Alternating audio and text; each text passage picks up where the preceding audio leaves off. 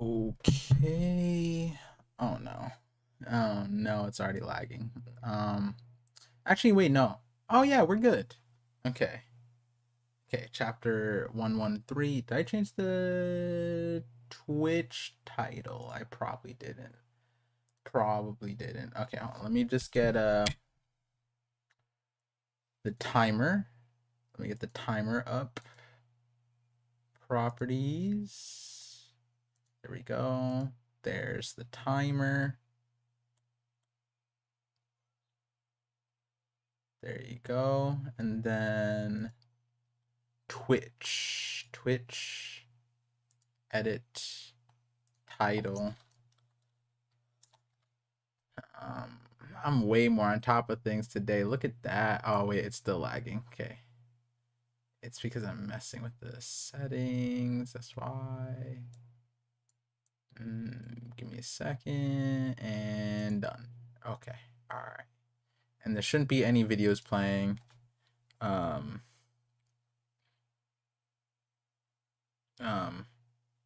Oh wow, I just realized this is playing in the background, but like, it's just YouTube. Let me see.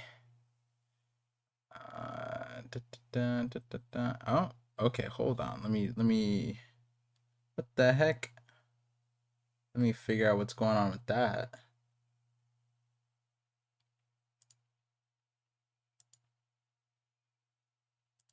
Oh, that's what I need that.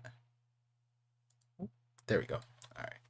Let me just what the heck? Why didn't TCB open up? TCB? TCB? Oh, they need to verify that I'm human. Successful. All right, there we go. Okay. Let me pop back up. All right, now we're good. Now we are good for the knock up stream chapter. It's a weird number. 1113. We're just gonna go with 1113. All right, let me put the chat in a better spot so I could see it. I mean, I'm not gonna look at it too much once the actual reading starts, but we're gonna have it there. Ooh, we have a first time. Oh wait, not first time. Mentions me. Vero. What's up? What's up? How are you? Mosshead. Hello, hello. What's my take on Kaiju number 8? Have I seen it? No, I haven't, but I heard about it. What's your YouTube For You page look like? I don't know actually, because this is my ParVision For You page, not my. Oh, my mic is glitching in and out. Really? Wait, hold on. Ooh, hello, hello, hello. I'm seeing it constantly feed in, and I have no dropped stuff. So let me know if it's good. Durag Sama, what's good? I'm going for the under my guy. A real quick shot. Ooh, ooh, ooh, ooh. Hold on. Let me just 1 second again. Yo, I'm streaming. Oh, just want to say I just made a whole tuna melt. He watched the whole thing. It was the most entertaining shit I've ever seen. Oh wow. Wait, he watched the whole thing? Yeah, like I pretended I was on the Food Network, and he was so into it. Oh, okay. I'll hear more about it later then. Bye. Yeah, also today, or I guess I just doxed it, but going on a over a decade anniversary with my being together with my wife, so we'll be celebrating that later on. Make sure my phone is charging. Let me see. Made a whole tuna melt. Yeah, that was my friend, not my wife. Just clarifying.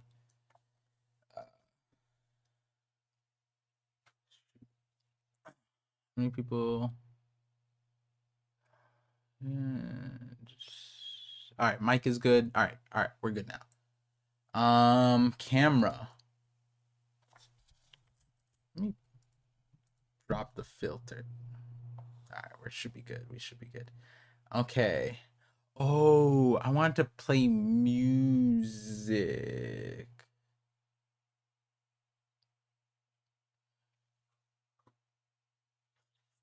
We could try. We could try real quick. Let me do this. Because I updated a few things, and so we shouldn't get any lag this time. Shouldn't have any crazy lag. And I'm just gonna play something quietly in the background that should be safe. Okay, let's see.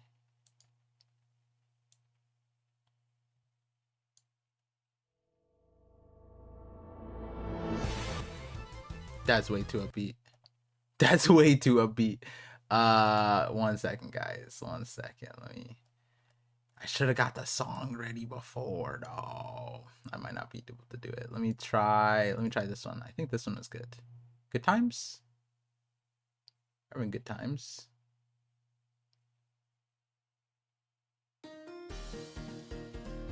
Nah, we're not doing music this time. I just got the ick. Not from the music, just because I couldn't choose anything. Lag is real. Nah, the song fits. I didn't get the ick. That's not real, but it just didn't work at the moment. Okay. Oh yeah, wow, the lag is crazy now. Okay, then for that we have to turn this down.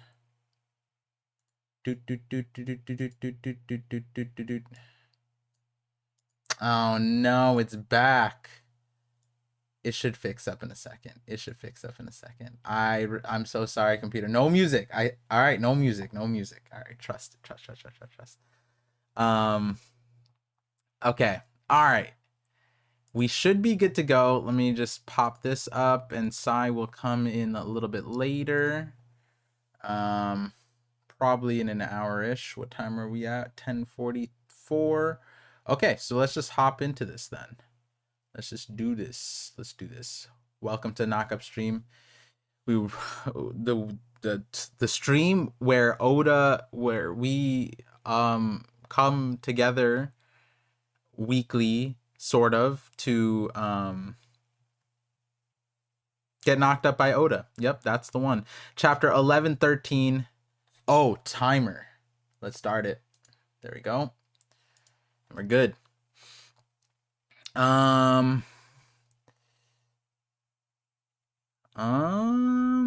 king is fighting peace. Oh, we got a color spread. Oh yeah, I guess last chapter they did say that.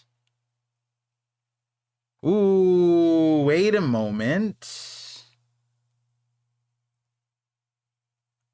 Wait a moment. The king is a fighting piece.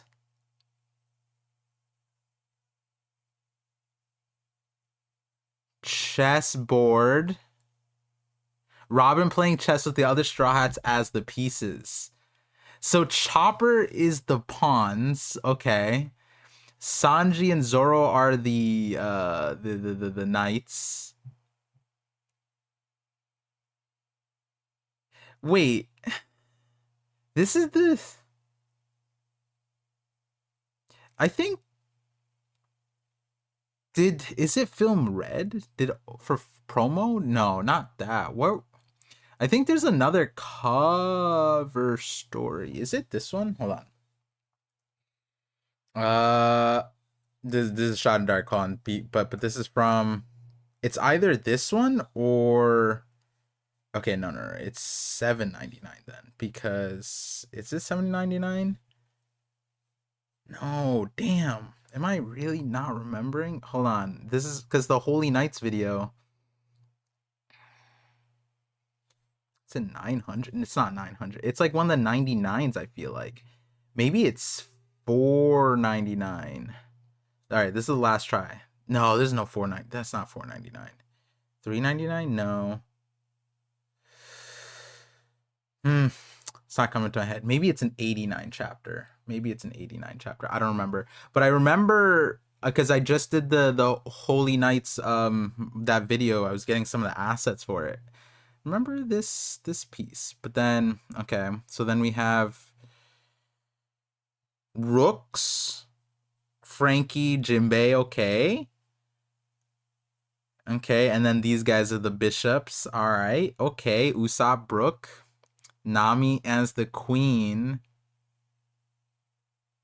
Robin is the player, and Luffy is the king. That's crazy because it says the king is a fighting piece, which like if you're you know, if you got that chess elo in that late game using that king effectively, then you're probably up there, you know. Also, Robin being the what's it called? The player. It's interesting because Eam Eam had chess moves.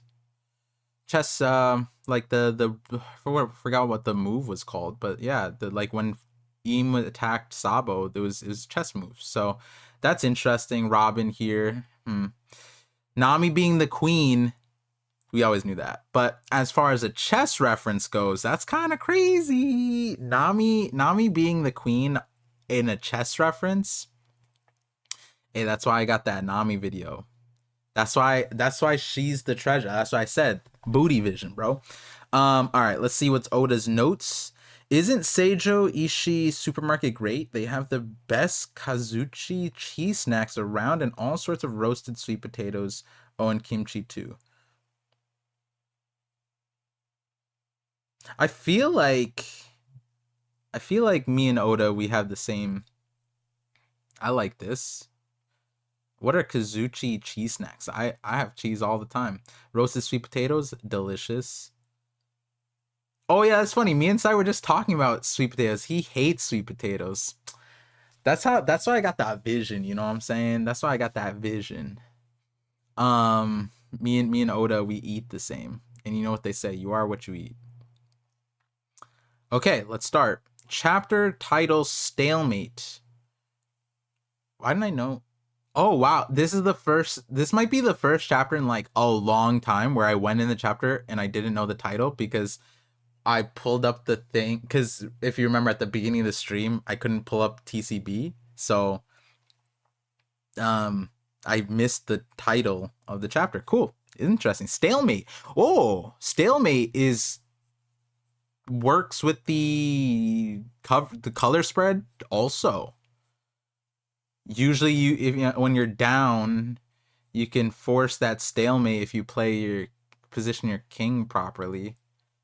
And then there's been some goofy games where someone should have won and then they hit a stalemate. So that's interesting because it's like, who is stalemating here? Is it I guess it would be Vegapunk, no? Because he's kind of the player at the moment. Let's see. The world's largest brain, Punk Records. The mind of a genius. Okay. Nothing too crazy. I guess this is interesting because it's like Edison just jumped into the dome. Dome's at 100. I wonder what happens. Now then, while my coffee could use more time to cool, it's probably safe to assume that we've given people sufficient time to set up their video transponder snails. We got a good look at this. Okay. T-minus 30 seconds, Stella. I'm getting nervous. We'll be broadcasting to the entire world. It continues to live even after your death. Is this your true self, Vegapunk? Oh, we're getting visuals of where he's at now. Because last week Oda silhouetted this, but now we're seeing tech. Okay, so we're seeing tech, giant wires. He's looking up. Is this your true self, Vegapunk? I imagine he's looking at some kind of, yep, he's looking at the brain. Makes sense. Vegapunk told us it's here. Oh, it's literally... That's gross. That's disgusting, dude. Yo, what the heck, Vegapunk? You couldn't extract the brain? You just it come on, man. That's this hair stuff business in this. What am I looking at? Then again, hold on, let me. It continues to live even after your death. Is this your true self, Vegapunk? Then again, what is death to something like this? Is your consciousness even housed here? That is interesting. Mars is hitting us with questions that, like, I feel like he should know because he's like, I mean, maybe he's not 800 years old, but like being at the top of the world next to Emu, maybe Emu is not sharing that good information, you know what I'm saying? I mean, what's his face? Saturn is the science guy, and he doesn't know dog water from water. So,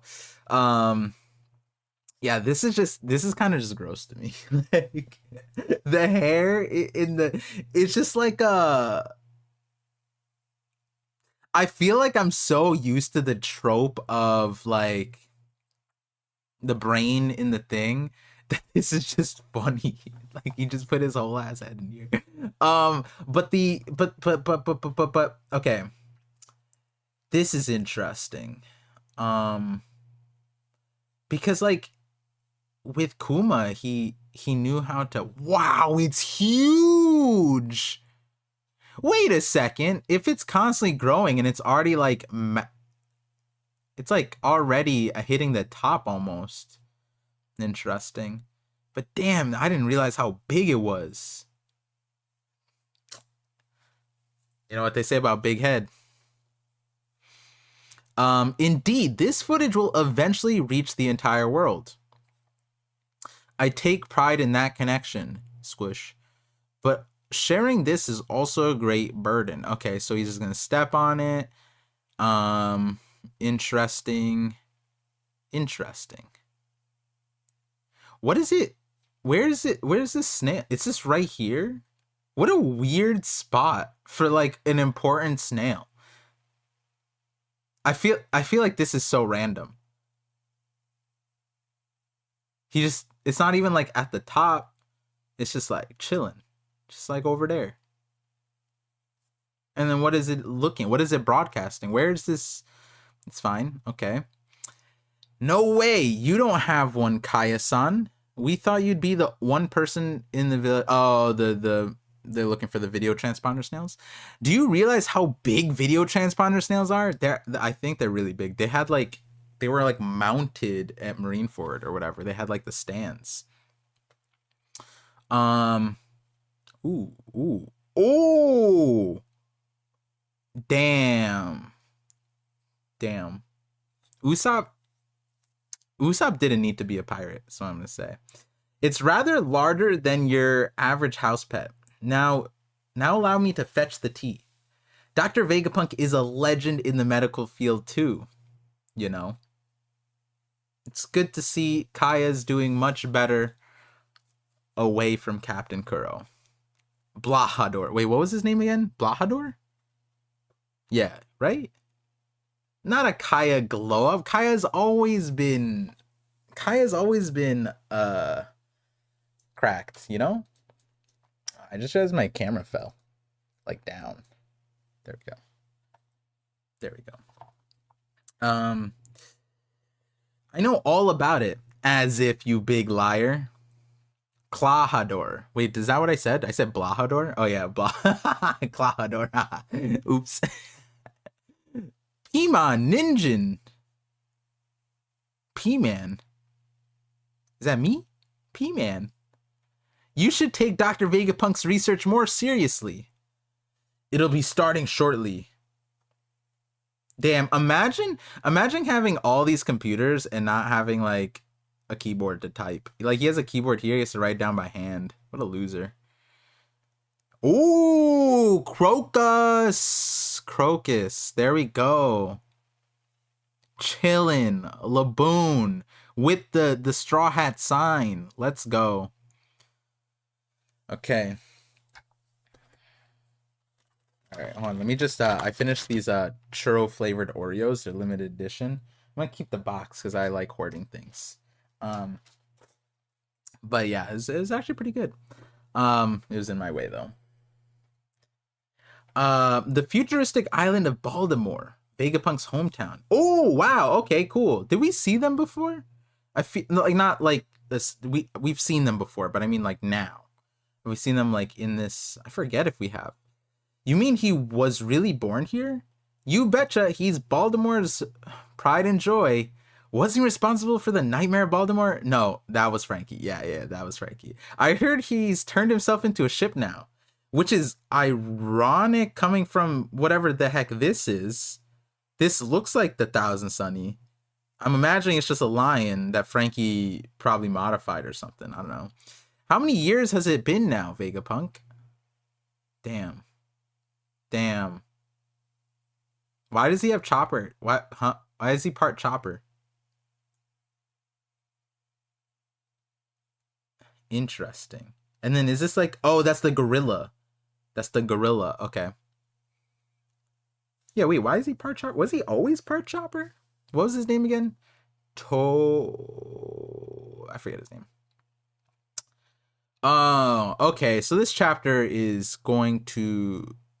Damn, this chapter is probably going to be fast then, because we're just getting updates. Oh, man, does Oda not give us? Nah, he does. We're waiting for this. Come on. No way we just get an update chapter. Hold on. Okay. Birdie Kingdom, where Chopper studied. Wait, what? Birdie Kingdom? Isn't this Torino Kingdom? Torino. Oh, Birdie. Torino. Torino Birdie. Oh, wow. I never made that connection. It's Birdie Kingdom? What? I don't think we've ever had that translated like that. I thought we always called it Torino Kingdom. That's funny. Seems it's about the island where Tanukichi is. Shoutouts to these eye symbols. Oda keeping them consistent. I made a whole video about this. The Marys on Onigashima, these eyes. Whose chest tattoo? Yep, a whole video on that. A king of modern science, but his smarts have also been used to make many weapons. A king of modern science. I like how he's saying that while holding like a sign. Like, this thing is insane. Like, didn't Chopper say this is really advanced? Okay. Do we get a Blackbeard update? Hachinosu, the pirate island new world. Do we get a Garp update? Quiet down, you scallywags. That Vega fellow is gonna speak. This guy... Someone give this guy a prize. Someone give this guy... This is the diamond in the rough. Everyone here is... So what? You crossed me earlier. I ain't letting that slide just to listen to some old fossil matey. See, this is why you look so goofy, bro. This is the only guy on this island tapped in. Oh no, this guy too. They appreciate knowledge. Shoutouts to those guys. These guys would be ParVisionary viewers. All these guys, they watch Morge. These guys watch Morge. These guys, my viewers. The Morge minions. As he puts it. Morge called them that, not me. Can you hear me? Where are we? Are we still Hachinosu? No. This is Sorbet? Is this Sorbet Kingdom? Wait, what? Where is this? Why didn't we get a... Who's that? Who's this? What's that? Is this like whole cake? What? Alright, I guess Oda just was like, yep, we're gonna tell you where everyone is except for this one. And you remember the last time, I mean, it's not the same thing, but in the Kuma flashback when Bonnie did, Oda didn't give us that bubble, and I said it was God Valley, but it wasn't. But technically it's right, but whatever, it's fine. Egghead New World, testing. Yeah, 10 minutes in, testing. Good one, Vegapunk, nice joke.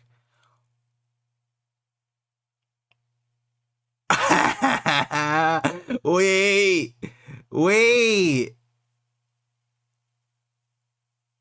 This is Vegapunk. So it's just a broadcast, not a broadcast. It's an ordinary transponder sound. Attention world. That means there's no mirror. Okay, see, you wanted to fool me with the decoy. This dude is dumb, bro. I literally was looking at this. I'm like, that's like I was getting. Look at this. Look at where it's at. Hold on, let me zoom in on this. This is the most random place to put the most important thing on the island. No, this guy is so. How did he not know that this would be fake? I was already sus, but like, yeah, I mean, I would have still stepped on it, but I wouldn't be shocked, right? Man, this is the giveaway. Come on, use the noggin, bro. People put their car keys in safer places than that. On the ground in the middle of nowhere? Look at this. Even Kaio said, well, who said it? Who said it? Do you know how what's it called? How big a, I mean, we don't know how big a broadcast one is, but they're important. Newly invented, he's not gonna leave it on the ground. That means this is no mere hiding place then. You wanted to fool me with a decoy. Curse you, Vegapunk. Mars is a rage quitter. Mars, if he would rage quit video games 100%. You play him in League of Legends. This reaction, every single reaction he has is so curse you, Vegapunk. He turns into his final form, jumps out. Crazy. Hello out there. Stella, we already had an introduction when we did the. I love Shaka. I love Shaka. That's what I was saying. I was saying when he was doing the testing, I was like, bro, you've been testing for 10 minutes now. I know that. Fine then, we'll get started without further ado. All right, let's hear it already. Who knows what's coming? Dang, we don't know where this is. We don't know where that is. We'd have to like figure out by the clothing and the stuff, but what's up? This character does not look One Piece. This looks straight up from a different manga. No? Does anyone see this guy? This guy seems like he's out of a retro anime. That style is so random. Anyways, a very important man is making an announcement. Just go back to bed, dear.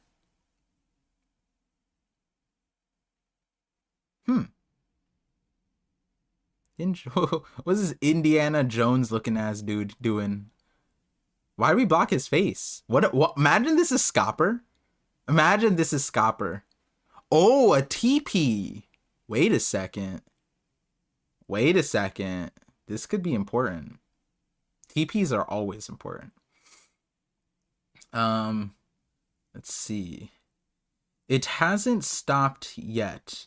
Mars, what are you? Oh, telepathy. Oh, telepathy. Finally. Okay. It hasn't stopped yet, Mars. What are you doing? My apologies, that wretched Vegapunk. He was much more cautious than we gave him credit for.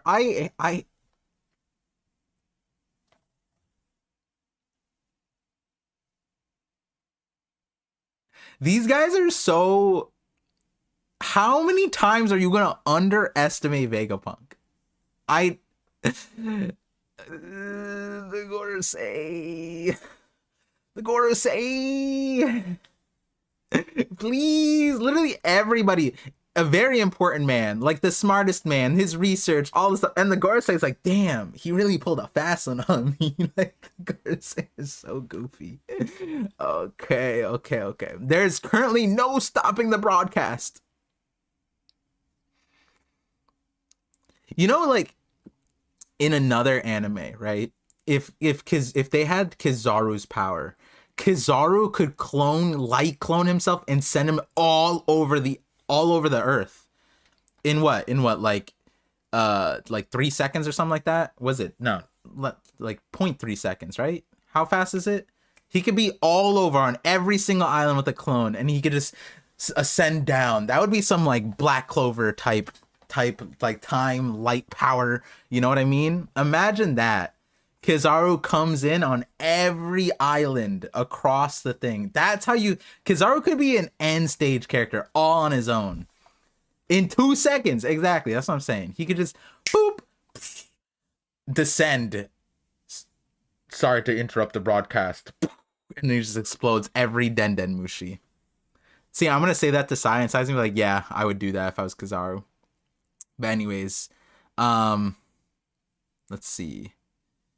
It's impossible to determine how much he actually knows or what he intends to say now. But York told us he wished to carry the torch of the Oharan scholars.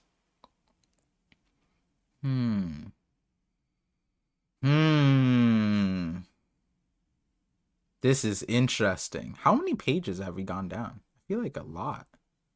Damn. Yeah, that's what the crazy part is. I remember I tweeted a joke, like I was saying, like Vegapunk could just say the Earth is round, and maybe that's a shocker to everybody. Like, who knows? It's not like people have globes; they barely have maps. They're barely allowed off the islands. Some of these dudes haven't left their room. Yamato doesn't even know what Wano looks like. Technically. Okay, this won't be a repeat of Clover. He means to finish what Ohara started. Okay, so this is what, like, I think, like, 90% of people, at least, if not believed, is what the message is. I think this is, like, the main conclusion a lot of people came off with. That Vegapunk would continue the torch thing, what exactly the conversation that Ohara started, he would finish. Seems like that's what Gorosei are assuming. At least they could figure that much out. Oh, and they even put the panel where they shot him or ordered him to be shot. They even did that. This is the good. These. I can't zoom out more, but like, this is a group, guys. This right here. This and that, they're the same thing. They're the same species. They're friends. They both technically are the same, probably the same age. And this guy, that guy, it's a wildest mixed bag of designs here. Oh, and let's not forget our favorite, the Itsumade. Boom. It's crazy that they're all friends looking like that. I wonder if they scared each other the first time they transformed. They were like, "Ooh, you're kind of ugly." But yeah. So shooting Clover right when he's about to say the Ancient Kingdom name. The Ancient Kingdom name, I think we've had a long debate if that's what's gonna be. I'm not gonna be mad if it's that, but if it's this chapter, it's gonna be exciting. It's gonna be exciting. A lot of theories that could come out of this. Oh, okay. Okay, Vegapunk.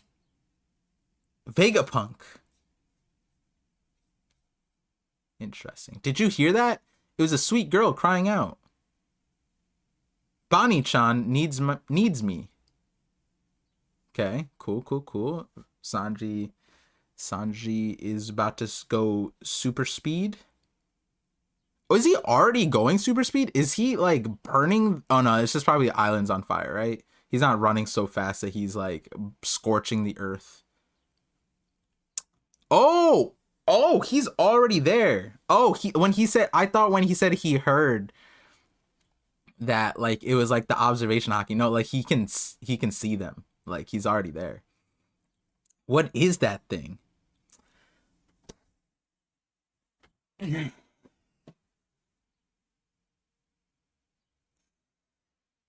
Okay, I'm not mad. Let's see what happens. Let's see what Saint Venus can do. Let's see what couldn't be stalemated by just these three. Saint Venus should clock Frankie Bonnie, please. Come on. Atlas, Frankie Bonnie. That's the lineup that Venus stalled against. Like I'm like, in the time that Sanji is to get there, are we really to believe that, like, I guess. I said to Sai the other day on the last call, it's like, what if we substitute Zoro here? Put Zoro for Venus. Venus against Frankie, Bonnie, Atlas. It'd be pretty quick, no? I guess can Frankie stop Zoro? Whatever.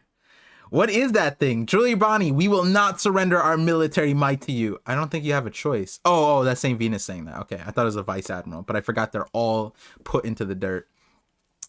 Oh yeah, that's probably confirmed here. They're fighting St. Venus. The VAs are probably all like dead. Okay, good riddance.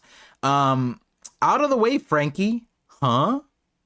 If anyone's gonna pull off an impressive rescue of Bonnie, it'll be me.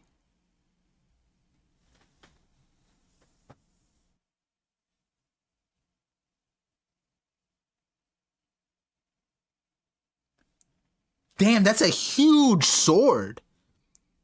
Oh, wow. We get the pattern when it turns black. Okay, okay. So he's using hockey. We get that much. And we have the pattern. Is this the same? We have no idea, I guess. I guess we'd have to look at the kitetsu that Zoro has. If it's when it's blackened, does it have the same pattern? Anyways, so he bounces off the sword, kicks him in the jaw. He literally looks like Eustace from Cursed Cowardly Dog now.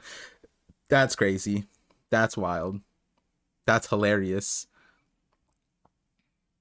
Wait, what is this? Is this hair? Huh. Interesting. We're not gonna cut you slack just because you're seen.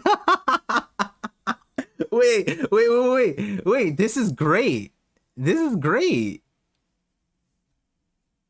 Sanji hit him with you're senile, dude. That's crazy. This is a pirate's fight, you geezer. I like how he's looking at a literal, like what? The Bakotsu's of fiery skeletal horse that's huge, that's also in centaur mode, that's holding swords, and he goes, you're senile. Like, oh, okay, wait, that's pretty cracked. Sanji kicked him. And he immediately recovered. This is way better than Saturn already. Wow.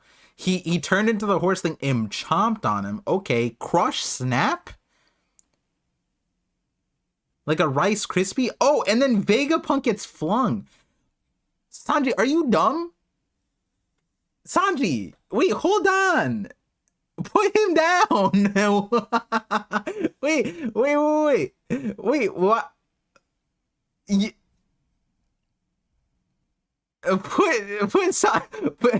Sanji, I beg of you, please put the old man down. Sanji, put the. This is literally if the Big News Morgans is what's it called, like the hostage thing. If someone saw this, it's like, yeah, no, the Straw Hats are be messing up, dude.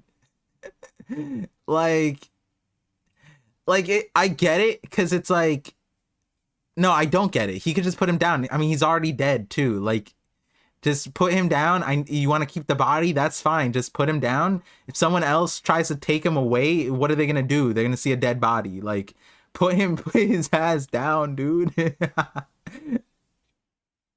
I guess he's about to fall down. Let's see. Sanji! What's that? Oh, it's a giant.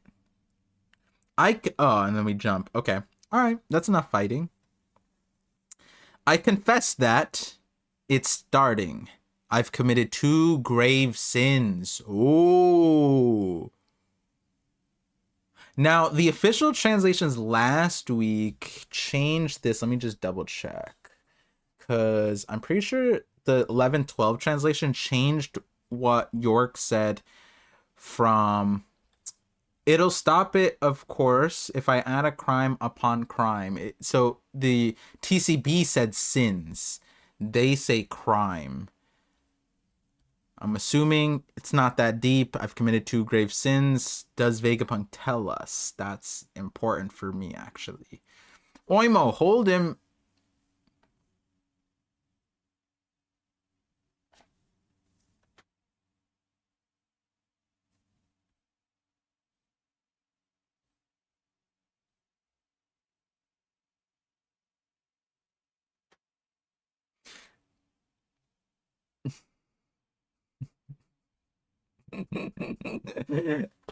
I'm sorry. I'm sorry. This is so funny. This is so funny. Me and Sai were talking about Oimo and Kashi for like and like 30 minutes on and off, maybe 40 minutes. Oimo and Kashi touching Saint Venus is one of the most absurd things. Like they're about to wrestle him. They're not just wrestling, they're like literally hurting him, taking down a horse, wrestling his ass to the ground, dude. It's a good old rodeo, bro. These guys were the gate watchers, the shift that they just at Eni's lobby. No one. They never even spoke to the Gorsei. That's how far down the rung they are, and here they are. This is for lying to me under the false pretenses for my employment all these years. Dory and Rogi weren't ever like. When do they ever get that line? Like, when do they get that revenge? I guess they're just over it, I guess.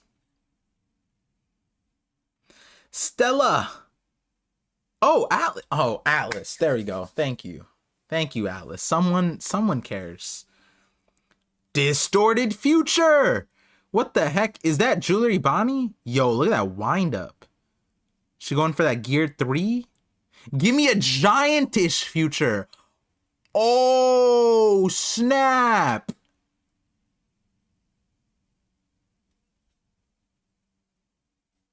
Wait, okay. See, like, there's something there.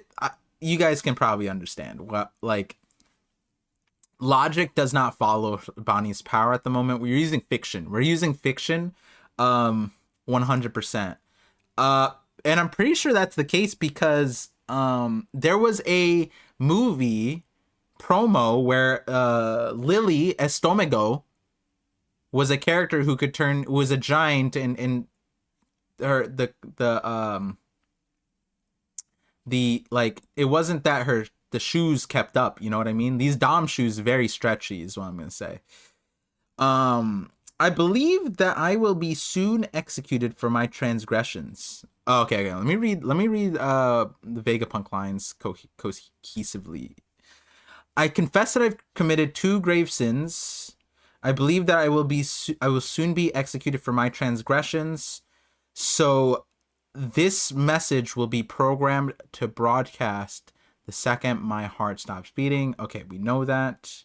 And we jump again. Okay, this chapter is just jumping all over the place. Wow. Ooh, dang. We don't get to see the... like, she is massive right here. Even Oimo and Kashi are scared. Okay. Sabori Archipelago. He can't be serious. Wait, does that mean he's already dead? Oh, yeah, this is already also the shocking news that, like, a lot of people theorize that, like, the world would just find out that he died.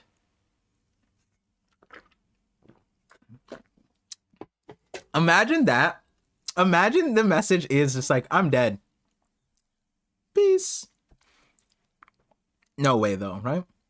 It can't be. He was all over the papers just this morning. They said he's being held hostage by the Straw Hat Pirates. Oh wait, that's Duval, right? Ugly Sanji or good looking Sanji, whichever one. The cursed Sanji. Actually, that's the appropriate one. The cursed Sanji, according to chapter 0. I refuse to accept this. Germa? Caesar? You're lying, you bastard. You can't just die. We just teamed up so we can surpass you. Oh, yeah, they're probably upset. Yeah, that's true. Oh, man. They're probably like, also, they probably also like Vegapunk, you know, as scientists, like, you kind of, like, sometimes you just have to like your rivals, you know? Actually, that's kind of the trope you end up liking. Yeah, Pokemon. Anyways, hey, what's the big idea with this massive broadcast? Is he trying to kill print media? Yo, Morgan's Yo, Morgan's is the type of dude who, if he was on Egghead right now and Vegapunk said that he had a broadcast nail, I think Morgan's would just assassinate him. He would just straight up kill him. Even so, I want to make one thing clear, and I pray you understand this. Please do not assume that the ones who strike me down are evil.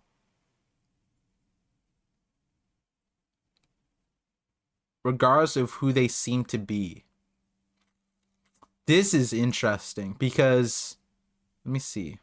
Okay, let me finish this because this is interesting. I do not intend to discuss right and wrong here. I'm not qualified to judge such things, and I do not know nearly enough about him in any case. Him.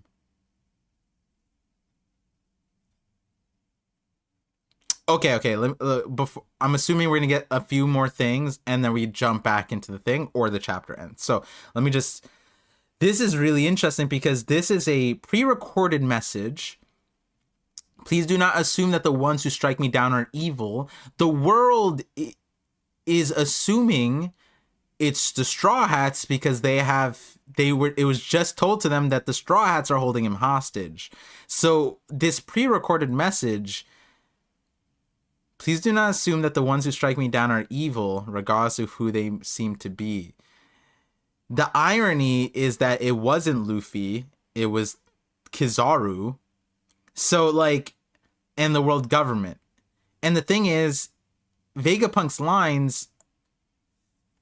Dang. Okay, hold on. A lot of thoughts just came to my mind. But, this is kind of like what me and Sai, a lot of people have talked about. Like, you know, the world government, at the moment, right now, they're evil. But, or like... That's what we've come to learn about them, you know, from Ohara, etc., etc. But the Void Century, that time, maybe they're on the side of good. Talked to several creators at this point that feel a certain type of way about that. And it could be that because of the lost history, they became evil. Because of time, absolute power corrupts all. So then they, after 800 years, they became corrupt. But maybe if we find out the reason... that they're doing all this, maybe they're not evil. And that's what Vegapunk's like. I do not intend to discuss right and wrong here. I'm not qualified to judge such things. I do not know nearly enough about him in any case. Him is crazy because we don't know who that is, but this is like, who is Vegapunk referring to here? Is it Emu? Interesting. Yeah, leave us alone, Vegapunk. I'm gonna have to like revisit this. Also, Viz, I'm definitely gonna ask Sai to send me the other translations. Also, in my Discord, someone send me the raws. I want to see, like, him is crazy. Because also, like, are we choosing the? Is it like an honorific him? When I say like honorific, I mean like the same way people think that Emu is a girl because of, or no, a guy because of the say honorific, I think, that the Celestial Dragons are getting. But there's a lot of people think that's a girl. Whatever the case, really doesn't matter. But it just matters here because if Vegapunk is referring to someone specific, is it Luffy, whatever, like...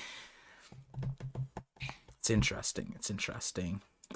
Step aside. I have no time to deal with vermin like you. Okay, so we have Nami, Robin, Chopper, Usopp standing out front, Brook, Lilith, it seems. Jinbei and Zoro are not here. I imagine they're probably close, though. That voice. I see. This is quite an audacious hypothesis. You must be. Oh, so Saturn was the one who said this. That's what, man, I got gassed. I remember when I said that like a while back, I was like, wait, isn't that Saturn? I didn't notice, like, with the mustache thing, but then people said it was Mars, I think. But whatever case, I guess we get it confirmed here. You must be Nico Robin, the woman Akainu let slip through his fingers. So they don't even know that Kuzan did that. That's kind of funny that Akainu got the blame. That's crazy, because Akainu was also just a vice admiral at the time, right? That impotent fool. How are they? Why don't they put the blame on Kuzan? Like, what? Like, Kuzan literally defected and is a literal pirate right now. And he was there too. You could have just said it was Kuzan. He's one of the 5 elders. Ooh, double spread. All right, let's see. What are you talking about? What? Protect Robin. Okay. Okay, let's see it. Let's see what they got. Brook pulled out his sword. Usopp is... Yup. Usopp is. Yup. Yep. That's Usopp. Yep. Yep. You guys see it? Yep. That Usopp did that. And then there's Zeus. Oh, look at Zeus putting that work. Zeus actually clashing with Saturn. Oh, man. That's crazy.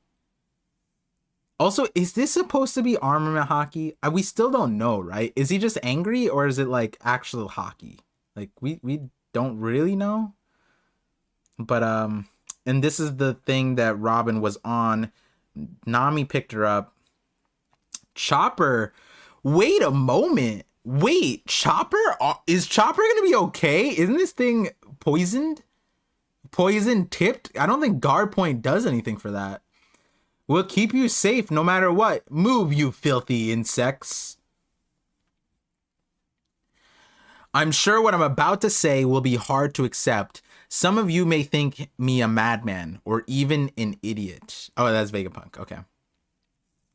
Okay. This is futile. There are far too many life forms in the vicinity of the laboratory. I cannot sense any unique telepathic waves. He's talking about mind rope. Talking about that mind rope. I don't sense mind rope. Where is it? This is it. He's using key sense, bro. That's what I'm talking about. You can sense telepathic waves? You can do that? Huh. Sounds familiar. Sounds like a mind rope. Anyways. Think. If this keeps up, they won't let me be a celestial dragon. I'm a Vegapunk too, so where would I hide it? Wow, she's really trying hard. She's trying to do a brain blast. Wait, this is actually doesn't think. I mean, that's a normal thing, but it's just the same thing. Thank you, 3-Day. Keeps up. They won't let me be a celestial dragon. I'm a Vegapunk too, so where should I hide it? That said, it is still my duty to ensure that everyone is aware of this issue. Oh. Ow, okay. I gotta zoom in. All right, it's another double panel. Our world. Okay. Oh, shivers.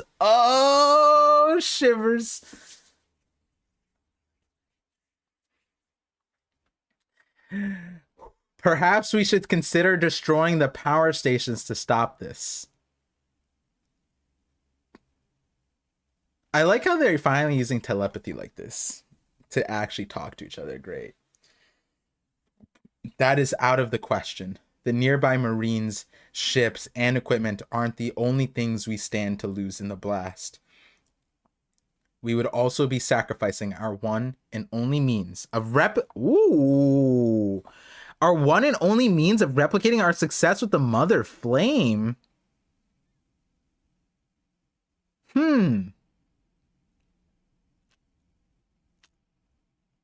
Our one and only means. So I guess that just means Vegapunk. I'm gonna need other translations for this one too, because means of replicating our success, like that almost seems like they gave Vegapunk something, told him to like use it to do something, and only he was smart enough to figure it out. Which is like, man, Saturn can't figure. Imagine Emu having a whole godhead of scientific defense, and he can't figure it out. Why isn't he fired? Get that dude out of here, bro. Oh, I'll cut to the chase. I'll cut to the chase. Okay, wait, hold on. I'm gonna. Okay, this right here. You guys see what I'm looking at? That's technically that tells me something. It means that this is the last page. Okay, cool. Let's see. Okay. I'm just gonna zoom out. Zoom out. Zoom out. Huh? Oh, okay. Our world is going to sink into the ocean. What? I got confused because I was like, what am I looking at? And then I just saw mostly water. And I was like, huh? What? Where did we go? Our world is going to sink into the ocean? And then we end. Mermaids. A confession and a shocking prediction. Prediction. Our world is going to sink into the ocean. Ah.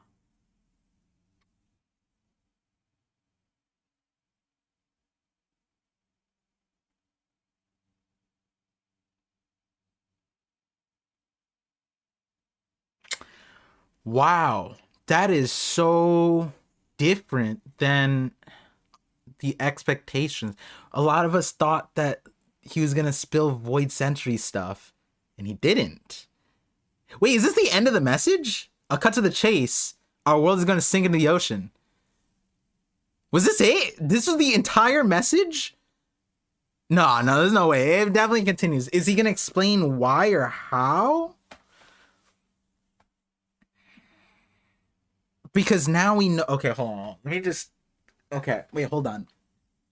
All right, we're under technically. Okay. Let me stop it on. There we go. 492462. Buy those lottery numbers. Under an hour. Look at that. This felt like a long chapter though. This felt like a really long chapter actually. Give me a second. Let me just pull up the chats again. Our world is going to sink into the ocean.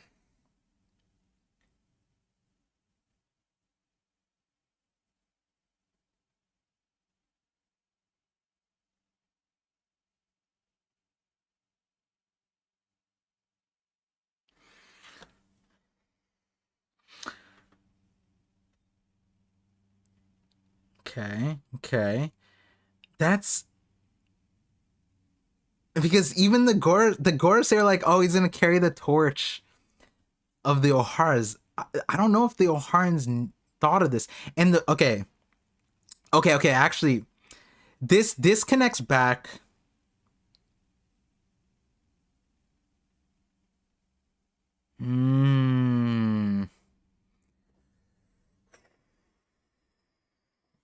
Dang, there's so.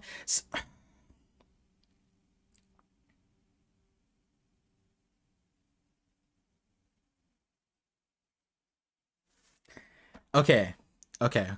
I've gathered some of my thoughts. One of them is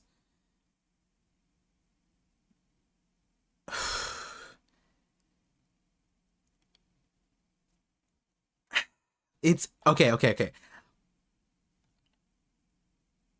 No, wait, that doesn't make sense. Okay. Is the world government?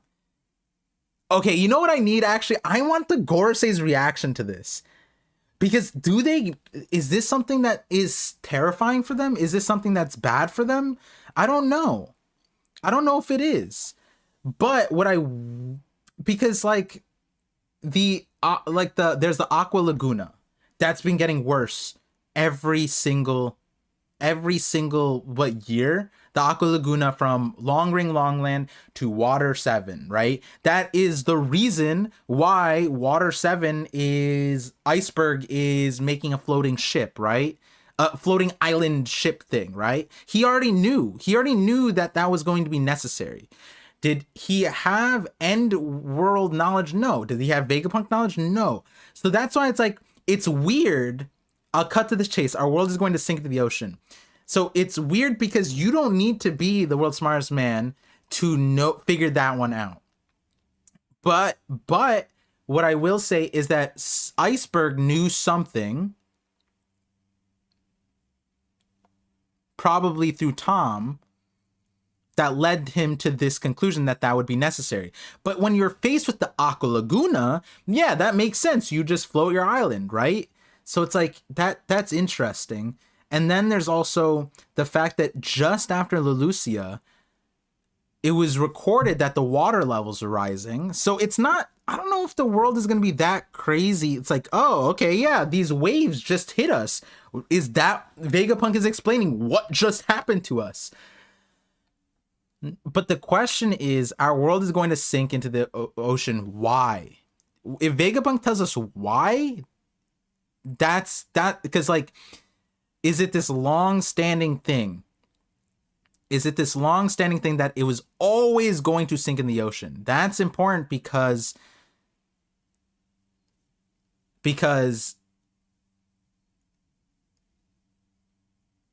I mean,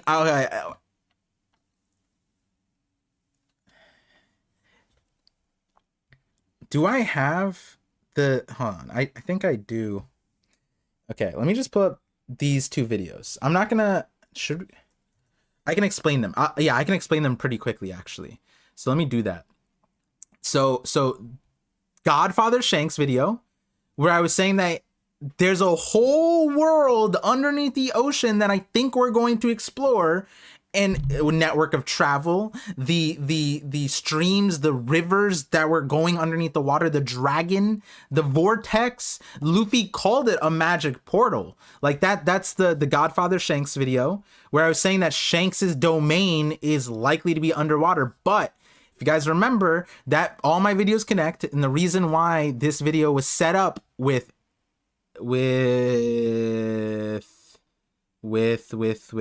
which one was it? This video. How long is it? 14 minutes? Not that long. Was it that video or was it a different video? Is this video. Why Rayleigh trained Luffy. This is important because so either, right? Like if Eam or the Gore say use Mother Flame continuously, they could sink the world theoretically by raising the water levels, right? But then we have the nuance of the red line being so high. A lot of people have thought that the world being flooded, that's like, you know, like a hive mind at this point. So many people have thought that the world used to be flooded. But that's where actually this video comes in, where I was pointing out that technically we know of an island at an unknown time, a long time ago, but presumably from the details, actually, it's an island we got shown in this chapter, Karakuri Island. Karakuri Island used to not be a frozen wasteland, and it was on the surface back then. So that's the whole point of the White Sky Century. Oh, and then, okay, wait. Let me collect myself again. That also explains why Vegapunk made the Cloud Island, the Sky Island in the first place, right? Because that's a way to escape the flooding, which is what I talk about in this Void Century video right here, where I talk about that Void Century.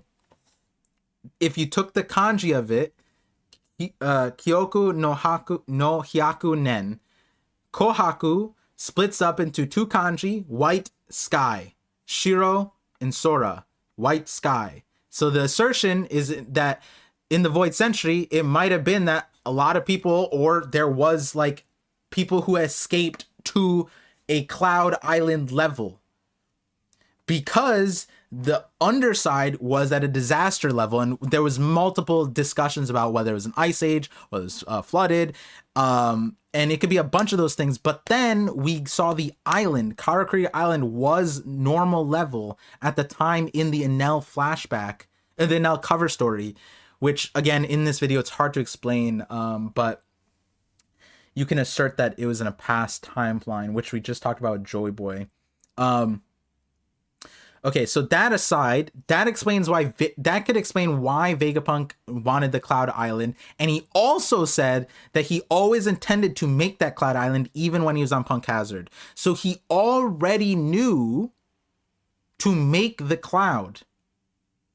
You would imagine if this was the truth that he knew about, he was already preparing, and that was what, 2, 3, 4 years before now. Punk Hazard was about 4 years before the current time, and he already intended to make the Sky Island. So that's incredibly important. The second thing is why Rayleigh comes into play. Not just Rayleigh. The Roger Pirates in this video, we go back and watch the video, there's a bunch of conclusions, but one of the beginning parts is that when you look at all of the Roger Pirates that went to Laughtail, but also including Shanks, and obviously it's not that much, but Crocus and Rayleigh. Crocus had a underwater operation. He was inside Laboon. Very interesting. And he was relaxing. And then Rayleigh became a ship coder, allowing you to traverse underwater. That was the one thing that he did. Like, he's out here gambling his life away, doing whatever, messing around with women, whatever, right? But then he is very devoutly a ship coder. And the assertion I was making in this video is like, would it make sense that you learn the history of everything and nothing in your life changed? Or does it make sense that you made certain amount of changes in preparation for that time? And one of the things that I was saying is, isn't it weird that both of them have this adopted this subaquatic life, as if something about the history that they learned was that the world would eventually become underwater. So that was in this video. And then this was, like I said, all my videos connect. This was prefacing this Godfather Shanks video, where I was talking about how Shanks would be the emperor of the under ocean. He would be a person who commands all the ocean highways, which we know also exists because there's an underworld emperor in charge of that, and there's a lot of overlap with the Yonko and those emperors. Damn. Okay, wow, okay, hold on. Our world is going to sink into the ocean. My brain is still like, because this isn't what I expected of the message. And this is also like very like it's like, it'll almost be easier if Oda just said like, oh, the ancient kingdom name, and then you could think about that in a bubble. But he gave us, our world is going to sink in the ocean, but he didn't give us why. And we have so many weird context clues about Vegapunk that implies that this isn't even new information. This is information he probably had 4 years ago or prior. This is information that someone like the likes of Iceberg was already technically preparing for. If Vegapunk was just looking at the state of the world and ocean, like if he was a climate scientist, if he was just like, oh, the polar caps are melting, the world is gonna sink. That's something our world is saying, right? So it's like, is it something that was going to happen or something that already did happen? And I'm thinking right now that it's something that's going to happen, and maybe like Annie's lobby, because then another question is, where's that water? Why is it going to sink, right? Is it like those ice caps? Like, is it just our world just melting? Is it getting hotter? It's global warming? But we don't even have fossil fuels, and they don't use gasoline, they use Coca-Cola. Okay, so then that would be weird if Oda went so meta like that. Global warming. Vegapunk signs on to tell everyone about global warming. That'd be so meta.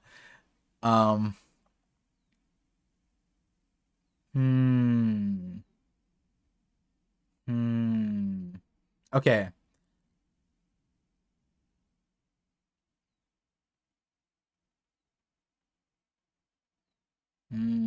Coca-Cola emissions. Damn. There's a lot more going through my head. But they don't like I would need time to stitch them together. Our world is going to sink into the ocean. Our world is going to sink into the ocean. The Gorosei being on top of the red line, they were always prepared for that.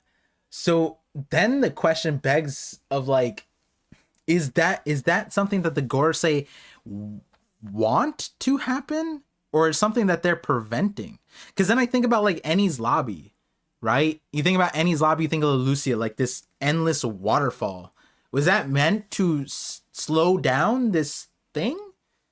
But then you got the Aqua Laguna happening that seems like it's increasing over time. So it's like, that's crazy.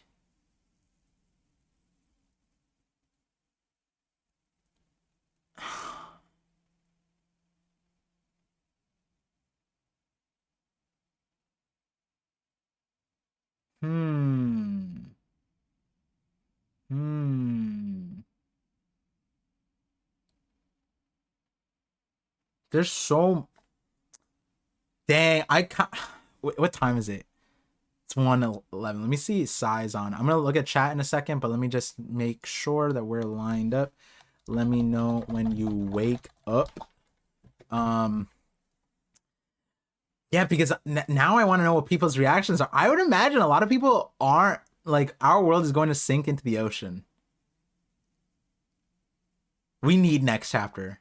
Oh, next week is Golden Week, right? Next week is Golden Week, so no chapter. Was this the chapter that was supposed to release? Oh wait, are we still getting a chapter? Like the spoilers, we're gonna get leaked the next chapter early, right? Dark Maxim makes sense too. Going to the moon is interesting. How many islands need to be eradicated for the water reach top of the red line? Any mathematicians? I don't know, but Wano makes sense now too, right? Like the walls grew up, were made there, and I would imagine it was in preparation for this situation, right? Wano is an interesting one because you'd want to think, you'd almost want to think that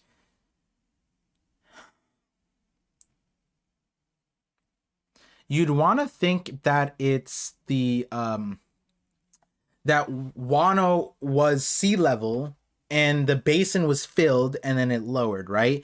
And the way it was described was that it all came at once, that water, but also that water is fresh water. So it's not ocean water. It was emphasized several times almost that it's not ocean water, it's fresh water. Very different. So it almost implies that it wasn't sea level to a certain extent before. And that's not because of this, but rather that the fresh water being pooled in like that was in preparation, like for a world to be flooded and everybody to come here for some reason. Yeah, damn, it's interesting. Oh my god, it's so wild. Fishman Island, the Noah's Ark, the flooding. Me and Sai were just talking about. I might make that video probably later on. It'd be a short video, but you know, technically we said it on the stream that Noah, I gotta reread the Noah's Ark, like the actual literature and stuff like that, but like someone is a shipwright there in Noah. Was it Noah? I don't remember. I think Noah like worked with wood, but I don't know if he was a shipwright. But what other island? Fishland, obviously. Skypiea is interesting. Drum Island, interesting. Even Dressrosa to a certain extent, but it's not as high as like Drum Island. Longland is interesting, but I'm talking more like, I'm saying interesting as far as like which islands already had preparations for this flooding.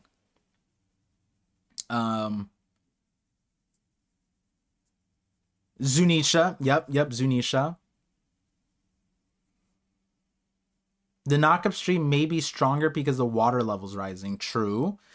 And you know what that means? This stream is getting stronger. Every chapter, we getting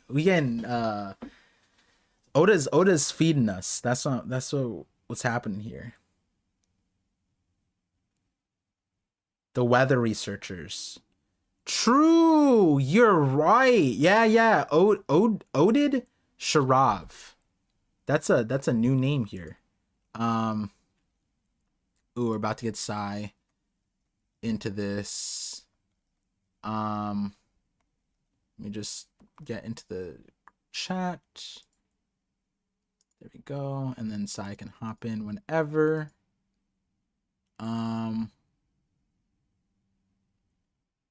Nice. Wait. I wonder if this shouldn't lag my screen. Hello, hello, hello. Ooh, Sai might be able to look at me this time. Cool, cool, cool. Okay. Then we do some of that. And then I'll just turn it off for right now. All right, when Sai hops in, then I'll put it up.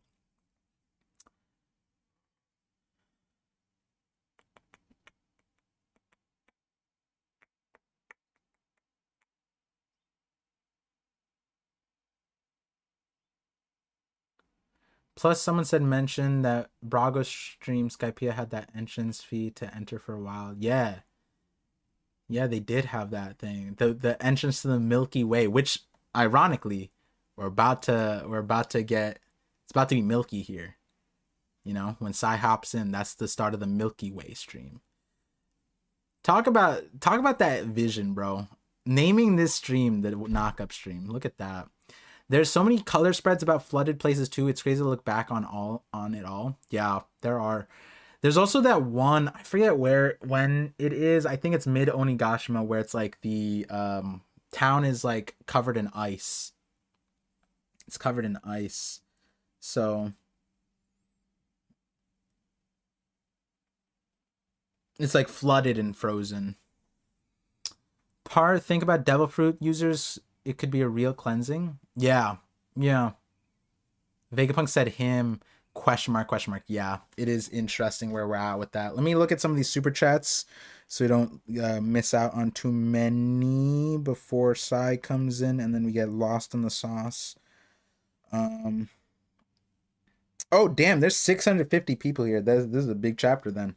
Shout out to everyone who showed up, enjoying your time. Sai's about to come through. Let me just pull up some of these super chats.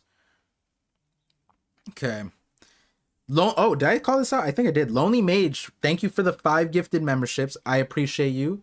Thank you for the anniversary gift. I'm assuming that's around when that happened. Me and my wife's like not marriage anniversary, but ooh. Yeah, let me get to some of these super chats. Growth Stonks with the $5 super chat says the red line was created with 5 missing moons from O'Hara's globe.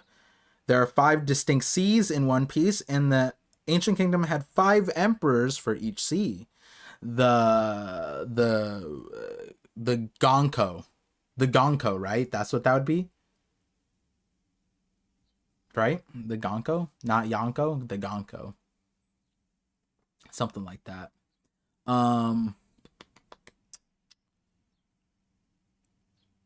Do devil fruits as in the fruit float? The fruits themselves, that's an interest. See, Alejandro, you should be a scientist. How do we not know this already? Someone should have floated these fruits. Yo. Yo. Oh, I can see you. Oh my god, that's scary. Yeah. I fixed they can begin to see you once you turn on your camera. Yeah. It's pumping up right now. Pumping Let up. me see. About to get this party started. Dun, dun, dun. I don't know why that gave me like 90s vibes. You pump it up. Yeah. Okay, if my camera starts lagging, because pump is a really old word. Yeah. Very old. Like a lot of words. Well, milkman. Yeah. Oh. Because it's the Milky Way stream. Yeah. Dude, it would be cool if like every couple of years the words just like got flipped upside down, like a new meta. Yeah, like the One Piece world. Like what Roger was trying to do. Yeah. I see I see what you did there. Yes, I woke up and he's spitting hot fire already. That was good. Yeah. That was good. Hey, I couldn't have done it without you, Par. Yeah. The dynamic duo. Um, let's see. Okay, I mean, this is I messaged you because I wanted to know your reaction at the end of the chapter. I got into some super chats, but just real quick. I'll Yeah. cut to the chase. Our world is going to sink into the ocean, and go. So I heard that. Actually, wait. And that's, Before up? you give your perspective, you're a citizen on an island. Hearing Wait, this. wait. Am I Psy, the Asian guy, or am I like an islander? What's the Because if I was an difference? islander in One Piece, I have a very different reaction from it when I read the chapter. You're an islander. You're you're Psy the Asian guy. Wait. Okay. Yeah. Psy the Asian. Wait. Okay. So when I read the chapter, I wasn't that impressed. Okay. And I think I messaged you and I said, hey, I think I said the message is mid. Yeah, I probably didn't see that because I didn't been on Discord since then. But yeah, I was underwhelmed by the message. But if I was an islander, I'd be losing my mind. No, it was good. Yeah. Damn. It's the end of the world. I'd probably be killing my neighbor at that point, like the purge. Yeah. But yeah, okay, but I think here's that'd be the it. thing. Like, you're right, like the purge, because what I was realizing is like all of the islands are currently like because of Lelucia.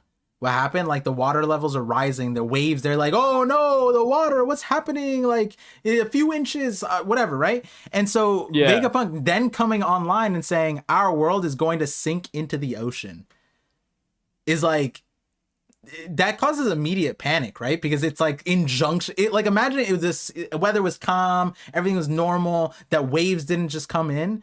Then it's like, he's a crazy dude, you know? Whatever.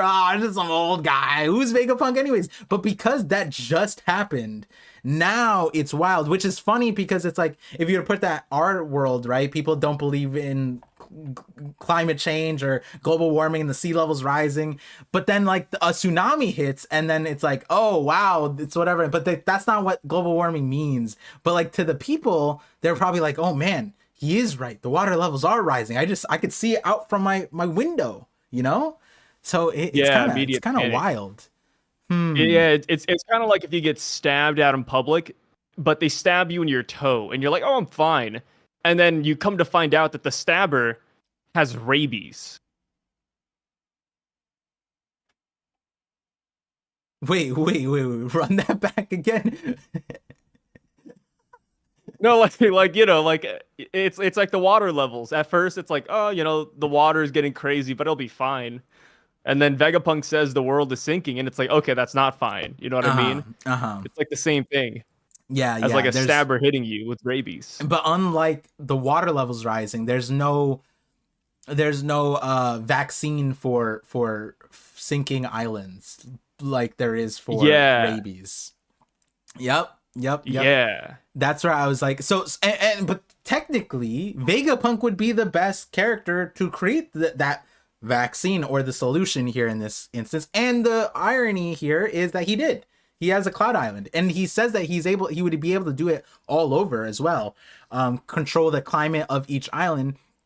But he made this cloud, and something that's interesting, like I'm same thing happened last week, but also this week I'm glad I waited for my videos because this nuance is, it's like weird because I'm with you a little bit on the whole, this message is kind of weird.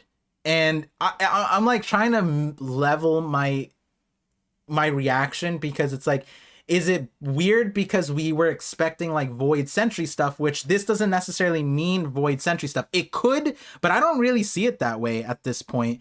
I just see it like, because like Iceberg was making a floating island, right? He was already doing that. But then a video, if you remember my Godfather Shanks stuff, I was talking about Shanks being an ex-Roger pirate. That's important for a specific reason, but I was postulating that Shanks was preparing for an underwater, like being an underworld underwater emperor, and the way he travels is likely through those pathways that Oda talked about, like the serpent streams and all those things that are underwater. And it could be that that's the reason why we don't see a lot of Shanks territories, because he has the underwater stuff. And the Roger stuff is important because both Crocus and Rayleigh, both, though they don't live like active lives in the eras, they both like went to a subaquatic form of living, with Laboon with Crocus and Rayleigh being a ship coder. Imagine being that, like you're gambling, you're in the slave trade, you're messing with women, but you're just so passionate about ship coding. I wonder why. Maybe he saw the Void Century history and he saw that, hey, eventually the world's gonna sink, so yeah, I can mess around, but I gotta get at least this. I gotta at least know how to do the bubble stuff.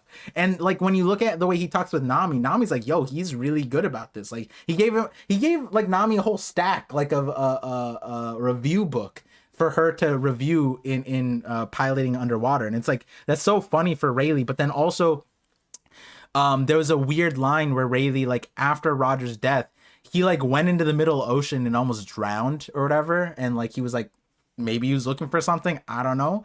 But it's almost like the Roger pirates knew eventually as well that the world was sinking from their end. And but like that's where I'm kind of interested, because Vegapunk, I don't think it's weird, because Vegapunk could just like look at the world and probably figure out that the world is sinking. It doesn't need to be Void Century stuff.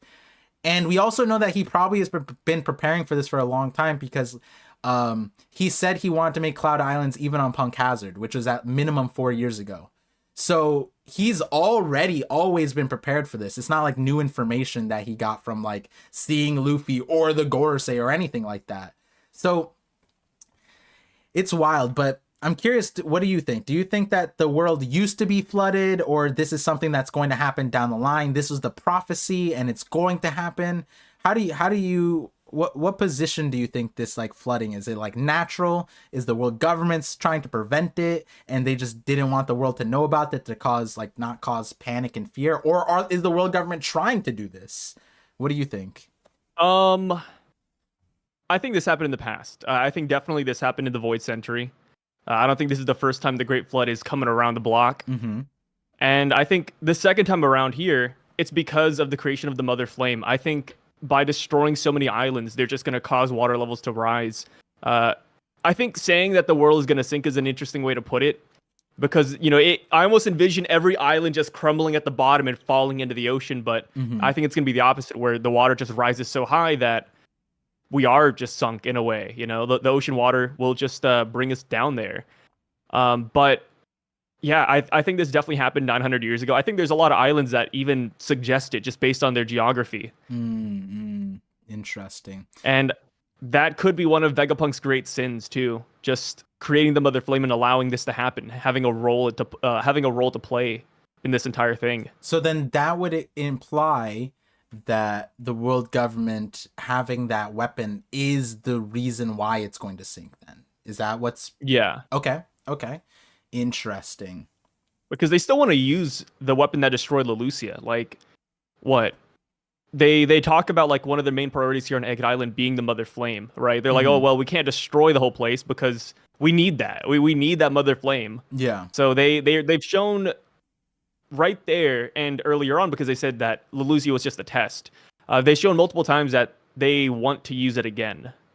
So, and what it seems like is Mother Flame is something that only Vegapunk could have figured out, because they basically are saying in this chapter that like if they destroy everything, their means of replicating it, being Vegapunk or York, is gone, but then also the Mother Flame that's there right now is gone. But then there's also the nuance that we're basically saying it's a nuclear power plant. I think that was kind of said earlier on, that it's like it's a power plant that they want. And I think they use like the actual like nuclear stuff before, or was that something? I believe so. Yeah, I thought it was like written in there, but that's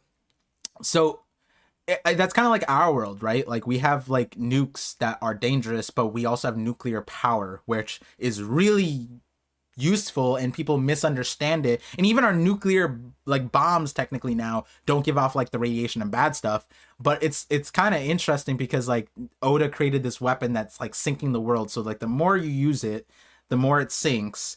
But Vegapunk may not want to destroy it or get rid of it, because then you think like, okay, well, if the world is going to sink because of that, then why don't I just get rid of it?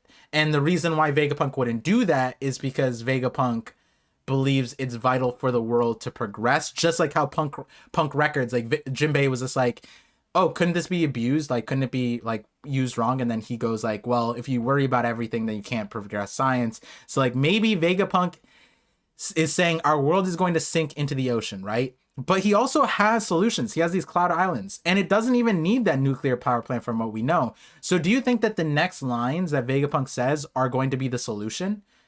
He's going to like tell the world what to do? No. I don't think he will. It sounds like Vegapunk's about to drop some history on us, more so than anything. I think he's going to explain why water levels are rising. I think he's going to explain that this probably happened in the past too. Maybe even go over the origins of the Mother Flame. I don't know. Like I feel like we're not going to get a solution from Vegapunk.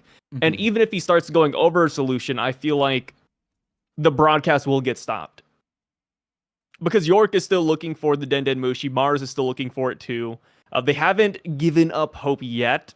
Yeah. Of course, we don't know where it's at. Like, you saw York doing the brain blast thing, right? The thing. Yeah. York was doing this. So I think they are gonna find it, and they're just gonna cut off like the most mundane information. Maybe they cut it off right before Vegapunk tells them how to get out of there. But yeah, I feel like we have a lot of options on surviving this great flood, though. I feel like there are a lot of countries that are, I wouldn't say prepped for it, but they're built for it.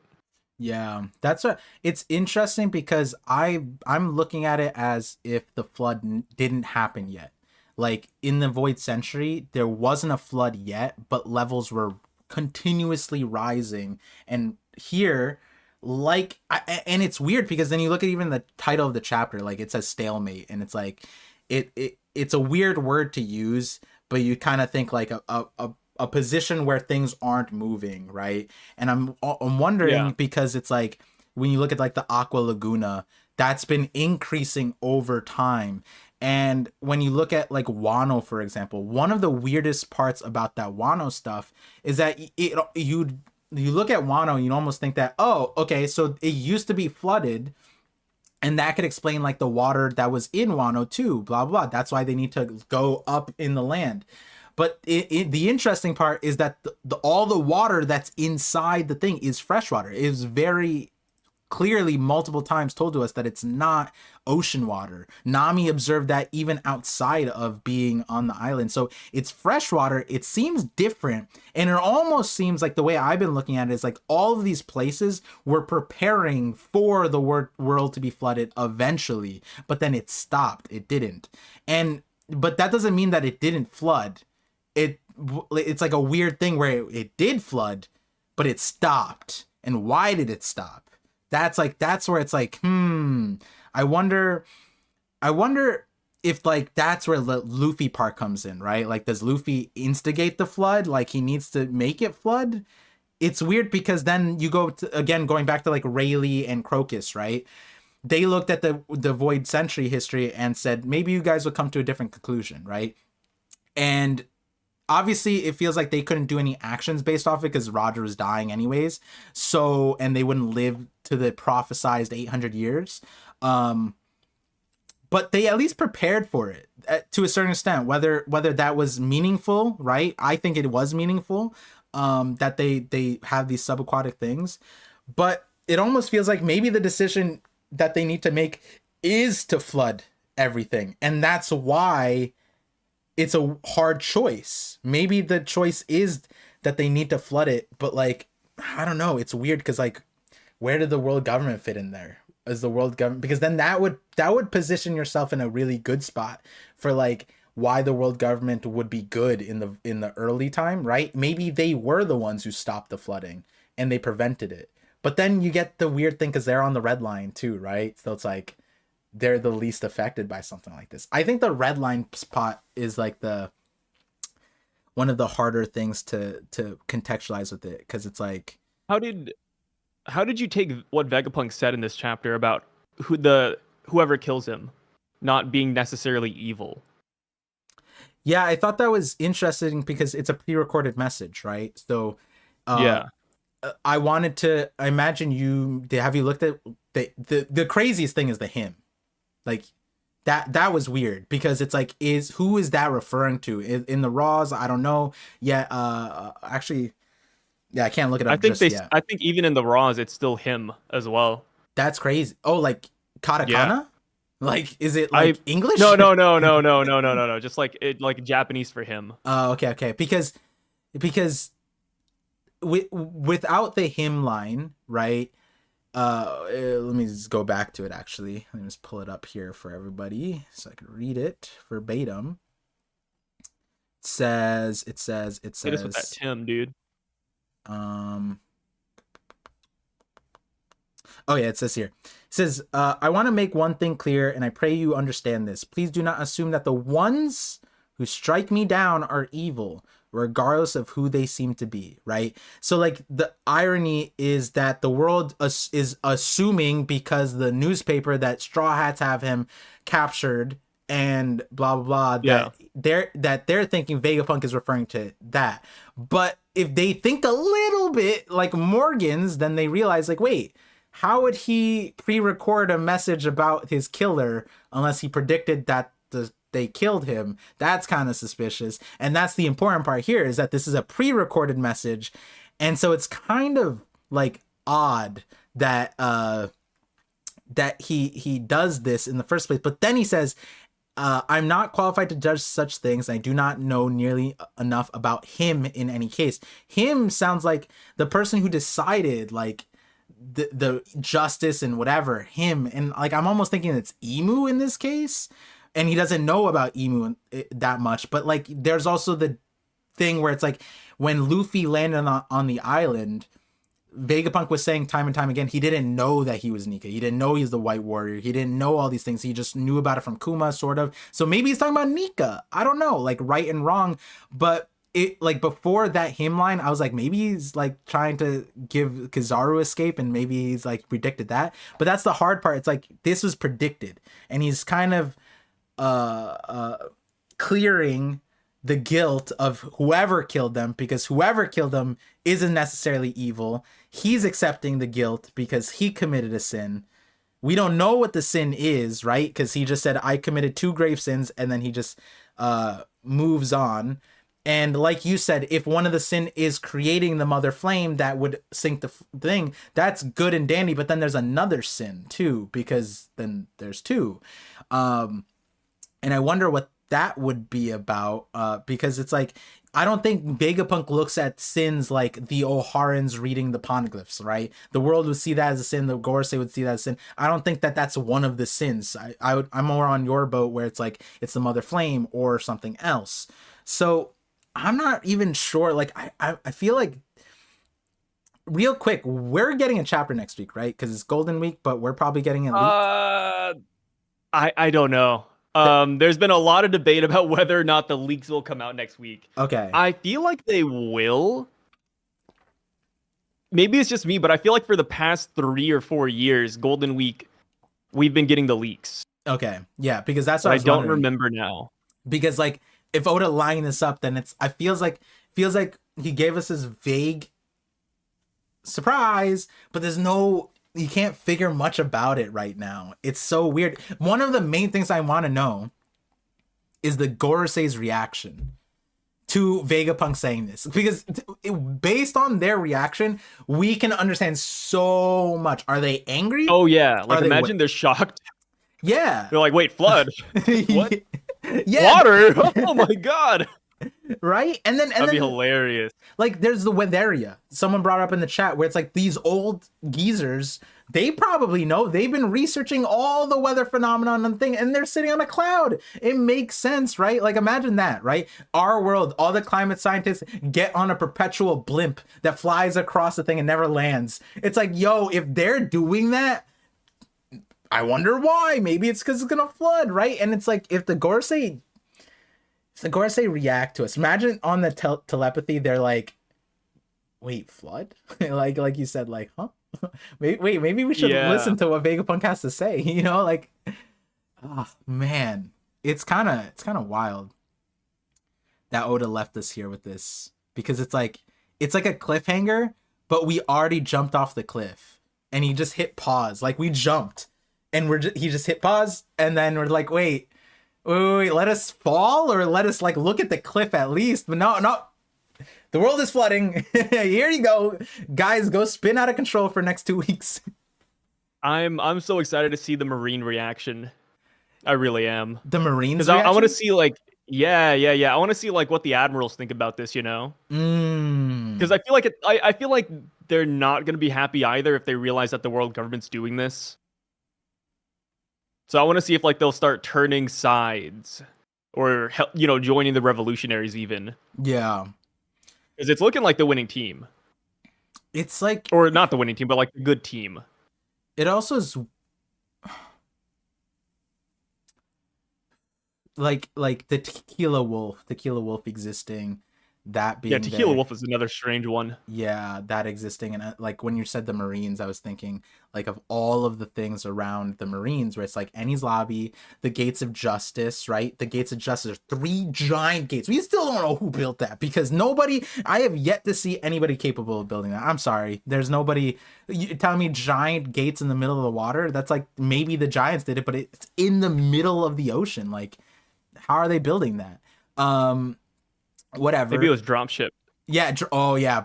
Amazing with the flying, the famously flying ships that they have. Oh, and the famously huge warships that the Giants just like squat on like a squatty potty. But like these things around the Marine. Oh, Marineford is metal. Marineford is a metal like lunar like moon shape, crescent moon shaped thing. So it's like when you look at that.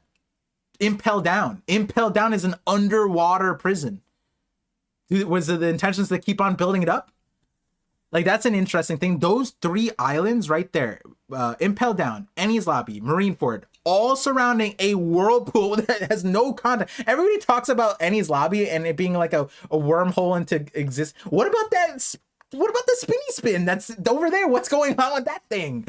And what's the giant, like a giant drain? Yeah, and like that entire geography right there is weird. Oh, and then we have Sabaody Archipelago. Like, that's another interesting thing, right?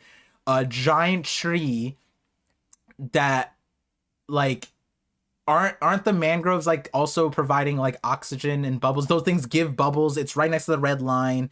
The sunlight tree Eve gives the sunlight, but then the archipelago gives the oxygen. No, isn't that how it works, or something like that? I forget. Yes. I think that's how it works. So it's like, that's really convenient and like pretty useful in this flooding situation. And that also explains why they're protected too, right? When Kizaru blasted one of them, they're like, hey, yo, Kizaru, don't do that. And like, that's crazy, because it's like, it's not like they genuinely cared all that much about a tree, right? But if the trees are that protected because they're going to be necessary later, you know? Yeah, and then there's Kelvin. I imagine a bunch of people are spamming this, the Imu Umi Ocean thing. Like that's like the base level Emu theories at this point, with like Emu being the him, yeah, Mother Nature. And then there's the whole nuance with the devil fruits, right? With like the devil fruits sinking, dropping you. Well, that sucks in a world full of water. Like, I wouldn't want to eat that fruit either. Damn. Yeah, people are making memes and it's so funny. Just devil fruit users hearing that the world will soon be all water. Yeah. They're all just freaking out. Projectile vomiting. They start just like, how many times do I need to vomit to get it out of my system? It's not alcohol poisoning, brother. It's just, it's in you. It's in the Dana now. Oh, speaking of Dana, bro, I don't know why Vegapunk's head in that chamber was kind of a jump scare for me. It was kind of gross. Like, it was cool, huh? It's just because the hair was there, like, because usually in tropes it's like there's a brain. I'm so used to seeing the brain in the thing, not the scalp. You know? Hey, he warned us, man. He did say that he just chopped his head off, you know? He did. He did. He did. He did. Wait, no, no, no. It wasn't him. It was Luffy who said that, right? Well, no, he said it's like a haircut or something like that. Oh, yeah, yeah, Yeah, yeah, yeah, yeah, yeah. yeah. He just chopped his head. Yeah. Yeah.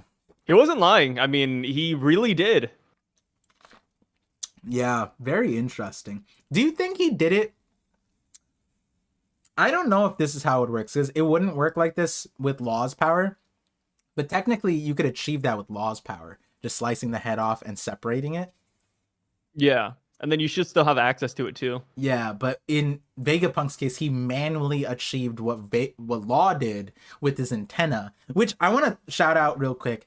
The mind rope thing is basically 100% canon now, because Mars said he's trying to sense the telepathic waves, which that is literally key sense from Dragon Ball. That's literally the exact same thing. And so that mind rope video is like 100%. He was trying to find the telepathic exact thing, which kind of means that, like, if Shanks were here, he might be able to like tap into like the Gorosei's conversation. I wonder if that's how it is. Like, if just because the Gorosei are using telepathy right now, what if someone else can use telepathy? Like Luffy, maybe he can hear them using telepathy, you know? I wonder if that's how it He just has to know to look for it. Yeah, he has to like sense the specific signal, just like in Dragon Ball. That's literally it, which is why I believe it to be in One Piece, because Oda loves Dragon Ball. So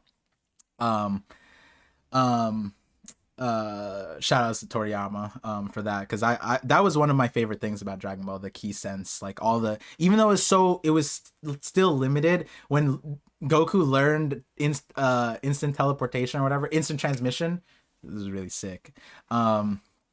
But It'd be nice if the Straw Hats used that to communicate in like the final war or something. oh yeah, that's the theory. They're gonna do it. Basically, what Zoro and Sanji did on Onigashima. You know how they just, like, Zoro's like, where did this random snail in my belt come from? And Sanji had to hide it in him. I was just like, that's so goofy. Imagine that happening at the end of the series. No, that's not gonna happen. They're just gonna telepathy, and then Film Red comes out and they showed literally that. Imagine in Film Red, Yasop taps in with a Mushi. That'd be so lame. But yeah, this man, this chapter is weird because it felt draining, because like we were hopping on so many different islands and we never stuck around with anything. Because I want to can we talk about one of the goofiest parts of the chapter? Do you know what it is? The goofiest parts of the chapter? Yeah. No. What are you talking about? It's two characters. Two characters. The Blackbeard pirate guys who were fighting? No, those are the smart guys. Wait, those guys aren't goofy. Wait, they care about the Torino Kingdom people. No, why are you so racist, bro? You're just like, I said Blackbeard pirates, Torino. Who's goofy here? I'm trying to give you a hint. Who are you racist against? Okay, wait. Okay, now I'm scrolling down. Goofy guys that we're seeing. I don't know. Morgans? Oimo and Kashi, bro. They wrestled Saint Venus down. That was literally... Oh, okay. Oimo and Kashi. I thought you were talking about like the reactions from around the world for a second. Oh no. Well, I meant the whole chapter, like the goofiest things of the whole chapter. Yeah. Oimo and Kashi. Yeah, no, these guys are fun. I'm all for it, dude. I'm all for the Giants like doing stuff like this. Bro, I feel like Saint V, because like, I think what I said last time in our call is so, like, I think it's the correct perspective. Substitute Zoro for Venus, and I don't see, does Bonnie, Frankie, and like an Atlas hold off when Sanji's that far away? If Zoro was like actually trying to fight people, right? Because that's what Venus is trying to do.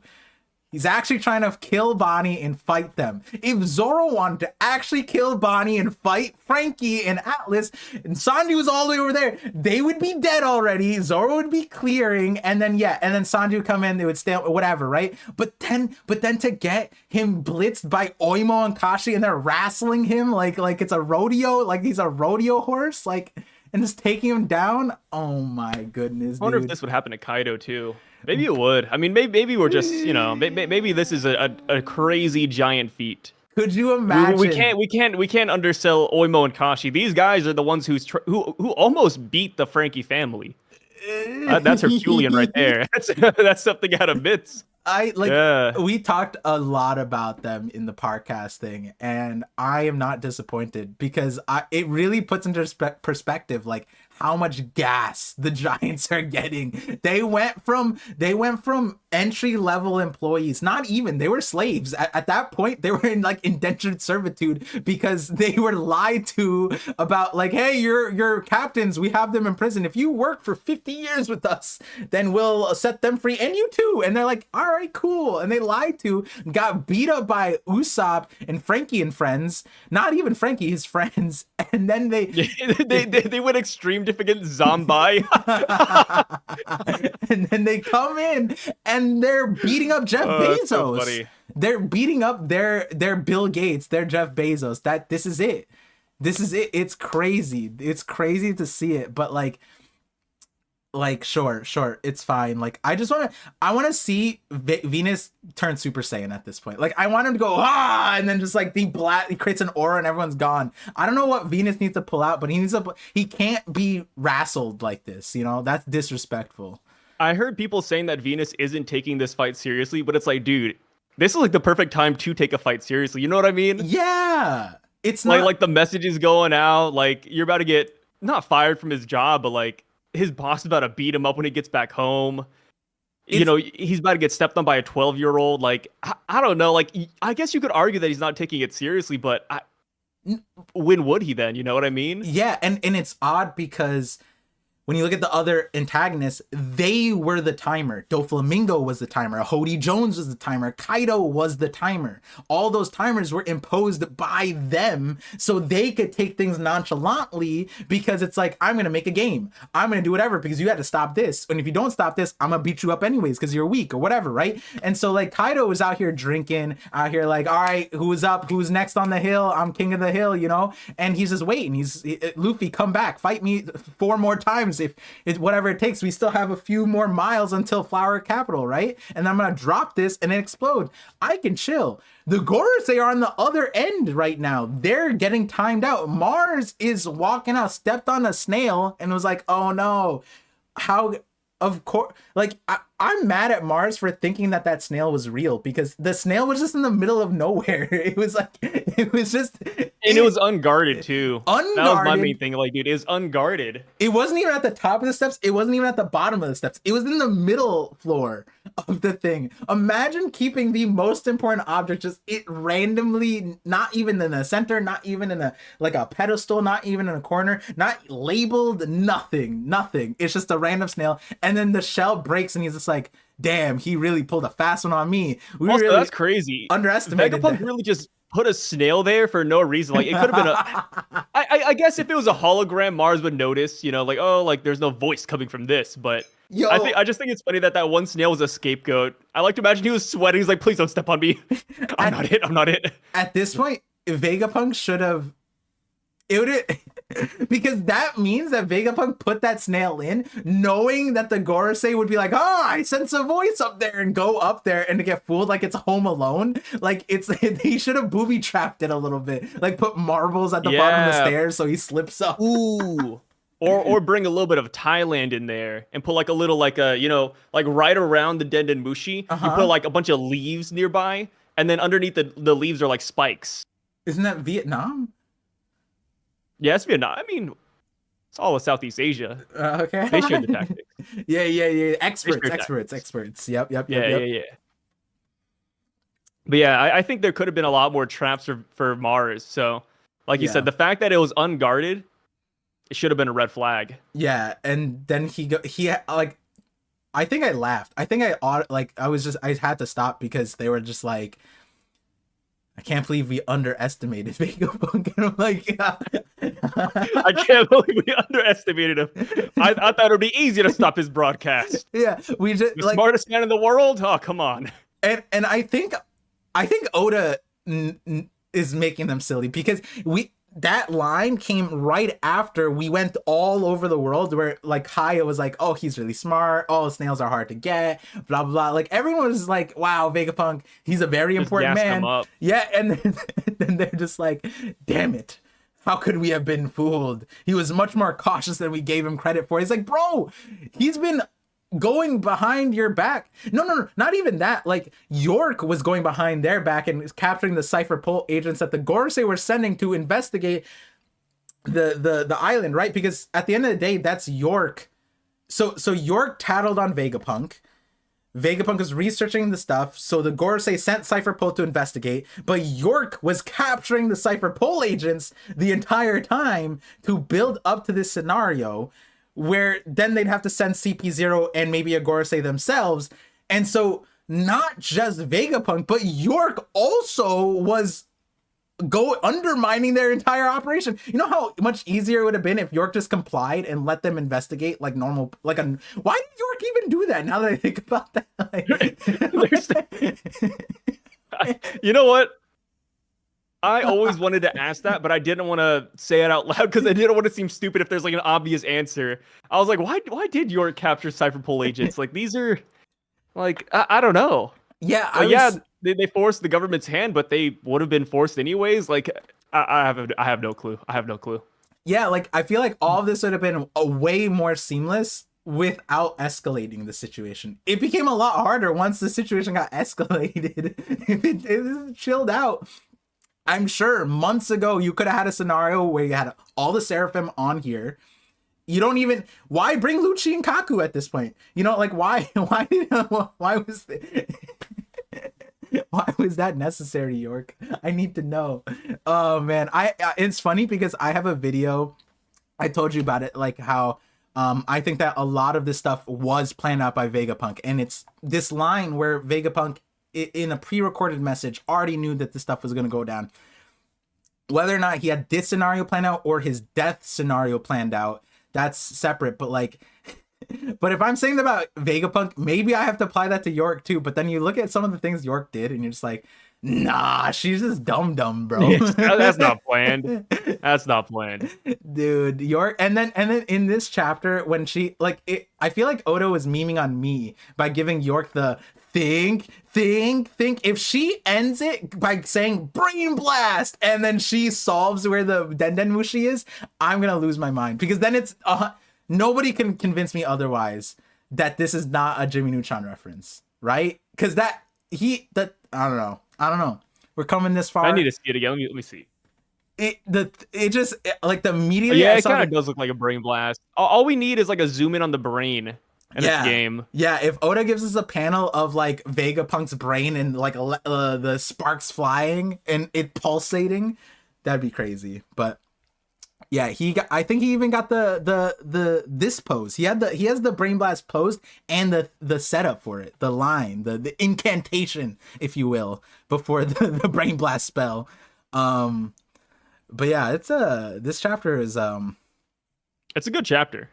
Yeah, it's a good chapter. There's a lot of goofy, there's a lot of fun, a lot of interesting. The message itself is goofy because I almost put it on the rung of like, remember I joked about it when we first were on the heels of like, I'm going to tell you the truth about the world and whatever. And I was just like, what if it's just that the world is round? What if Vegapunk just said something? Because most of these dudes don't have maps. They never left their island. What do they know about the world? What do they need to know about the world? Like, these people are like they don't even know he's a medical scientist or whatever. Like, how many of these people are reading like that, right? So I was like, what if it's super basic like that? And it's not that this is that level of basic, but it is funny because like, if you were just paying attention, I think you could figure this out without Vegapunk. Like, oh yeah, 100%. Yeah, like if you were just like, I thought the message was good because of the impacts and the fallouts of it. Yeah. But when I heard the message, I was like, yeah, that sounds about right. You know, like ever since we saw Lucia and even just events around the world, it's like we already kind of knew that it was going to flood. So Vegapunk just like, you know, confirmed it essentially. Yeah. And I'll get to the super chats in a second. I appreciate everyone in the chat. There's this one was a fun one. This one definitely was a fun one. I do want to ask you, someone said, have we finished? Yeah, we finished reading the chapter. Someone says, many months ago, you read my whale theory post on Reddit. That's becoming a lot more plausible now. Oh yeah, 100%. I love the whale stuff. I mean, I was always on board with that kind of thing with like, because of the Crocus Rayleigh thing that I talked about in this video over here. Damn, I'm gonna need to rewatch this video. It's 14 minutes, it's not that long.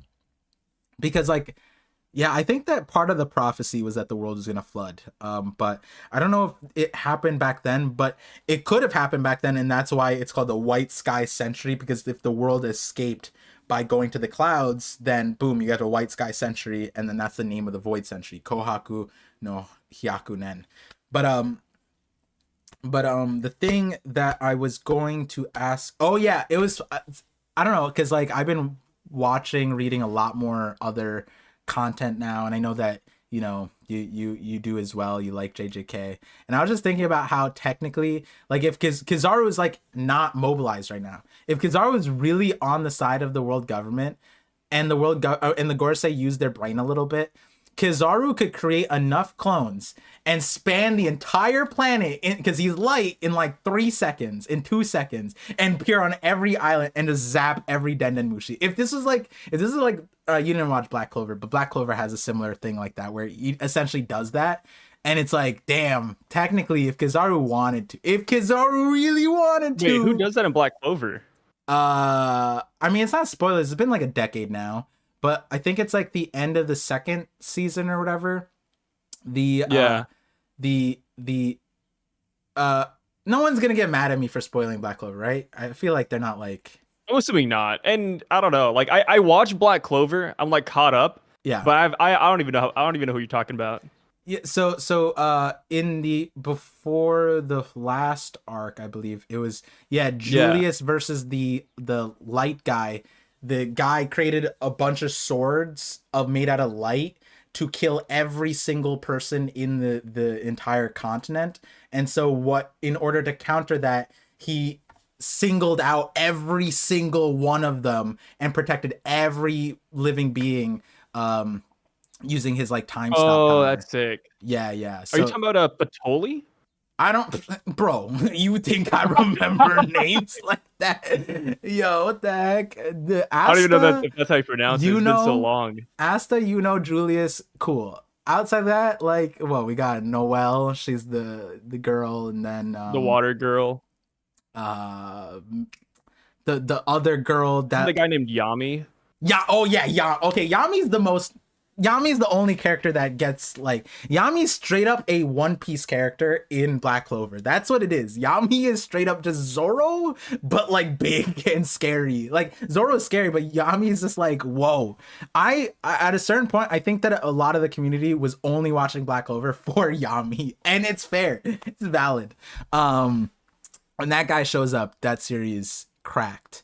Yami is Kenpachi with Zoro's demeanor. Yeah, except he poops a lot, right? Like, also that's also fun. That's a good part of his character too. He always comes from the bathroom, which is hilarious. But yeah. So but that power, in order for him to do that and to use his power so finitely, it like drained him to the point to a certain extent. But like technically, Kizaru could do that if he really wanted to, right? Like he create a bunch of clones, spread in 3 seconds, he'd be across the thing. But you know, Kizaru. Oda put a limit on these. Same thing with Caesar, same thing with Enel, same thing with Kizaru. He has to have that cap, you know. But can't have him destroying the storyline, you know. Yeah. ParVision, you did not predict this chapter. I don't know when I said I did. I couldn't tell you when I did, but I would imagine that if you're referring to the world flooding part, I think multiple people, if not like, that was a hive mind thing that like, hey, the red line's raised. Zunisha's huge for no reason. We have the Noah's Ark. Yeah. I feel like I was sold on the flooding thing the minute we saw the Noah's Ark at Fishman Island. Yeah.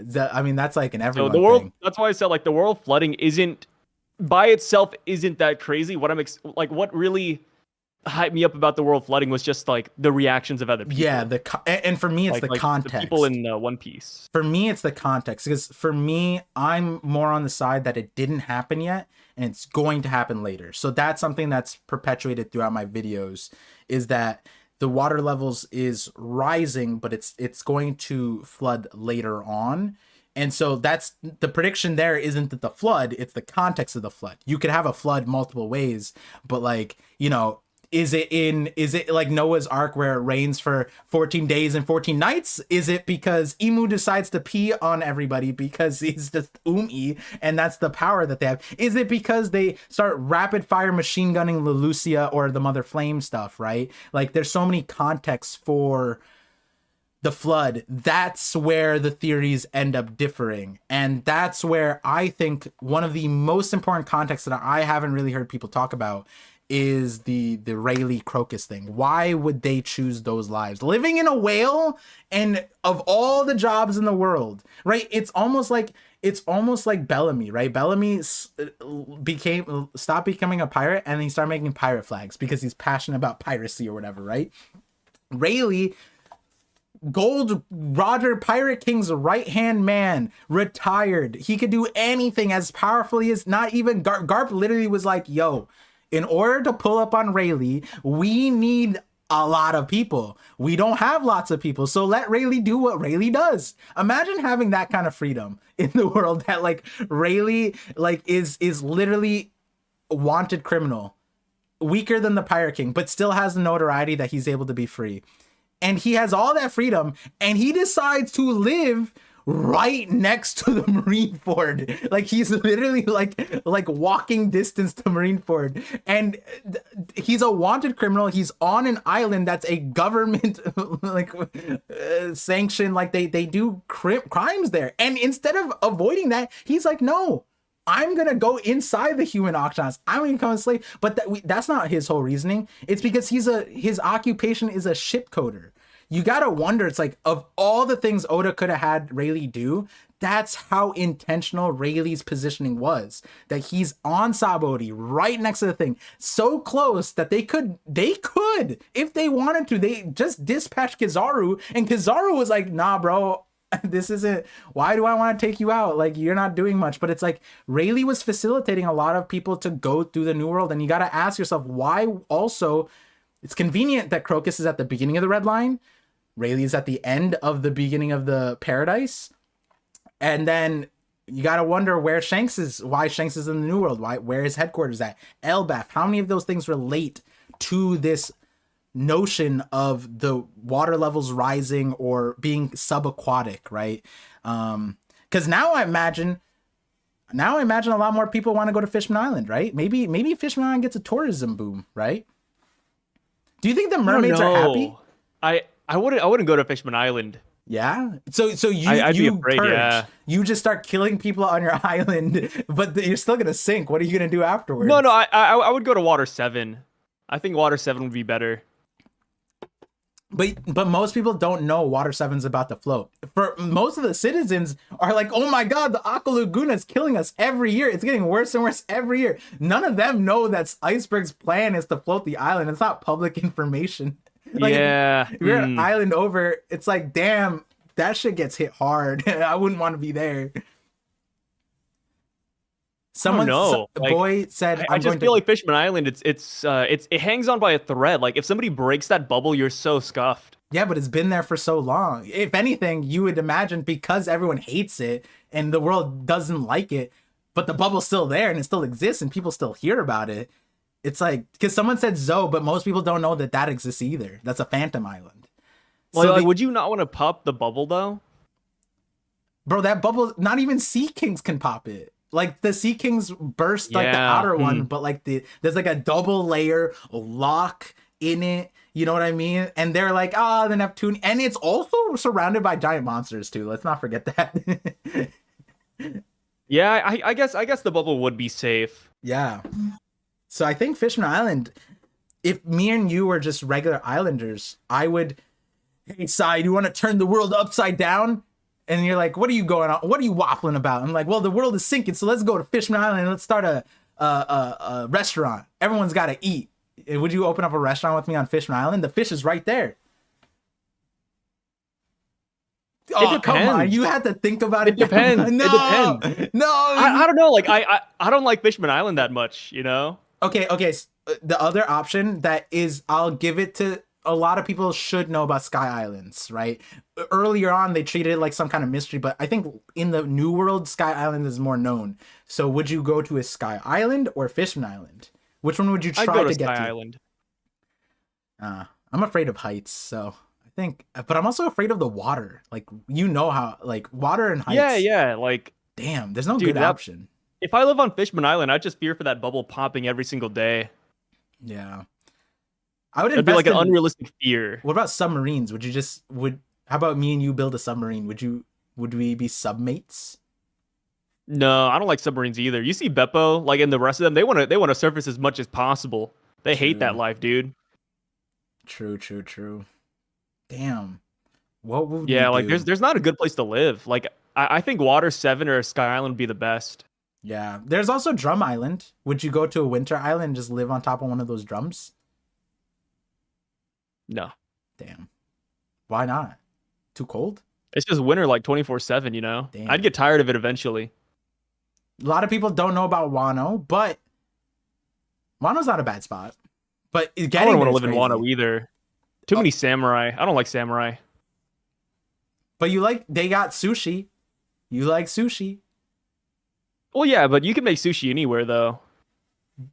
But they have their own aquarium too, like good fish. Their own aquarium. Yeah. I mean, that's freshwater though. Like how many freshwater fish are actually good for sushi? I don't think there's really any. All right, we could be a little fictional with it. Those carps are massive, bro. Come on, bro. Yeah. Okay, sorry. Yeah. Maybe all freshwater fish in One Piece are really good for sushi fish. Yeah. Sushi grade. Sushi graded carp. Come on. Sai doesn't like anything. Yeah, he likes what he likes. That's what it is. I'm really picky. Yeah. Wow, we got a random $5 super chat, the third super on a live stream, and it's just GG. Thank you, Fat Alex. P Hat Alex. Sorry for assuming you're that you wear those 90s pants that have fat on the butt cheek, right? I always think about that. Those were good pants. Yeah, those are good pants. Yeah. Where did they go? I don't see enough people wearing them anymore. They were lost in the void century. Yeah, dude. Maybe with those would float, bro. If everyone had a fat ass, maybe everyone would float. Do they still make like husky size clothing? Yeah, I would imagine. I haven't heard of that in a while. Yeah. All right, let me get to some of these super chats. Century tech. I'm gonna go back, but this one just came in. Killy D Enru with the $5 super chat says, "If we think this happened before, does that mean fishmen were once humans?" Yes. Yeah. I like how we said that at the exact same time. Yeah. Oh dang, I got it. Whenever a check mark shows up in the chat, you got a little shiver going up your spine a little bit. Like, oh, I gotta be more proper. They're gonna tattle me on YouTube or something. But we got it's Romans D Sensei. What does the check mark mean? That they passed 100K. Oh damn. Okay. Yeah. Let me set up a little bit too. Hello, sir. There we go. Hopefully I can join the club soon. Please. I'm like treating it like the wrench mark on Twitch, like the staff. Oh no. Let me straighten up my tie real quick. Straightened up my chair. I'm low to the ground now. Okay, here we go. Yeah. Let me go to where I belong, beneath you. But does that mean fishmen were once humans? So this is how I always think about it, or how I've thought about it, at least in part. Obviously, there's a lot of ways to go about it, but Strong World. In Strong World, Oda created the concept of people who were stuck in the sky because Shiki stole them and enslaved them, and they couldn't get off of their island because it was floating, right? But they wanted to leave the oppression. And so the nature of it was that there was these plants. These plants would allow you to subconsciously tap into your wishes, right? And so the understanding was that and what happened was, and this is why I can scroll up here, this entire video predicting the end of Wano, which ended up being like 100% true, because the way Kaido lost was basically the way that Shiki lost. Where is this video? How Wano... Oh, damn, I went too far back. It is. Wait, what? Where's this video? Damn, did I take it? More Void Sentry stuff. Did I take down the video? There's no way I took down the video. That'd be weird. Oh, it's right here. Wano was pre-scripted 15 years ago. Oda showed us everything. I'm gonna change that title. Showed us everything in Strong World.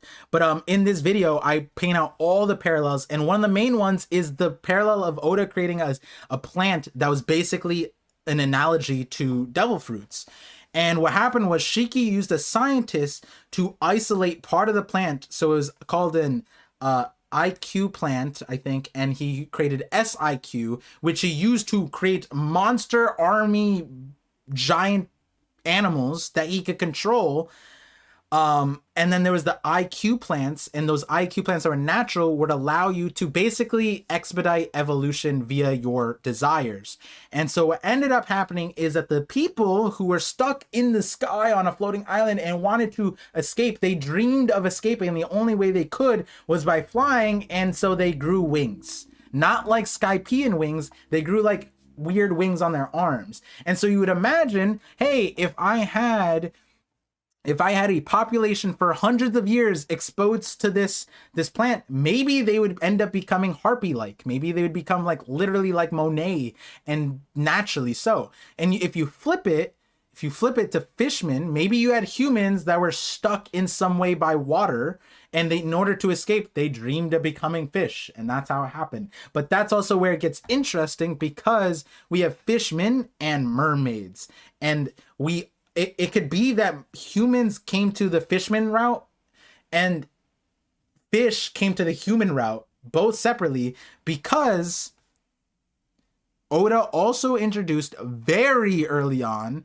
through Hachi that there is an underwater kingdom called the Goldfish Kingdom, I believe. Goldfish Kingdom, where it is a population of fish with human faces, where they have an army, where they have a princess, and Hachi saved them. And it's this underwater thing that's completely separate from Fishman Island, but yeah, they're fishes with human faces. That sounds like the precursor to a mermaid, right? It sounds kind of close, but it also, we don't know how they can mix in. We have hybrid fishmen, but I don't know what we would do with someone who created a hybrid fish face person. That would be kind of weird, but I would imagine if a human and that fish procreated, you get a mermaid. I don't want to think about it, guys. I'm not, that's not what I signed up for with Oda, but maybe one day down the line I have to make a video on what that means. Let me pull up, I think it's chapter, I know it's in Hachi's Stroll. Top 10 races that had sex with each other.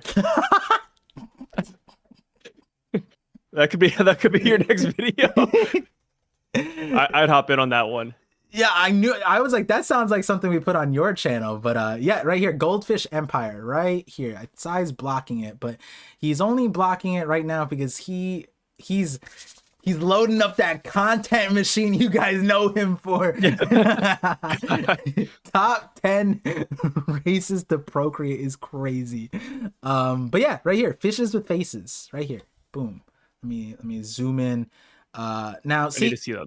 yeah, this is the mermaid, or not mermaid, this is the princess right here.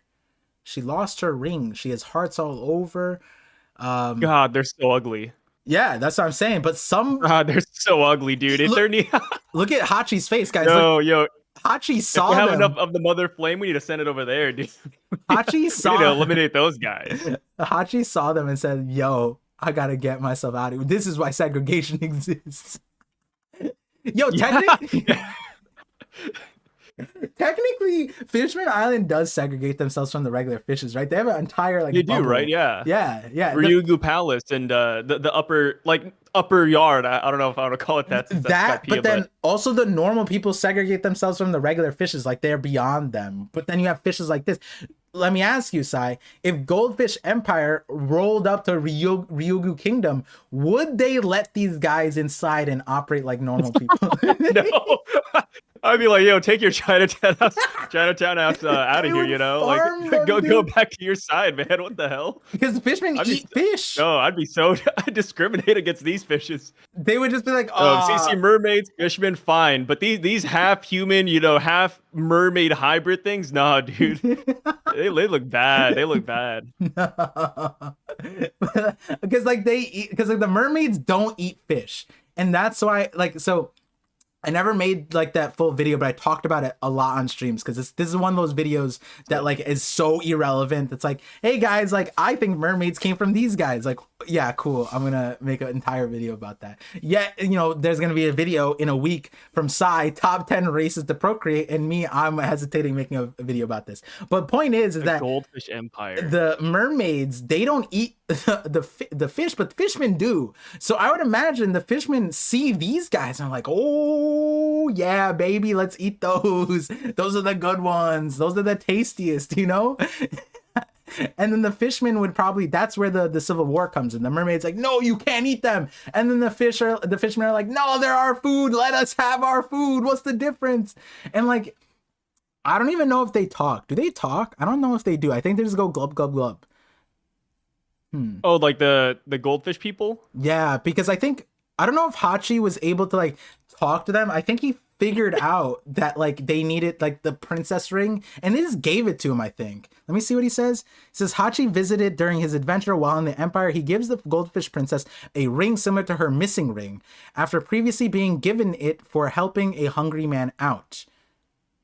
He is rewarded with a golden trident. Wait a second. That could be like a supreme grade blade, dude. A golden trident. Wait, the hungry man. Okay, no, I'm making a video on this. That hungry man was Nika.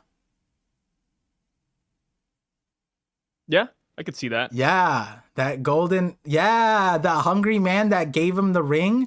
That was Joy Boy. He was hungry, and they gave him the thing, and then I don't know what the ring's meaning is, but.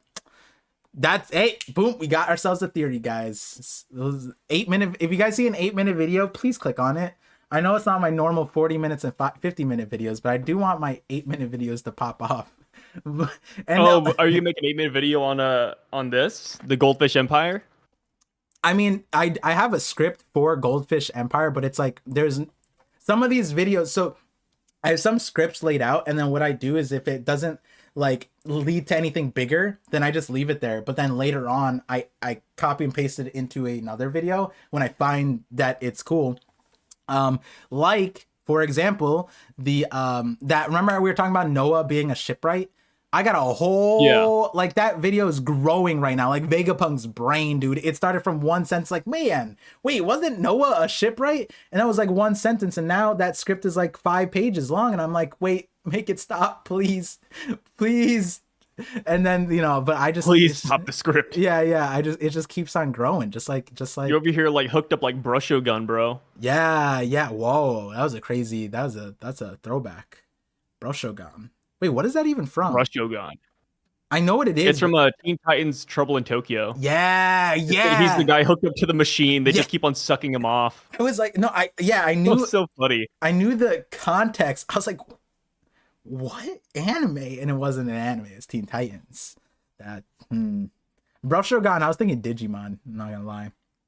Oh yeah, let me get to more supers. Let me get to more supers. Let me. A lot of supers. Wow, 3 in a row. All right. They hit that combo. They hit that combo, so that means I gotta read them. You gotta respect the true combo, yeah. Yeah, I just got Wombo comboed, so I gotta respond to them, and then I'll get back to the old ones. Hold on, let me just read. Javi Sosa, $5 super chat says, I have a crackhead theory. Well, he told me to read this one, so let me see. I have a crackhead theory that stems from sacred geometry. I like geometry. I'm a geometry. Yeah. Wait, what is that? I don't know. I imagine like the golden age of Islam had a bunch of like special. It's probably like the Pythagorean theorem type of things. Like there's special triangles. Okay. Yeah. I was expecting like hidden geography, like something that's been sealed away. Yeah, but there's also there's also like specific measurements, like kind of like how the human, like there's the golden ratio, like those things, and then the golden spiral. Yeah. Like I'd imagine that's all in the sacred stuff or in the sacred realm. I don't know if I've ever heard That's it a cool called title, sacred. dude. Yeah, sacred geometry is a cool way to phrase it. That sounds fire, man. I'd probably like learn more in school if they named it that. Yeah, I was about to say, I was like, damn, my math teacher never called it sacred geometry, but like, let me tell you, if we did, if we did in places. The forbidden theorem. Okay, hold on. Actually, like, damn, quick tangent, real quick. If we called, like, if it's, we call it science, but like, we could easily just rebrand it as like sacred magic stuff. Imagine being like graduating as a magician. I think so many more people would go to school and like get like the highest levels if they were able to call themselves magicians. Like, what does a mathematician call themselves at the end of the day? This is a dude who looks at math, but a magician, sacred geometry, they study the arts of trigonometry. Oh man, I respect that guy. Then I guess if you think about it though, like after a while, magicians are gonna be lame because they're like, oh, what do you do? Just study math? Yeah, we just call it magic though. You would hide it behind the thing, just like how I said sacred geometry. That felt like a lot of crazy weight there, but then you remember it's just like the only reason there's weight is because regular geometry exists though. Like I feel like if everybody like who studies math is a magician, it would lose the no, cool not factor. everybody who studies math. The people who've mastered the sacred. It's like everybody can breathe air, right? Oh no, that's not the right one. Like no, that's not the right one either. I was gonna say everyone can make static electricity, but not everybody can like harness electricity. You know what I mean? That takes an engineer. But everyone can make static electricity and be like, ooh, sparks. You know? But it's like, are they a scientist? No. You know? But like, you can go up higher. It's like oh, you know what it is? It's like everyone can do astrology, but not everyone's an astronomer, right? Astrology is way different. It's like the stars make shapes in the sky. Ooh, you know, but like they don't know the science behind astronomy. Something like that. Yin yang symbol. Okay, how about this? I think it'd be really one last thing. I think it'd be really cool if it was if they were magicians, if they had at least one magic spell. How about that? E equals MC squared. Okay, what about this? Is no, not like no. But that's a magic like an actual spell. Wait, we need an actual spell. Like like imagine how many people would get math degrees if by the time you graduate you get like a spell to create fire. Okay, we need to talk about like what does it mean? It's like you're saying that like they write something down and it just ignites like that. No, I mean a spell. I'm thinking of like hada, and then fire just comes out. You know what I mean? I don't know what I expected. Hada. but like every major has something different. Like if you become a doctor in like radiology, like maybe you get a spell that sets your right foot or turns your right foot into poison. Okay, you know what I mean? Like you're niches like that. What I was talking about was marketing, remarketing math and education to make it cooler. Your ass is talking about giving people like but what's cooler, remarketing like, or getting magic? You know what I mean? Like, I think there's an obvious one there. Obviously, if I had an instant where I could give people magic, no fucking. I wasn't talking about just giving a random dude fancy grunts. That's what you just essentially did. You didn't even have a spell. I asked for a spell. You went and it's like a fancy grunt at that point. That's the spell though. Like you have to say that to activate fire. So it's just tennis. It's just tennis. Don't tennis would be crazy. I would watch tennis if that was the case. So the reason I picked ha is because that could be like a word in a foreign language. You know. Like ancient text or something. I'm so disappointed because even Dragon Ball was more creative. At least they had the Kamehameha and different. You just went ha. Yeah, but that's just Japanese though. Oh my god, I was talking about marketing math is magic. Your ass is like, why don't we just make magic and teach people how to shoot flames? That will really get them to go to school. Would you guys rather be a magician that just knows math? or mathematician that has magic. Dude, Hey, Poland. I knew you were gonna ask me to Poland. Do you really? Poland. Oh my! Oh my God! Would you? What am I supposed to write? Would you rather go to math school or magic school? School. Poland. Rather be a mathematician that is called a magician, or would you rather be a mathematician that knows magic? I think I know the answer, to be honest. Or I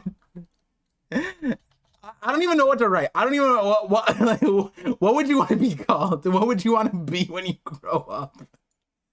Dude, would you want to be Alakazam or a Caterpie? Like, I don't even know. Or Mr. Mime. You know, oh no, Mr. Mime has psychic too. Never mind. Which would you rather be? Some tears coming out of me. That's so funny. I don't know why. Yeah. But these are the questions we need to be asking. I knew you wanted me to pull it, and it's so dumb, but I put it up anyways. Imagine this was what Vegapunk hit us with at the end of the chapter. No, someone voted a so mathematician that's called a wizard. I didn't have enough space for magician on that one. Or a magician. Oh man. Sorry, Javi. Right? Let me read the rest of it since you asked again and I was in the middle of it. Here we go. He said,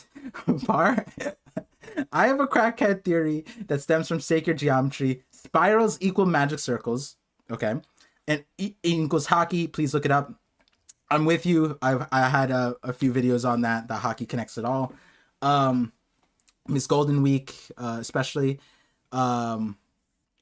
Please look it up. Trust. Why am I sub to this guy? My man had me look at this and he ends it. What is happening? You wanted me to read this and he answered my sub.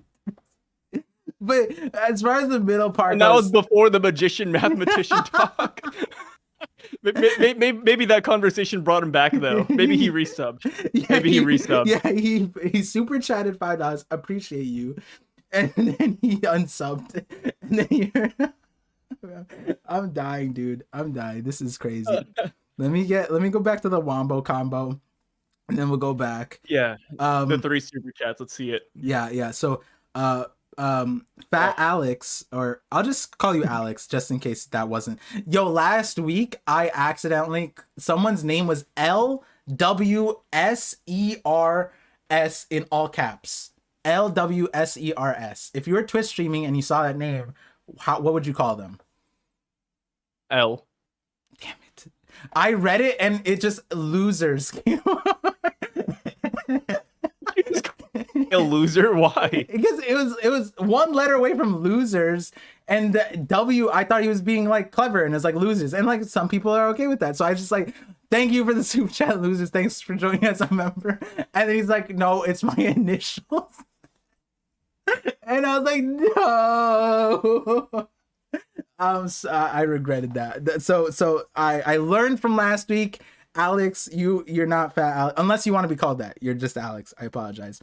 $5 super chat. Do you think fat is just like his initials? I don't know. I don't know what to think at this point. Okay.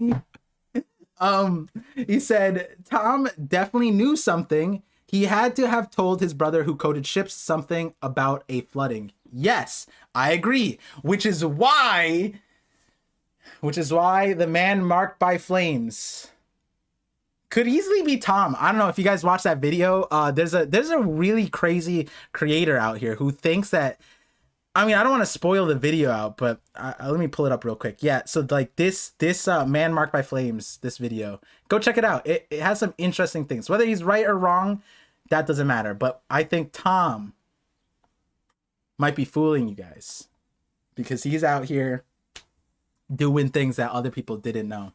He's part of the Ancient Shipwright Guild. They had to know something, you know? Dude, one of the few things that always makes me laugh whenever I rewatch One Piece is what Luffy says about Tom's brother. I remember the thing, but what was said in it? Frankie says that this is Tom's brother. He's coding our. Oh yeah. And then Luffy he mishears all of it. And Luffy, I have the panel pulled up. Luffy says, "Oh, so he's the teacher. He's the teacher who's coding your little brother." And then Frankie just says something like that, and then they just move on. Oh, what a great scene! And it's like, Yeah, he's like, "Yep." And then the anime adds in like a 5-second pause where Frankie doesn't say a single word. That's so great, real. yeah. That's so real. That's exactly what would happen in real life. That happens to me all the time. I say something like that, and people are like, "Is Par having a stroke?" No, he's just Luffy. All right, so He's just activating his magic powers. he's just a magician. Zamd Al with the $10 super chat says, "How the world government knows about the sea level but doesn't want to prevent it because it means destroying the red line." Wait, did I misread that? How the world government knows about the sea level but doesn't want to prevent it because it means destroying the red line. I'm assuming you're saying you're wondering why if the world government knows about it, then they don't want to prevent it because in order to prevent it, you'd have to destroy the red line. I think you mixed in some assertions into the question, which made it confusing for me. I don't know if that side. Do you understand the question? How the world government knows about the sea level rising, but doesn't want to prevent it. Maybe it means because you'd have to destroy the red line is kind of how I read it. Got it. Yeah. And then let me read part 2, which is, if the Void Century was the Flood Century, then Tequila Wolf was started after that. Yes, we know that it started after the Void Century because it's 700 years old rather than 800. So it started after the Void Century, but we just know that some Celestial knows something and figures something out. You're right. That's right. Got it. It's interesting because, like, if Vegapunk doesn't give an actionable, like, solution here, and it really is just a Mother Flame being rapid fired, then, like, the world government is really like a huge pickle. But that doesn't even make sense because what's his face? Either that or Mars is like the stupidest person ever. Because if that's the case, then rising sea levels would be because of the Mother Flame, and he was thinking about getting rid of it, which, like, that's immediate. Emu would immediately kill him, right? Because it's like their whole thing was about flooding the planet, and he destroyed the one thing that they needed to flood it, and he was even thinking about it. It's almost like Mother Flame is the most important thing, which is why I'm thinking it's not the Mother Flame, but we don't know. And the Gorsei's reaction right now is I think one of the most anticipated things for me right now. Next chapter, I need to see a fully fleshed out reaction of the Gorsei, because we have a huge window for them to be like, huh? What? The world is flooding, like Sai came in and saying, but like they could also be like, oh no, like those villains who monologue about their evil plan, like, oh no, they figured out my dastardly deeds, but it's too late, you can't figure out. They got us. Yeah, or they got us, or they're like, haha, it's too late, I have Mother Flame now. And then, like, you know, it's like a Scooby-Doo type of thing, you know? And then by the end of it, they're like, oh, these meddling kids. But if you destroy the red line, it would displace more water, increase water level too. Yeah, that's the other thing with the red line. But, like, here's the odd part of all of it. Like, how does the Lucia event raise water levels? We still don't get that.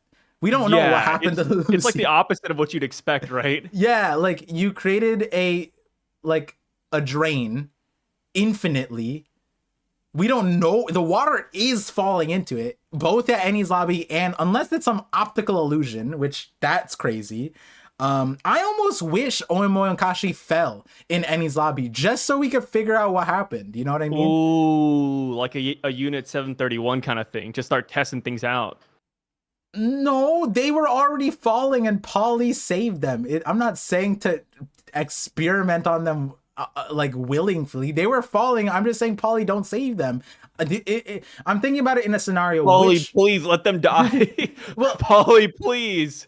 Like, had Polly known who he was saving, maybe for the sake of us, he wouldn't have done the duty, which is now Oimo and Kashi are breaking the universe by raising up the bar, the power scaling level for the Giants, because he went from losing to the Frankie family in such a hilariously bad way that now they're wrestling the Gorosei down to the ground. And it's like, in a timeline, would I want a world where Oimo and Kashi were beating up Saint Venus, or they fell to the bottom of Enies Lobby and we learned something from them? I choose the one where they fall and Oda gives us like a cryptic panel of what's at the bottom of Enies Lobby. One, so we can also dispel I would like that too. Yeah, and we could dispel if the One Piece is down there, or maybe add to the fuel. Or maybe only one of them falls. Who would you kill, Oimo or Kashi? Oh, I like Oimo's I'd kill name. Oimo. Damn.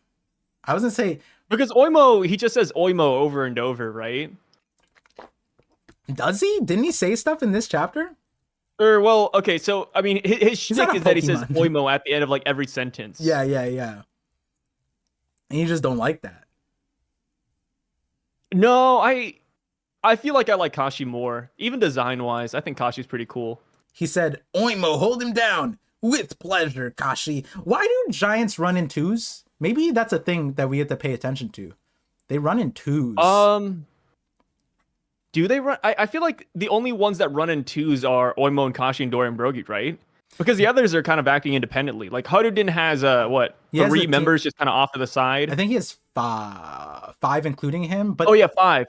There was also the two giant captains, right? There were like the two old guys. And then Haruden is by himself. Yeah, Haruden was interesting, but like I'm talking about, like, I wonder if Loki. I mean, Loki might have a Thor, right? But like the two giant captains, not Dory and Brogy, like the old people that Big Mom beat. Wasn't there two of them? There was two of them. One died, and then the other one's like, I'm gonna get revenge for you, blah blah blah. And then he got one tap too. I don't remember anymore. Yeah, I'm pretty sure there was two. Citizen said the elders. Yeah, there was those two. Seems like, yeah, like I'm not saying that like they always run in twos, but I'm saying like these like the prominent ones. There's some prominent twos. I wonder if giants. Yeah, maybe Loki will have a Thor. Who knows? But yeah. Thank you for that super chat. And it's interesting because I didn't say it before, but I don't support Tequila Wolf, okay?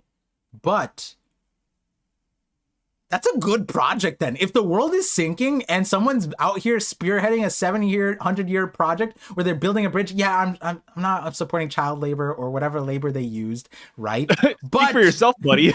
But this news comes out. You have Sai killing his neighbors because he just hears that the world is sinking. The chaos is crazy. This is a time where if our world heard this, we would have the same thing. People would just be building a bridge like this, all kinds of projects. We kind of did that during the pandemic. Everyone's like trying to do their own thing on how to survive the thing. Imagine if the world was imminently sinking like that, and the Celestial Dragon's like, yo, I gotta build this bridge. I don't know how I gotta do it. I'm gonna do it. So maybe that Celestial Dragon is a good guy. He had to figure out how to do it anyways. But the reality is, the Revs kind of stopped one of the most important human projects in existence. Like, do you honestly think that Dragon knows that the world is sinking? Maybe he does. Maybe Vegapunk told him. But also, does he have a solution for it? Does he have a way to stop it? Or is he just gonna let it flood and then stop one of the most important projects of like making a bridge that spans the East Blue? So, or I guess it went through the East Blue and the Grand Line, because what's his face, Roger saw it, and when Robin was there, I think it was said to be, I don't remember exactly, but I remember it being in the East Blue and in the Grand Line. It was crossing over. But Par is not in favor of Shein. Finally, I'm in favor of not looking at it. If the world is ending, it's a different thing, right? If for some reason our livelihood was dude, bent on making clothes, then maybe Shein isn't so bad. But like, they are bad. They're really bad. No, imagine Dragon just starts putting people back on Tequila Wolf. That's what I'm saying, dude. What if he does? That'd be huge. Like, why hasn't Vegapunk helped out with Tequila Wolf? Like, he could have single-handedly stopped that. That's the only reason. Imagine Vegapunk talked that stuff to Dragon and be like, I could give you automated robots to do this and such. And I'm like, no, I like humans better. Like, he's just like, no, keep them coming. You know, it's gonna be like people like, I don't like that AI work.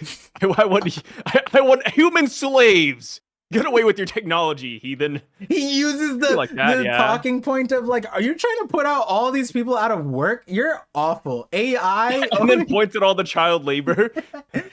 They love it here. Yeah. Minimum wage. I mean, they still get fed, right? So, hey, listen. And that girl. They do get fed. That girl was drawing. She had access to pens and crayons. When Robin asked about islands, she went on a whole tour over every island. She even showed us Emerald City. Where did this girl come from, right? Oh no. Now imagine if you replace her drawings with AI art. You know what I mean? See. Would it hit the same? I don't know, dude. Yeah. You tell me.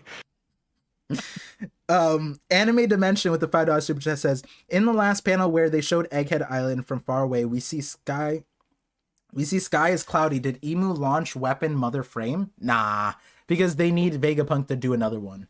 So I think we're good, but that's why I was confused. Because when I zoomed out and I looked at this whole thing, I wasn't expecting a zoom out of Egghead. So then when I saw it, just was a gradient of like shading, and I was like, huh, what am I looking at?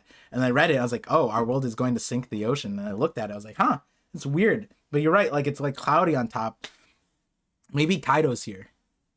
Never thought of that. Maybe Kaido's here, and maybe maybe Kaido's coming over. Maybe Doflamingo. I mean, it's cloudy. He could fly over like Spider-Man. But worry not, guys. The giants are here, and they got scaled up to the point where they might be able to you put some giants together, and maybe even Kaido would get wrestled down, just like Saint Venus. And yeah, imagine Kaido would be in this exact same position. He's like, I can't get Oimo and Kashi off me. The giants of Elbaf are too strong. Yeah, they're just hugging him. They're just like, you got like 10 of them, and they just start. They do the jump rope move. They're like, huh. That looks like the jump ropes we make back on Elbaf, and they start jumping rope with Kaido. Dude, that'd be crazy. They start playing double dutch or whatever. They start like doing all the moves. They start singing an Elbaf song.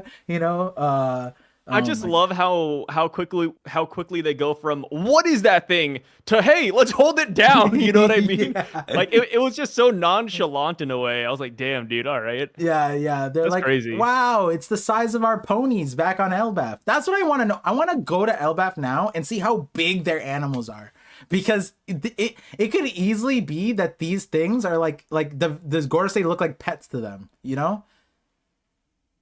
Yeah, well, dude, you know what would have been really cool if Oimo and Kashi hit up some random lore. They're like, hey, Oimo, doesn't that look like the dead horse a horse that died last summer in Elbaf? It came back. Yeah. It came back to life, guys. Yeah, didn't we just eat that? God. Like, oh man, didn't we just sacrifice that for Semla? Like, the sun god. Oh, that was so on. Yeah, and like when you look at them holding him, like we're as humans proportionally, we're not that big compared to horses. Like we can't take two dudes and wrestle a big horse down. If you guys have seen like a big horse or like a racing horse, like you have to like fly up on top. Yeah, there's horses of various sizes, but like there's some huge horses, whatever. Like the way Oimo and Kashi roll up to this horse, it's like it's a donkey. It's like it's a pony compared to what a normal horse is. I would imagine if the giants rode horses, their horses are like 4 times the size of Venus. No, it would make more sense. Like what kind of like low, because we use horses to pull like stuff like wood or whatever, right?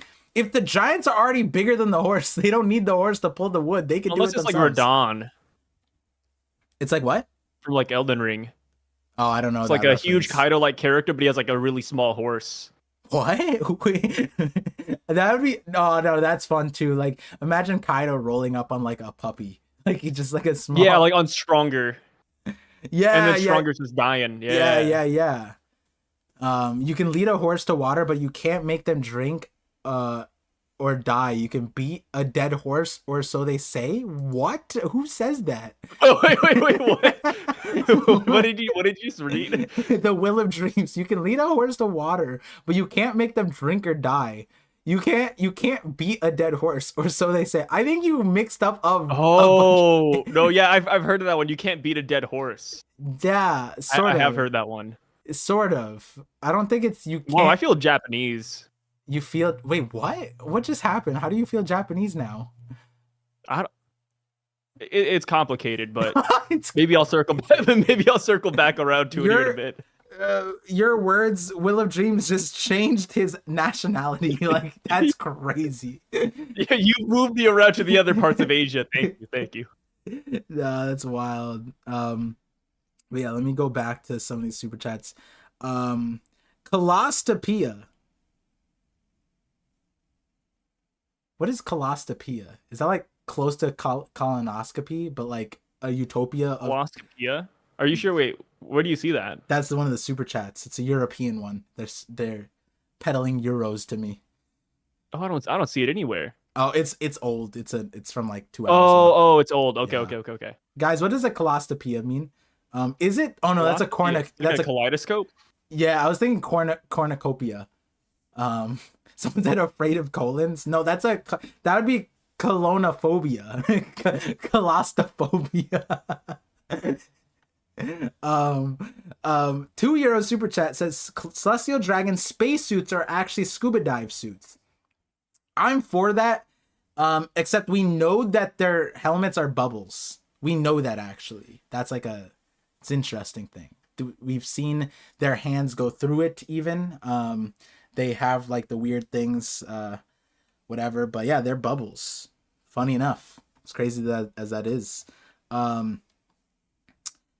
But I don't disagree with you. I do talk about those helmets a lot in my Void Sentry video. In the context of like the flooding, but I was talking about the Ice Age. I think the Ice Age is a thing that happened. But anyways, going to the Growth Stonks, another $5 super chat says, Vegapunk, I know, is going to reveal that the world was once one piece. So the Pangea theory. Or the various Pangea-esque theories. Also, the name of the ancient kingdom will be revealed as the Ryugu Kingdom. So is that part of their super chat? Yeah, that's what they said. Oh, nice. Wait, did you just think that I just added to their super chat? Or Yeah. I thought you added in the Ryugu Kingdom.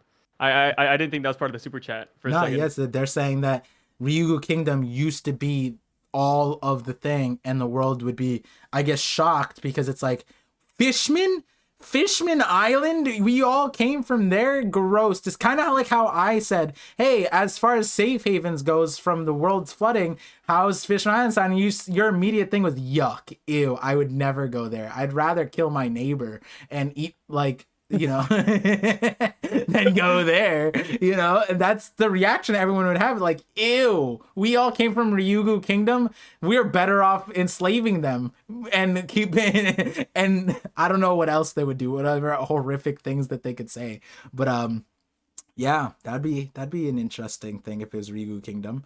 I would like that, but I would feel like it's a hard thing when a series limits the scope. So what I mean by that is that like we'd want this to be a new thing or a different thing like that would expand our world. Making it Ryugu Kingdom would limit the size, right? It would make us less Moon Piece than we are bottom of the ocean piece, right? And there's not, I'll be honest with you, there's not much going down there. Let's be honest. There's just it's a bubble and a forest. Kind of boring under the sea. And if this means anything to you, not even the fish want to be down there.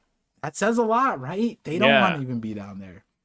So if the world floods and you were in the world of One Piece, would you fornicate with the mermaid to ensure that the future generation survives, or what would you do? So like the world, like our population was limited too, right? Like that's what you're saying, like yeah. Like it sank and people also died along the way, and there's only mermaid options. Yeah, I'm in Mermaid Cove right now, and there's it's just me and a bunch of mermaids. That's what you're saying. The scenario. Would you do it?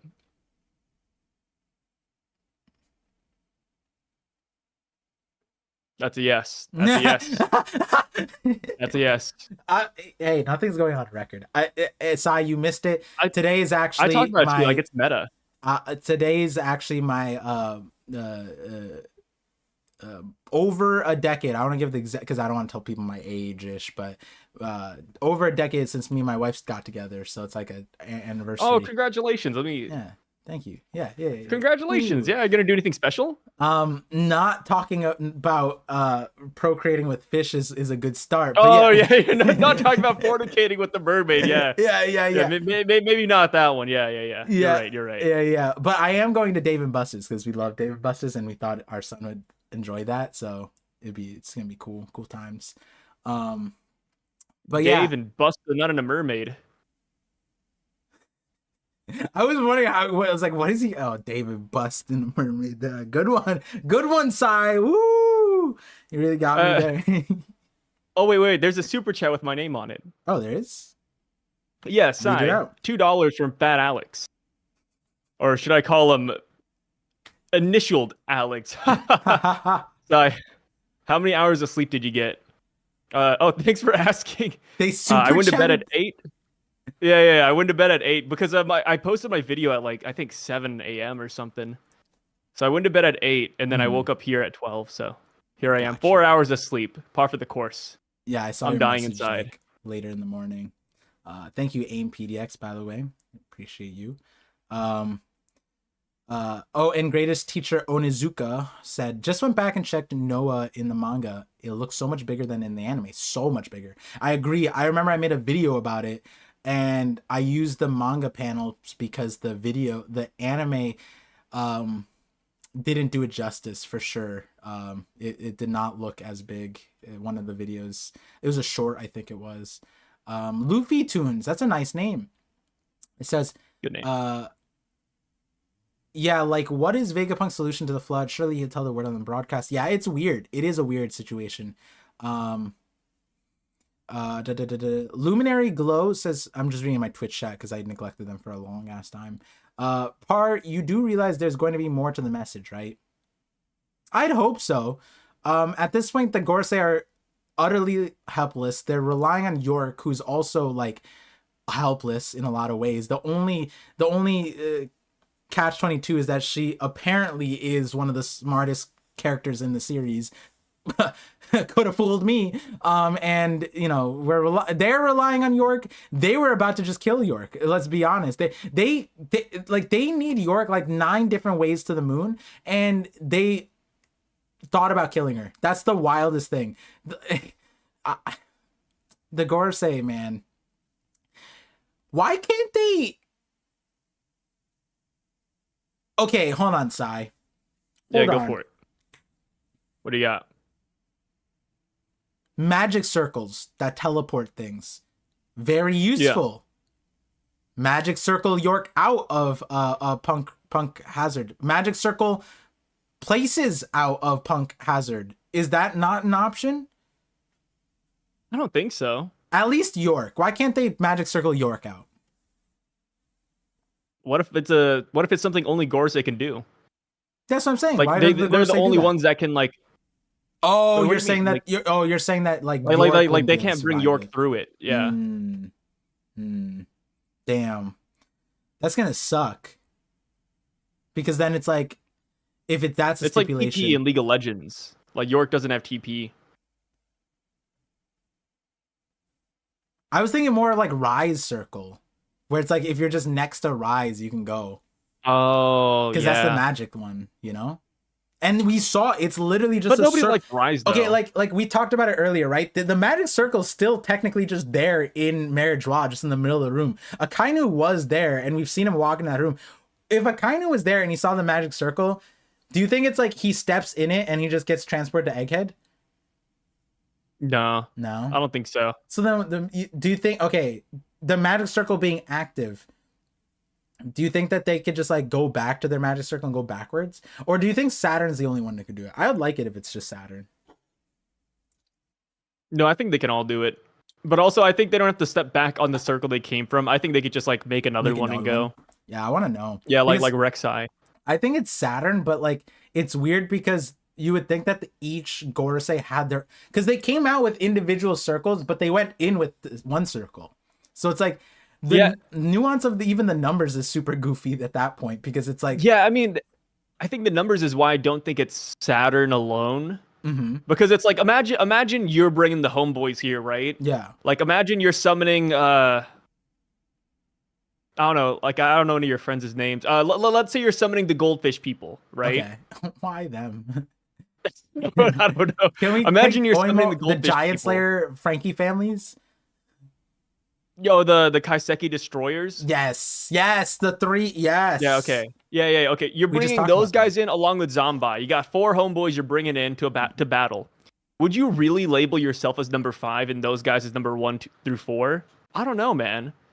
Like I feel like if I was summoning everybody in, if you were Saturn, man, I'd be like number 1. You know, I'd have like a gold star up there. Nah, dude. At least that's the one good thing about Saturn. He knows he's the worst. If that's the case, if he chose the numbers and put them higher, he's the worst one, dude. He's getting held off by Usopp, bro. Usopp, Nami, and he straight chopped Chopper, and he has a Venom thing. Chopper should be deceased after this arc. He literally, if Chopper's not crippled, lost a limb, No. Saturn just turned off the poison. He turned it off for a little bit. You have to remember, he's not taking the fight too seriously. I thought that was Venus. You're telling me Saturn too? Nobody here is taking the fight seriously, right? It's the Gorosei. Oh, these filthy vermin. Oh, you know what I'm gonna do? I'm gonna stop poisoning right now, even though that was one of the characteristics of this weird hybrid new form that he got, that Sandy was like, I think it was Sandy was like, it seems like everything he touches melts, and then he just happens to not use it every single time he needs it. I can't with this guy. It's crazy, you know, the fact that he's not trying, even though he says, I have no time to deal with vermin like you. Yeah, imagine like I have, like, my house is on fire and on my porch are ants and like I'm, instead of like stepping on them, they're holding me back, and I'm like, I could dude, you know how cursed that would be? Like imagine your house is on fire, your goldfish homeboys are inside the house and they're like, Par, please save us, and then 5 giant ants are like holding you back and you can't go inside the house. Yeah, and like, you're right, they are like oversized ants at that point. I'm using the force of God to kill them. Just boom, and running into the flaming house. No, you'd be holding back. You would be holding back, Park. Come on. Yeah, and in this case, poison is me using. I have raid spray. I have instant kill bug spray. That's what Saturn has. Have you ever taken into consideration that you can regenerate? Like. Par, you can regenerate though. It's fine. It's fine that he's abysmally weak and has failed in every situation. He can regenerate. Thanks. Everyone in the Vegapunk's message is going out, but Par, have you ever stopped and remembered that you can just regenerate though? It's no biggie, dude. It's no biggie. What me and Sarah are joking about is just an extension of the fact that anytime you slander the Gorosei in any light of like power or whatever, it's like, but the regeneration, the durability. For some reason, people think it's durability. Don't forget, Par, Saturn is fighting against God Usopp. Oh, you're right. That was a funny thing. My thing when I looked at that panel, he's the one person we can't actually see what he did. Everybody else. Yeah. Like Nami's over here. Nami and Zeus, I mean, they're going in. Nami caught Robin, jumped off, and Zeus was the main thing, and he's the only thing that realistically could stop Saturn here. Dude, you know what's so crazy? What? So Usopp used his entire arsenal on page 1. Page 1 took no damage, right? Yeah. Imagine Usopp does a simple explosion like that, and Saturn's like, like losing arms. Like, what would that say about that durability, bro? Oh, come on, Sai. You really telling me you don't understand how power scaling works? It's said that after every Zoro said this, after every island they get stronger, so that means that all of Usopp's bullets get stronger after every island too. Yeah, all of Usopp's bullets get stronger. His ammo just levels up like an RPG. Yeah, you have cleared one. Maybe that's it. You have 100 plus ammo, 100 plus effectiveness against randomly bugs. Yeah. Perfect. I guess you could say that maybe Usopp found really good fertilizer in Wano. Yeah, And that true. did level up the plants. I guess that could be a fair one. Yeah. But I don't know. Where is this panel? Man.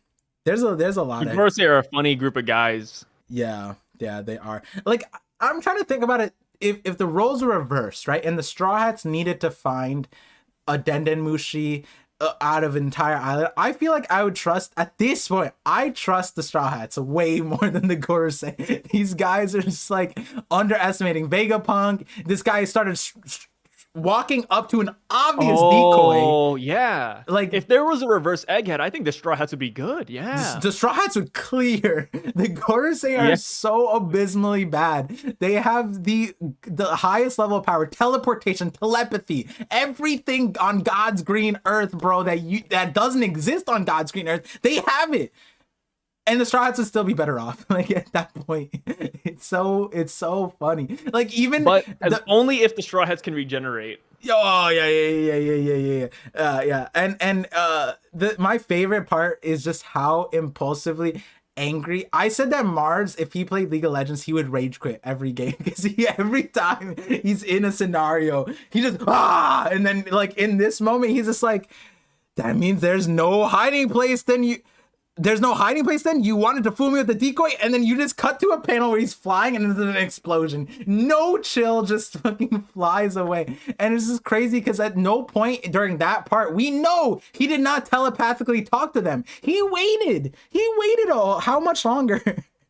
to start talking to them. Oh no, he didn't even tell them. They asked him. They're like, wait, it hasn't stopped, Mars, what are you doing? And he's like, oh, I'm so sorry, that wretched Vegapunk, he should have muted all. Yeah, he should have muted the team chat. The minute he started feeding and Vegapunk won, he lost the lane. Just mute the team. Yo, this is when the jungler fumbles like Baron or something like that, and he just is quiet for the rest of the game. He can't say anything. Like, when you see the 4 Gorosei look up, it's like when you see the notification that says that somebody took Drake, it's like, what? Yeah, they missed Smite. Weren't you at the pit? Yeah, weren't you there, bro? Why didn't you do it? And then he just your smite's up, dude. Come on. Yeah, start pinging him. He was toxic all game, and then he does this, and then it's quiet. Yeah, what are you doing, Mars? Just question marks popping up right next to him. The missing ping from the whole team. Yeah, missing ping. Where is he? That was I kind of feel bad for Mars, bro. That was one of my deserve it. favorite parts of the league, is the missing ping thing. Because I wouldn't toxic, but man, ping toxicity is one of my favorite things. You just start spamming with missing pings. Oh god. I'm gonna mute all the pings. I don't need comms.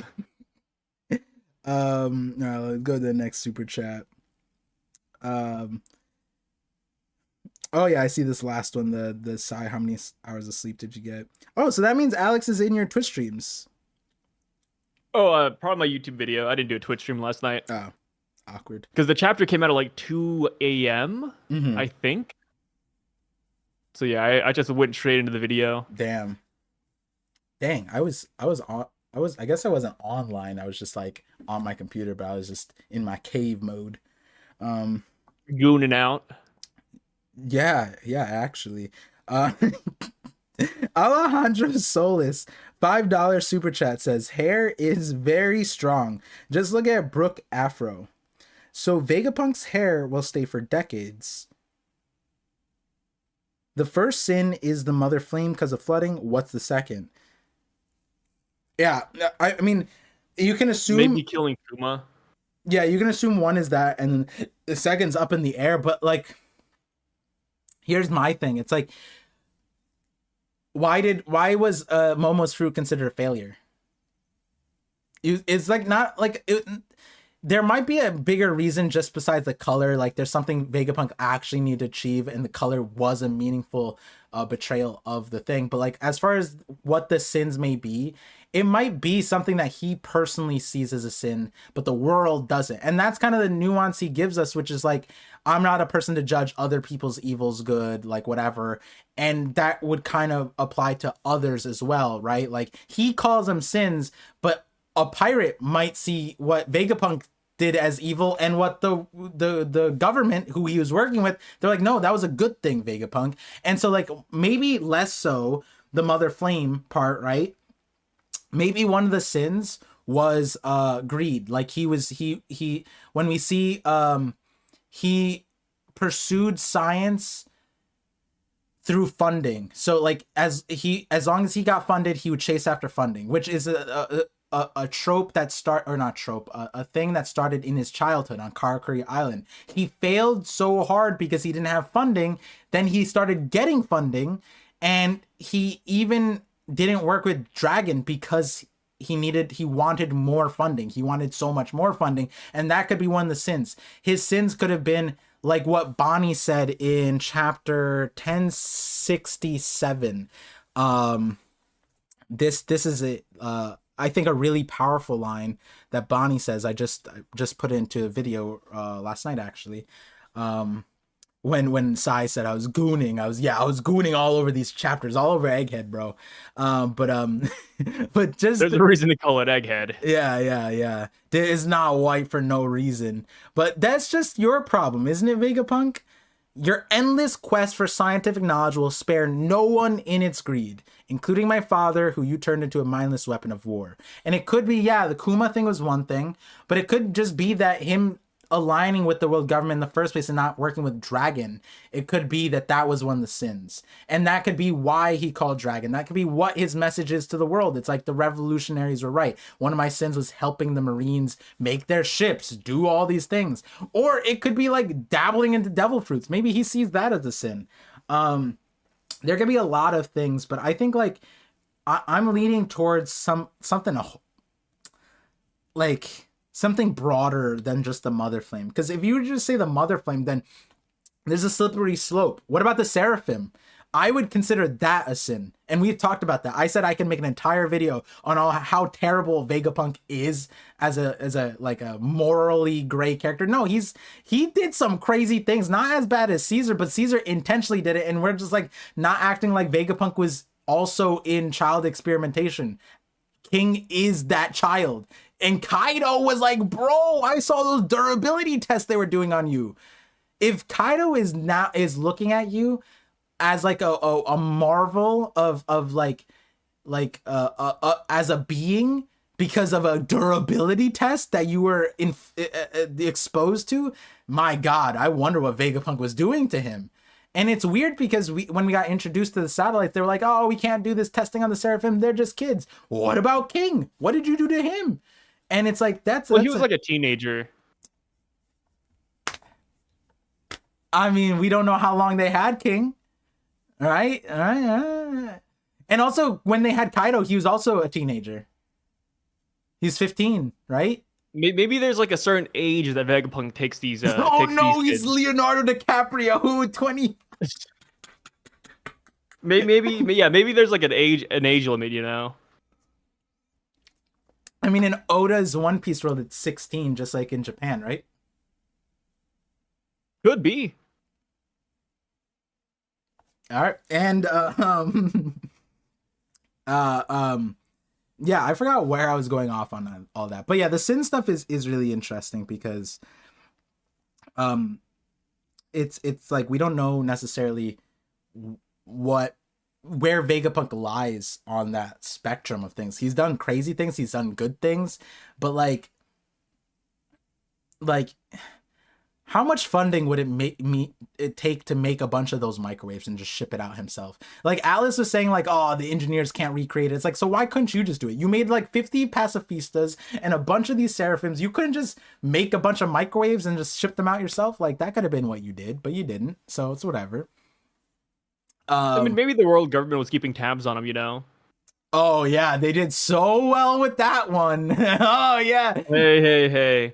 You can't let this one little event, you know, ruin your image of the world government. Wasn't it like 6 months of sending Cypher Pole agents just to go missing? Literally, they went through Cypher Pole 5, 6, 7, 8. They didn't even try 9. They just sent 0 afterwards. And they're like, I wonder where these guys are going. Couldn't be Vegapunk.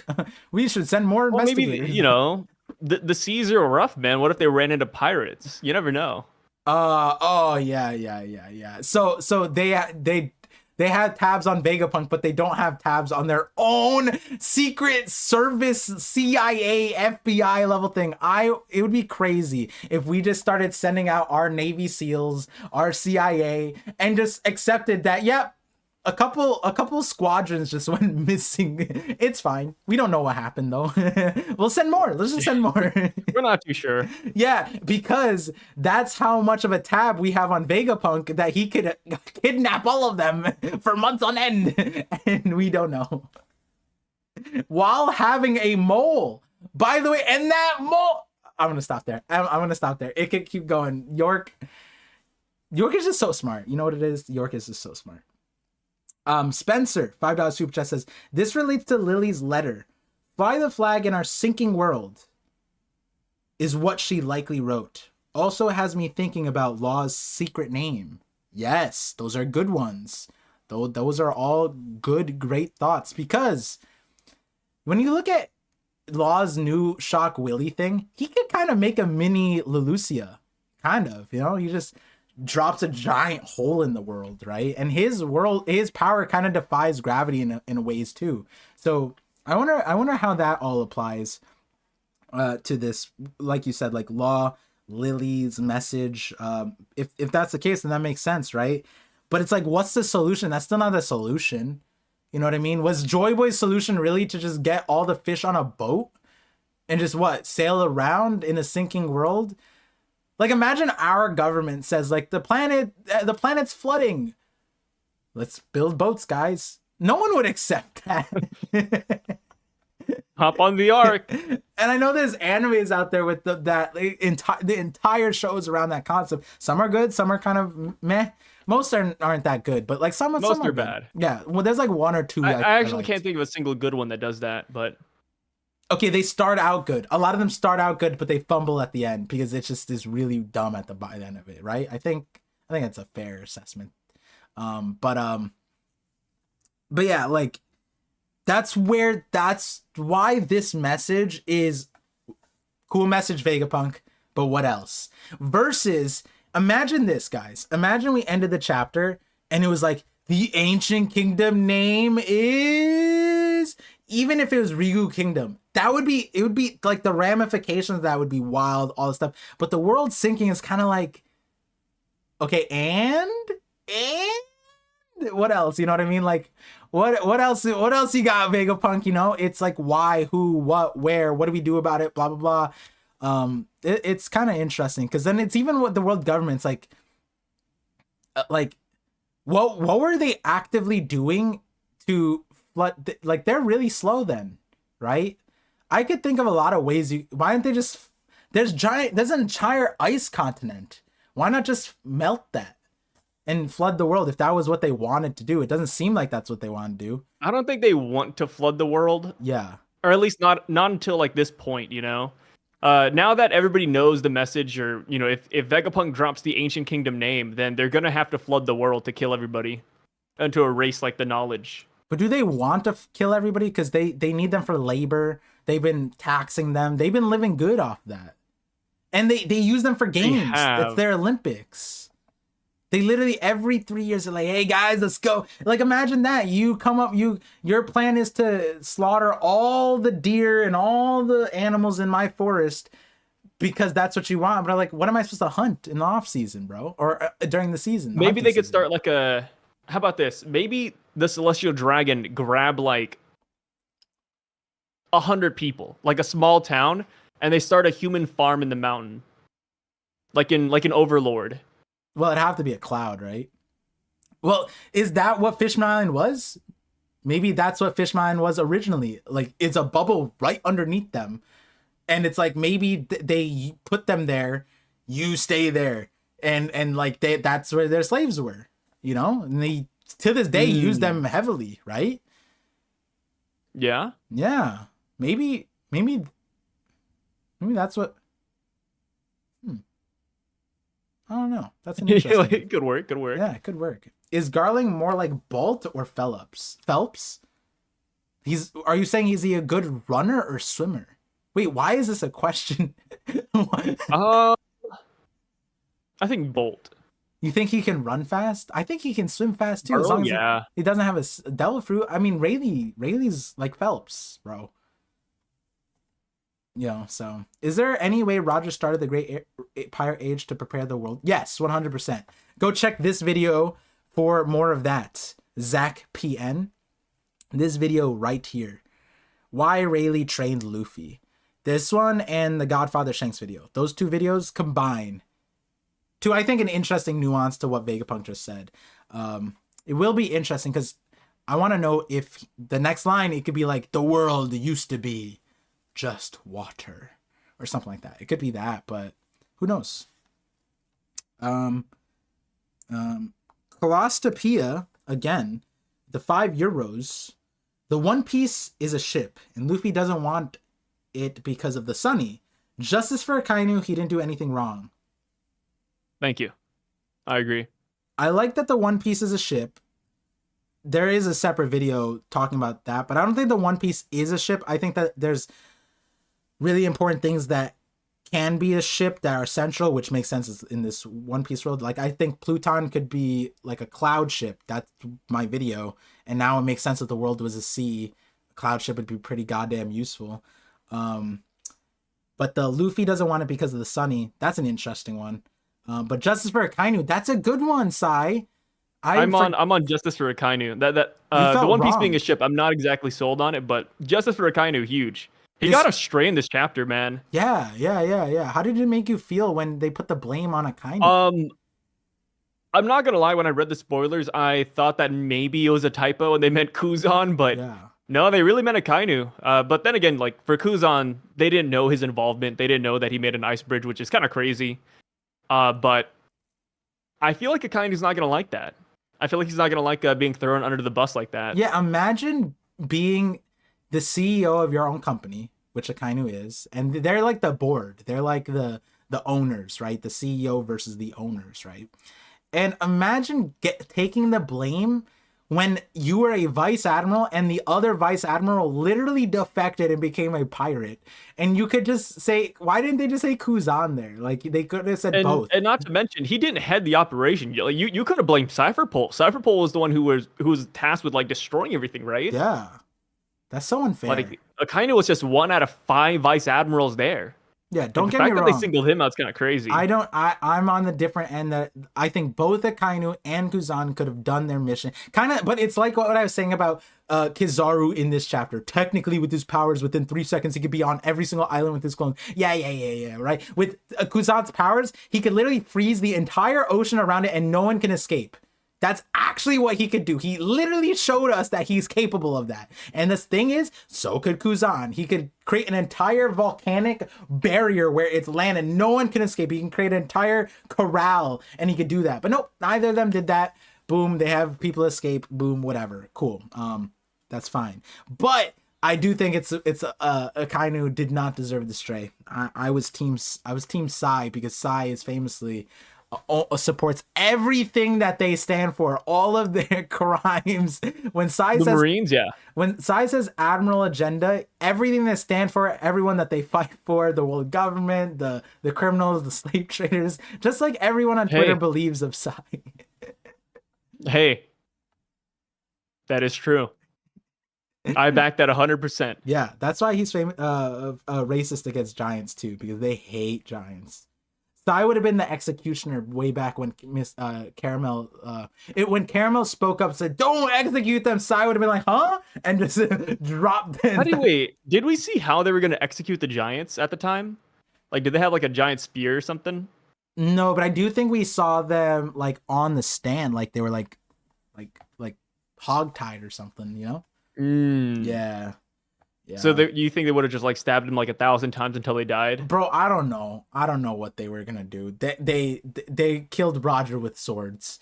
Roger could have easily just armament hockeyed and shattered everything. You know what I mean? Like, his mustache could have parried the swords at this point, because that's what Warcurry did. You can't tell me that the King of the Pirates couldn't have done that easily. You know.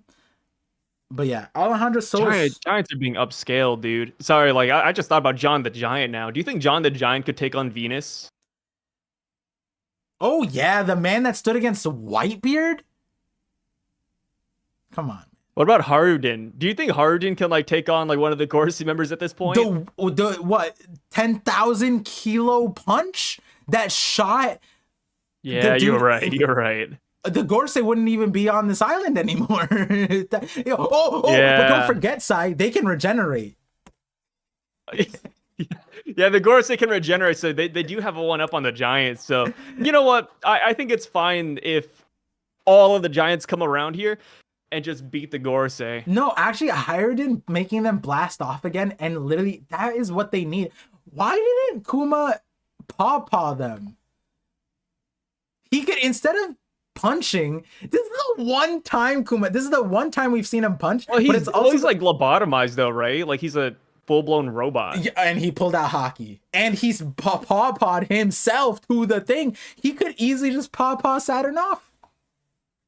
Yeah, he could have went in with like a mean palm, you know, do the damage and send him away at the same time. I think that would have been really effective. Yeah, he never slapped him, and it's like the one time he should have slapped him. But maybe, you know, it wouldn't work because Saturn has so much hockey, you know? Oh, yeah. Not enough hockey to coat himself against the buildings, though. Or need the maybe regeneration. Saturn regenerated and he just spawned back in that one spot. Wait, what? Wait, huh? I don't know. That doesn't make any sense. Yeah, I was like, I'm trying to give regeneration a bunch of powers it doesn't have just to make it even more OP. Roots is right. They can just TP back with magic circles. But you know how comical it would be if they were just flying away. But like with Pawpaw Fruit, he could send them flying for like 3 days or whatever, right? That's what he did with the Straw Hats. Or Sentimaru said that. And so it's like, imagine that. They were just like, they couldn't do the summoning circle because they were just in a bubble flying away. Like, damn it, we gotta wait.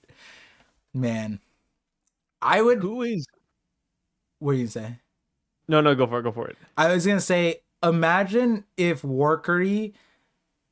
At this point, Workery can't have the same treatment as Saturn, meaning like he can't lose limbs like the way Saturn did because he just demonstrated the insane hardness passively against Luffy. You know how comical it would be.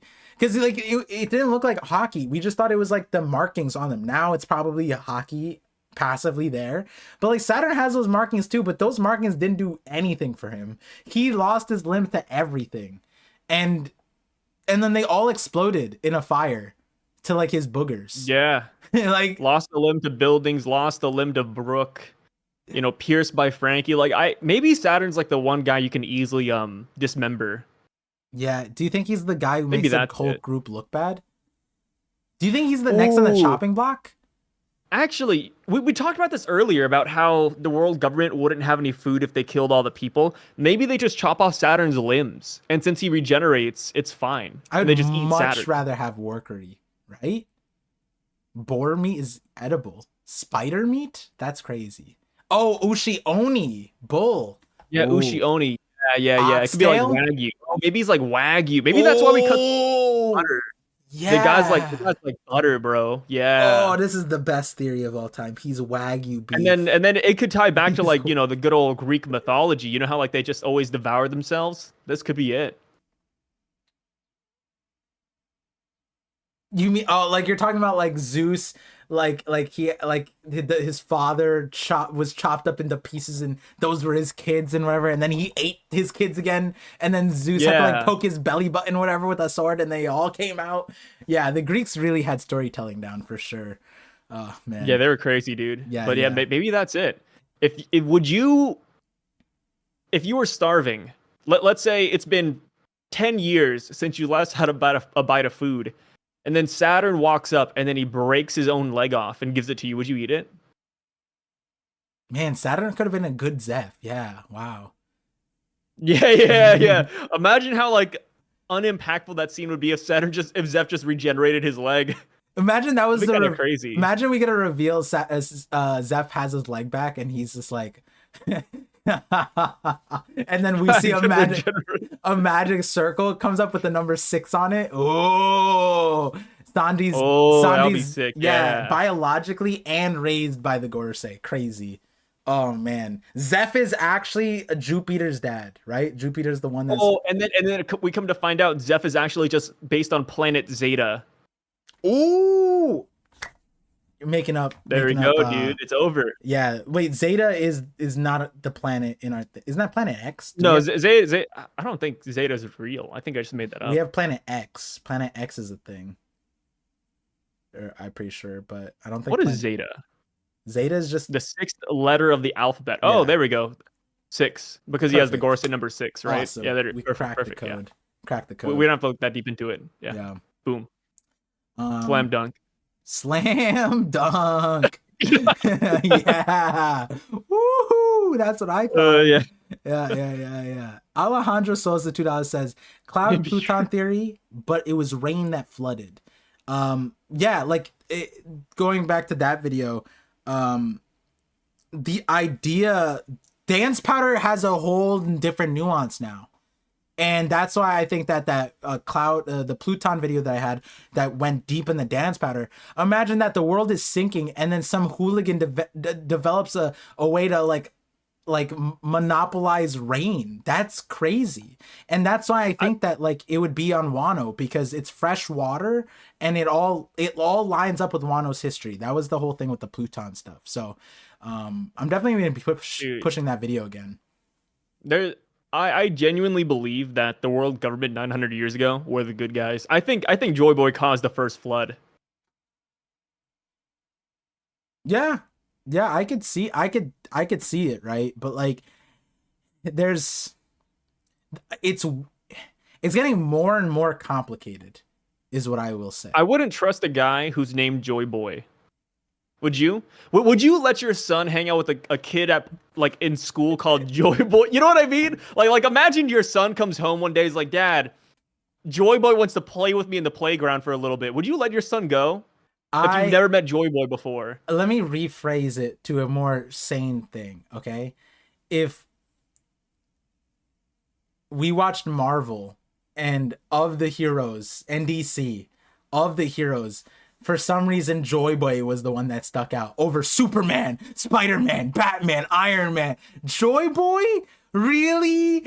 Come on, son. Let me get you a real hero. Let me get you a... Yeah, what does this dude? What did he do? Smile? What did he have? Dental insurance? Come At least get Wonder Woman. Come on, Supergirl, one of those. Come on, what is Joy Boy? Get that lunchbox out of here. You know what I mean? Nah, I wouldn't do that, but like, I get what you mean. It's like, man, that's why I think that Joy Boy was a nickname that was lost. Like, it was a nickname that a select group of people called him, but Nika could even be a pseudonym. Nika might be a pseudonym. Joy Boy, I think, is a pseudonym. Just like how Luffy is known as Lucy on Dressrosa. Just like how Luffy on Wano. He probably has like a real name that we don't know of. Yeah, is what you're saying. Yeah. There's probably a name that we've heard of, but we just don't realize that was Joy Boy. We actually have a real life example of this, of a guy that has a lot of pseudonyms and people forget his real name. Johnny Sins. He's perfect. Yup, man, of every job. Astronaut, king in space. Man, when SpongeBob was talking about president, teacher. Man. Oh my God. Now, would I want my son to be hanging around with a guy named Johnny Sins? I don't know.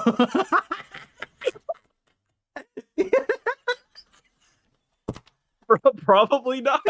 You probably wouldn't want that.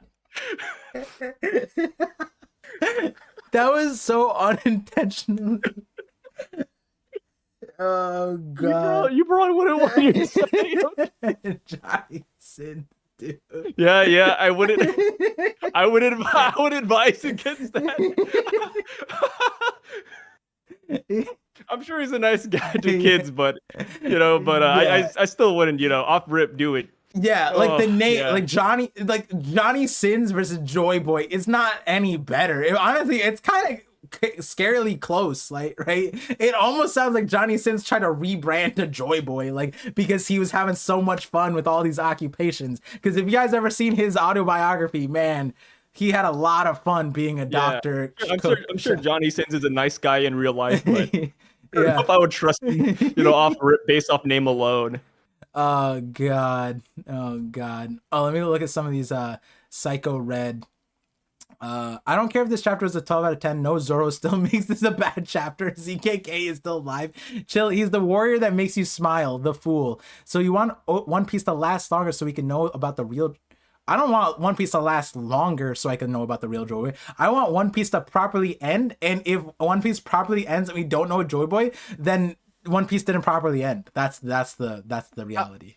How would you feel if by like the last 20 chapters issue of One Piece, like it's ending, everybody's having their final fights, we're about to find out what the One Piece is.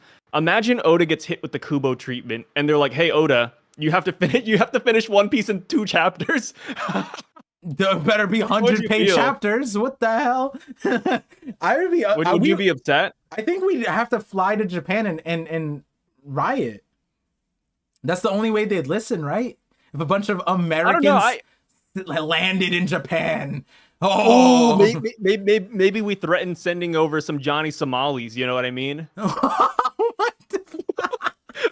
thought you were going to say something way more out of pocket, and then you said that. And I'm like, we've cloned Johnny Somali. There's 1,000 of him. We're gonna drop him in Japan if you don't let. Not the strongest of us, but the most obnoxious of us. Like. For people who don't know who Johnny Somali is, God bless you, because you're probably living in a better timeline. But this guy is a creator who specifically went to Japan to harass people and was like spewing out like, haha, you got nuked and stuff like that to people. Like, he's a hyper racist. Yeah, and it like the Yakuza was about to like clap his ass. I think he did get he got like beat up by a Yakuza, didn't learn his lesson, then got beat up by normal civilians. And then he came back to the States, and then someone in the States beat him up. Like, and then I think he still didn't learn his lessons because he started doing it elsewhere. But I don't remember. But yeah, that's why Sai, instead of going with the traditional thing about the U.S. sending over things, and he could have said the little boy or whatever, and it would have been a dark joke. No, he said the darker joke, which is sending over a guy who's so obnoxious like that. Oh my god, Johnny Somali, man. Whew, where is he now? I think isn't he arrested? I don't know. I imagine he's on Kick, right? So. Wasn't he doing it while on Kick? Yeah, he wasn't a Twitch streamer when he did it. He was a Kick streamer, right? Or was he a Twitch streamer? He's arrested in Israel right now because he was harassing he was harassing people. Yeah. He did. He harasses everybody. We could say this. Johnny Somali is a hyper racist, but at least he's racist to everyone out there. It wasn't just that. No, he undermined and underestimated the essential apartheid situation there, where he forgot his like appearance in that regard and the obvious racial problems that come with being a little bit darker in current Israel. And so I think he was went up to like the IDF and said something. He's like, yo, let me do it. And they're like, no. And then they arrested him. And then he started screaming out, I'm American, let me go. Yeah. I remember the most obnoxious guy out there. And ironically, that was like, yo, like, I don't even know. I felt bad for him. It's like he's at that point, his ignorance, it felt like he was genuinely being ignorant about a situation, but his ignorance thought that everyone was way more wholesome, right? Whereas in Japan, his ignorance is like, oh, they won't care. I can get away with this. That's messed up. But it's like, bro, why would you prey on people's innocence for content like that, right? And that's the issue with him. But man, that is a hilarious. He could get like a Dragon Ball GT spinoff. He's on the grand tour around the world, bro. I was just gonna say that. Like imagine what country he's going to next. That was one of the more out of pocket. Where are they now? Where are they now? Yeah, he's in prison in Israel. Like guy's gone. Yeah, like, and it's been like 4 years, right? In my mind, my favorite one is the Spy Kids kid. Where is he now? He's married to Megan Trainor, and that's like, oh shit, wait, what? And yeah, he's like a really like that curly headed redhead kid. Yep, he's married to Megan Trainor. Whoa. And then where's Johnny Somali now? Arrested in Israel. harassing. Like that is a crazy. Who's he gonna harass next? It's like It's like worse than the drug addiction one, where it's like, where are they now after a drug addiction? It's like, where is he now after his world tour of harassment? Like, oh, you know, no. I feel like Johnny Somali's like our version of the Vegapunk message. Like, we want more. Well, maybe we don't. Okay, we don't want more, but like, you know, what's coming next? What's coming next? That's a better way to put it. No. God, how'd you bring up Johnny Somali, dude? I think you brought up Johnny Somali first of all, and second, I think bringing up Johnny Somali is very generous, and you just inserted him like you did with the rabies earlier on in the stream. You know what they say? The mind wanders, Par. The mind wanders. Fair. We're both plagued with wandering minds. I got it. We're there. Not known as ADHD, just known as wandering minds. The nicest way to put it. Anime Dimensions of the 16-month supervisionaries said in Dressrosa arc, in Dofi versus Law's fight, Dofi uses his crew moves. Wait, what? Dofi uses his crew moves like Lao Ji Kempo. I think this is foreshadowing Emu using all Gorsei moves. Did Doflamingo use Lao Ji's? Did Doflamingo use? Did he? Yo, I want to see that Doflamingo. Wait. Okay, I'm gonna pull up Doflamingo's move list here. I need to see it. Yeah. Do that. But hey, this is a supervisionary 16 months. His name is Anime Dimension. All I'm gonna say is I want to be in that dimension. Maybe that's some shit the anime would do, honestly, in how much they stretched out Dressrosa. They added like an entire year's worth of anime in Dressrosa. I wouldn't be surprised if there was like a moment Doflamingo was just like Doflamingo, and it's like emphasize the G. The G. Doflamingo. He's just like super yoked. I want that though. I can't find any abilities that relate to any of his crew. Doflamingo! That's too good. I need to turn on the fan. I'm laughing too hard. Oh my god, I'm causing global warming right now. Oh, god damn. Yeah, there's a G. Yeah, there's Do a you G. shave your armpits? Do I shave my armpits? No, I don't. Why? Was there a stain? No, I was just wondering. Oh, it's hot in here. But yeah, I like it. I like it hairy, you know what I mean? Like it natural. I shave pretty often, dude, from head to toe. Yeah, that's why we're opposites. That's why we're the dynamic duo. Opposites. I could donate some of my hair to you and I'd still have some left over. Like, I just shaved my leg hair the other day. You also And people think that's weird, but it's like, dude, I'm aerodynamic, man. You put me in water, bro? Come on. You put me in water, man? I'm about to strangle that goldfish lady, you know what I mean? I'm ready for a fight, dude. Why in is the water. strangling the goldfish the first thing you would do as far as being aerodynamic in water? There's so many other things that you could do. Oh no.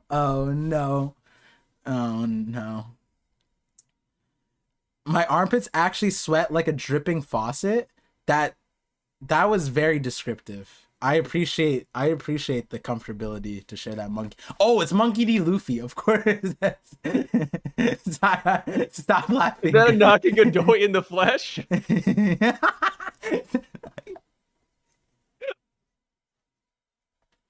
Oh yeah, Oh, Inaki man. just came and admitted that on stream. Thank you, Inaki.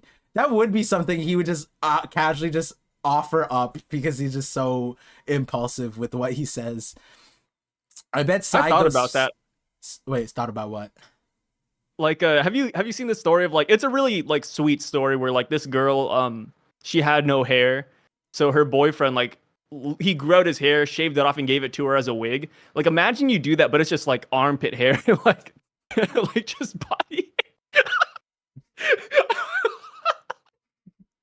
It has to be. I'm pretty sure it has to be really long in order to do that. But also, that's nasty. But what if they're going for a buzz cut? They're going for a buzz cut? Yo, I mean, like, there has to be tiers to wigs, no? Like, they never tell you where the hair is from. Yeah, yeah, yeah. But It there's could be like, like seals, right? Like, 'cause seals have like really short hair. Mm-hmm. What if they're going for that look? A seal. Yeah, they go to the make me look like a seal, brother.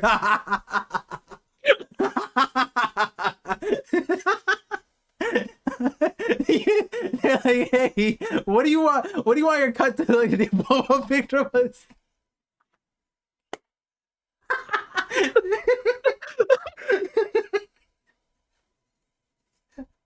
Dude, I'm sorry, man. I just woke up. All these, the mind wanders early in the morning. I'm gonna go to my barber and bring a picture of a seal. I'll be like, just like that. They'll be like, Give me one of those. Give me one of those. Oh god. Yo, the seal cut is crazy. Damn, we got here from Doflamingo. That's insane. Yeah. So Dofi does not use Lao G Kempo, I don't think. But can he? Will he? I'm on board, Anime Dimensions. I don't see if you updated in the chat, but yeah, this give Doflamingo everything. I'm down, give him everything. Gary Bloodworth, $5 super chat says, am I the only one thinking about that big ass bridge the world government is building? No, you're not. But you're in the right place. Not everyone's thinking about that bridge. We gotta shout it from the rooftops. Tequila Wolf, everybody, tequila. Well, why is it named Tequila Wolf too? That's probably intrinsic. Maybe it's like they're trying to deliver Bink sake, and Bink sake is actually just tequila. Wait, your theory's out. Right? Your theory? What theory? The Shanks Mihawk one? Oh yeah. Tequila Wolf? Celestial Dragon family that's been doing it for 800 years? The Wolf family? What if it's the Garlings? Hey. Wait, maybe Shanks, the alcohol connection names. Tequila? Wolf? Yo! Whoa! Wait, hold on. Hey, there's a part 2 coming out. And we cooking up a storm. Tequila Wolf, huh? And it have to Wolf. be. It would have to be a family from 700 years ago. What better family than Shanks's? Like, I mean, yeah, there are other families, but one we know of, and it's like you already made a video about it being a wolf, the whole thing. Hey, I'm writing that down right now. Yeah, write it down right now. Write it down. Next to Johnny Somali and the seal haircut. We talk about this every podcast where it's like, in order for people to get to these good ideas, they have to go through some wild ass shit. Isn't that crazy? Dude, it's like, is it worth it? I don't know. It's like Vietnam, bro. There's a landmine. It's the shithole down over here. There's all kinds of booby traps on here. But Tequila Wolf being Garling's family is crazy, and I like it. And that would honestly fit my Godfather Shanks theory too, about his whole like thing being connected to the slave trade, stuff like that. Damn. Who? San Juan Wolf. Oh yeah, San Juan Wolf is an interesting one too. But we don't know anything. San Juan Wolf, but also he is a giant, so there's something interesting with that. And it is a giant bridge. It is a giant bridge, but it's not made for giants. Don't get it twisted. It's made for people. Yeah. Yeah. We're racist. I love how random shit you guys discuss just connects to yeah, all the time. That's how theories are born. It's born with random I mean, that's technically how we're born too. It's just a bunch of gooning. The chaos theory. Yeah, it takes gooning to make a kid, Let's see. The chaos theory. It's the chaos theory. I think that's from like an anime. No, chaos theory. They couldn't explain the plot anymore, so they're like, "Hey, chaos theory." Oh, I was like, wait, chaos theory is a real thing. It's like I mean, like geometry. The anime just uses that to explain just everything that they're doing. Now I think about it, math has gone towards more like now, like back in the day we had what Pythagorean's theorem. Ooh, who's Pythagoras? Find out it's just about fucking triangles, bro. Yeah. But then sacred geometry. But now we're in like quantum entanglement. And what you just said. What was what you just said? Cloning Johnny Somali. No, not Chaos theory. Yeah, like now, damn, I want to study. Imagine graduating, getting a PhD in chaos theory. Who are you, Dr. Robotnik? That'd be like New Game Plus for college. Yeah. And the thing is, you can actually go into college and probably master and get a PhD specifically in chaos theory. It's just that if you were to do that, you're a madman and you have no, like, you probably are living like 100 years in the future because nothing you're studying is realistically effective. There's some stuff. There's some stuff. Like, there was this thing where they applied chaos theory to a defibrillator, and they found that by following the rhythm of like this this formula that they're using, that was aligned with the chaos theory, they found that the defibrillator was more efficient in reviving dead mice or something like that. So they would like put the mice in like a state, and then I think it was mice. I don't know. I doubt they were testing on people, but yeah, it was. I think it was mice. Yeah. And so they tested it. Don't you think regular defibrillator versus when, like, because we have like things that tell you when to use it, like the electric thing that you can get off a wall at some places and tells you when to use it, but they use like the chaos thing, and apparently it's more effective that way. So it's interesting. I didn't even know that. Yeah, there's a video of Veritasium video about that chaos theory on YouTube. It's really cool. Showed a bunch of my friends it. Do you think humanity has tried out every possible thing, and that's why we know that like the world is the way it is? Because I think about this sometimes. Like, I feel like if I was back in the medieval ages, the minute somebody dies, I'd probably just like cut their head off, put their brain in a jar, and then hope that not that I could bring them back to life, but that we could feed off their knowledge. Like, maybe you feed their brain to somebody, or you drip out some brain juices and make a little smoothie. The thing is, a lot of it's human rights and the thing is, a lot of our medical science, unfortunately, came from the various regimes in World War II that said, hey, they crossed the line. Who cares about human rights? And like in Japan, Unit 731, or I guess that's the progenitor. I think it's them. They created the degrees of frostbite. How do they test the levels of frostbite? You ask? That was awful. Yeah, they tested it on people, but that ended up being valuable to us. And then with the Germans came up with a bunch of different things. And we have their journals, and we learned it, and we don't repeat their stuff, but there is also a nuance that a lot of like the psychologists and stuff like that, you can't repeat the experiments that they did just like 60 years ago. Just 60 years ago, they were on some wild stuff with it's like you don't even need to be like a modern person to know, like, yeah, maybe doing this is going to like torture somebody and children. But yes, I like this comment though. Cosmic Goatee, is Sai a mind flayer, bro? That's funny. I wish. Also, Anime Dimension 5, they say about Dofi using the crew. Check chapter 761, page 10. That's really good, actually. He uses Lao Ji's Diamante move. Dofi says, we taught you everything about fighting. I remember that now. I remember that from the anime too. Oh, you're right. That everything. Oh, Doflamingo's my favorite, bro. He's so cool. Dude, I think he was really efficient when it comes to like producing Smile and the underground weapon factories. Oh yeah, and using the Tontadas. I mean, I think he was that's why he's one of the best characters. Like, the things that I could say about Kaido or Big Mom, I can't say about Doflamingo. The things I can say about Caesar, I can't say about Doflamingo. He took what he had, what God gave him a lot, but also they took it away. And he came out the way he was, and it's like kind of cracked, honestly. How much of it is treble? Well, that's a different conversation, but oh, there we go. Diamante sword, Laoji. Wait, this implies that Law also knows Laoji's martial arts. Because what he's saying here isn't, he's not using it. It's different. What he's saying is, I had no intention of letting you eat the fruit. You repaid my patronage with betrayal. Diamante's sword, Laoji's martial arts, Gladius artillery. We taught you everything you know about battle. So he's not necessarily saying that he can use it. He's saying he knows about those varieties, from swordsmanship to guns to martial arts. He knows all this stuff. That's why Law is so competent in doing all this stuff. So he's saying, I'm actually grateful you gave me the power to take you all down. Now, when Law says that you gave me the power to take you all down, is he saying that he knows how they all work and all of their abilities so he can counter it? Or in your case, would it be that Law and Doflamingo are able to use Laoji's thing? I think I'm going with the former idea rather than the latter.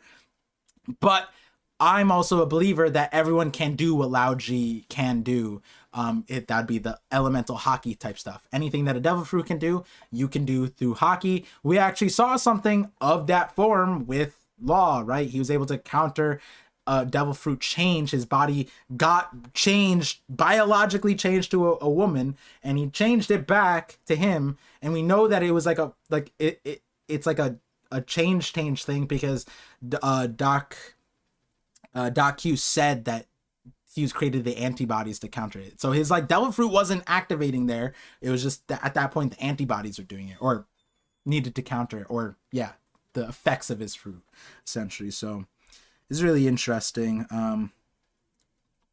But it'd be like I don't know, who's another example? I guess Rayleigh you could use Rayleigh as an example. It's like Rayleigh taught Luffy everything he knows, and he used a bat or whatever. But it's not like Luffy learned anything about how to use that, right? But he saw a top tier swordsman use it, so it's like I would imagine that's kind of what Doflamingo's saying. Like, you were taught by this variety bag of characters, essentially. So, yeah. Off brand, I like that name. $2 super chat says, who will be Bellamy's end of series opponent? Y'all are my favorite couple. Couple of YouTubers. Thank you, Sai, for finishing the statement there. I got you. Yeah, I think it's because it was $2 super chat, so he's limited in characters, so he couldn't finish it. That's why he definitely. You're cutting him off, huh? Yeah. Oh yeah, it's me, not big boy YouTube over here. Dang, Mimoji came out here with fired. I don't think Doflamingo's a good character at all. I think he's morally good, but whether or not he's a good character in the other aspects, I don't know. I think Doflamingo is cool. I think he always shows up, and when Oda puts the focus on him, he's gonna be cool. But it's in hindsight, am I gonna say he's cooler than King? I don't know. Is he cooler than Cat? I don't know. But when it was Doflamingo's time to shine and he was the focus, he always gives him the top S tier treatment. The last laugh. Yeah, Doflamingo gets that. So I'm sure he's going to get that later on too. Profit. And there was even a little Vivery card thing where Mihawk at one point, his original design had him looking like Doflamingo, bro. Ooh, really?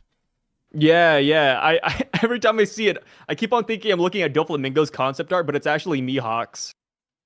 God, thank God. So Mihawk originally was the guy who's supposed to wear the glasses all the time and have the little a buzz cut thing going on, like Slim Shady. Not Slim Shady, but Marshall Mathers. Have the dopey aesthetic. He's just a white guy. Cool white guy. I think Oda's idea of cool white guy is just Eminem, because NL, and then you think he likes 8 Mile? Oh yeah. Yeah, Oda, 8 Mile's a good movie. Yeah. Oda's. I mean, the two coolest white people end up looking like Slim Shady a little bit. I wonder why. Let's see. Last super chat, Profit with $5 super chat says Skypiea could be man-made, and they charged at. Oh wait. I'm sorry. Wait. Do we answer the Bellamy question? Oh no, we didn't. You're right. Good go. We answered the couple part. Who is Bellamy's end of series opponent? Wapol. So this is going to sound blasphemous, but I actually want Bellamy to team up with Doflamingo. And they take down somebody significant or semi-significant. Yeah, they take down a Holy Knight. Oh. Yeah, Bellamy and Doflamingo working together. It would be like a dream and a nightmare for Bellamy. And then Dofi, this would be like his come to Jesus moment. I think that'd be pretty cool. Yeah. Oh, man, that would suck if Oda wrote it out where it's like Bellamy ends up joining Doflamingo by the end of it because he's just like, yeah, finally, Dad, you accept me. He's like that kid that he never wanted but used him the most almost. And then like now he's been thrown out. He's seen the world. I think Bellamy would turn him down. I think that would be Bellamy's arc. Ooh. Or Bellamy saves Doflamingo and then he just leaves or something. Yeah, that would be it. That would be it. Bellamy it shows him that he should have never abandoned him. Yeah. Now the full arc, if Bellamy was the main character, it would be that Doflamingo would join Bellamy's crew and Bellamy would have his own flag. He did a side quest as a flag maker to make his own flag and then we know Bellamy's not the main character. He was barely the main character whenever he shows up, so he's just a punching bag. I like Bellamy though. Yeah, Bellamy's cool. I liked when he came back and I liked how Oda used him. But the thing is, that's how Oda used him. Very apparently, as an imprint machine for Luffy's fist, both times. Bellamy and Jaya was peak though. Come on, like Bellamy over here beating up the Monkey Brothers. I hated those guys. I hated Noland, Cricket. I hated Roshio. Bellamy was like, to me, he was like an angel of justice. I just thought Bellamy's power was so dumb, but then he used it right. I think later on because he made like mini springs or whatever, and he was using it differently. Maybe I'm making that up. Maybe I'm mixing this with a different series. Wait, I don't think he did that. I don't think he did that. Yeah, I was just like, wait, I said that, and I was like, wait, didn't he do that? I feel like he did, where it's like he didn't have the springs, but he was like bouncing or something like that. Did I make that up? I think you made that up. Okay, I think you're thinking of a different anime. Yeah, I think there's another anime where somebody has spring powers and they use it like that. Yeah, I'm trying to Is remember. it My Hero? No, it's not. That's what I was thinking. Was it My Hero? Spring powers. Chat. Every anime you need to watch in spring. Okay, that's not it. Spring powers like Homeboy Bellamy. Spring powers like Homeboy Bellamy. Trying to remember now. Bellamy going to Sky Island should have been a cover story. Bellamy's not that important. Stop. It really should have been. And I have great taste. Thank you very much, Memoji. I like Bellamy fighting. You're thinking of the guy that Luffy punched. Huh? Yeah, that's the guy. Bellamy, yeah. But what? Yeah, that's Bellamy. But like, we're thinking of like a different guy from a different anime that has spring powers too. Unless this is another time where the anime for One Piece went crazy and they added that Bellamy could make mini springs. Maybe he's awakened. Yeah. Man, let me see Bellamy's powers. That's what the awakening would look like. One Piece wiki. Let's see. Post time skip. What can he do with this power? Yeah, I don't think I liked his power. That's what it was. It's kind of meh. He made a spring fist too. Ooh. That's kind of cool. That is kind of cool. Do you think Bellamy gets hit with recoil? Like he shouldn't. He shouldn't, yeah. But it'd be cool if he did. Like every time he does something with the spring, he just winces in pain. The stronger his ability, the crazier he gets. He can apparently he can make both of his legs turn into one spring. He's getting pretty fancy with it. He can turn into a whole he's gonna have the slinky attack. Yeah, I guess he could become a slinky, huh? Yeah. Huh. Oh, imagine. Oh, maybe that's how we handled Jupiter. Like since he's a worm, Bellamy just wraps himself around him like a giant coil. You're so right. Bellamy and Doflamingo would be the best ones to take down Jupiter. Strings in the coil. Oh my god, it's a match made in heaven. Slinky mythical zones. Actually, crazy. yeah. Guys, you heard it here first. When Bellamy's turns into a Slinky later on, remember who. Yeah, when Bellamy turns into a Slinky and swallows Jupiter, remember where you heard that one, guys. I don't know what the solid Jupiter part. The Slinky part is kind of cool, though. He could be like an impact dial. All right, that's too much. We're not going to make him an impact dial. Come on. You know, Bellamy, in a way, he's kind of like Luffy, where it's a weird ability at first with the Gomu Gomu no Mi. Yeah. Bellamy had a spring. It's like, Bellamy had a lot of potential. He just had to keep on going. Maybe Bellamy has like a spring 4. No, but that's like what you just described is exactly why when I was a kid I did not like Bellamy's power, because like off the rip, I don't know how you look at Luffy. Like he didn't know that he had rubber powers, right? But Luffy's just a better version. Luffy can do everything that Bellamy could if he wanted to, and he can, and he did, and he's doing it now. And like back then I was like, so he's a spring, so like Luffy can do that. Like when he was bouncing around, like, oh, But that's look why at me. it's so cool. I was It's like Ash and Gary, you know? Like they're like rivals almost when Bellamy showed up. It's like, damn, this guy's like the opposite of Luffy. No, but Gary was He's better. so similar to Luffy. No, but Gary was actually better. Gary didn't have the like. Gary went too far sometimes, and all of Ash's rivals started like whoever makes Nintendo the Pokemon. I forgot this thing. Who makes Pokemon? What's the company? Not Joshua. the games. The wait, what? What was it called? Game Freak? No, Game Freak's the games. That someone else makes the Oh. the anime. I'm not too sure. But they started making Ash's rivals start to beat their Pokemon to make them diametrically opposing Ash. It's like, no shit, everyone's opposed to beating their Pokemon. But like there are other Pokemon Company. I guess they're the ones who make it. But what's it called? Gary was just like super strict and he was mean. He's like, get out of my crew. If you can't handle the criteria of my thing, he's just mean to just his like Pokemon, Bellamy. right? Yeah, well, no, Bellamy like He had a crew. He had Eddie. He had but didn't Sarkis. He had Mary. Didn't he kill one of his crewmates or whatever?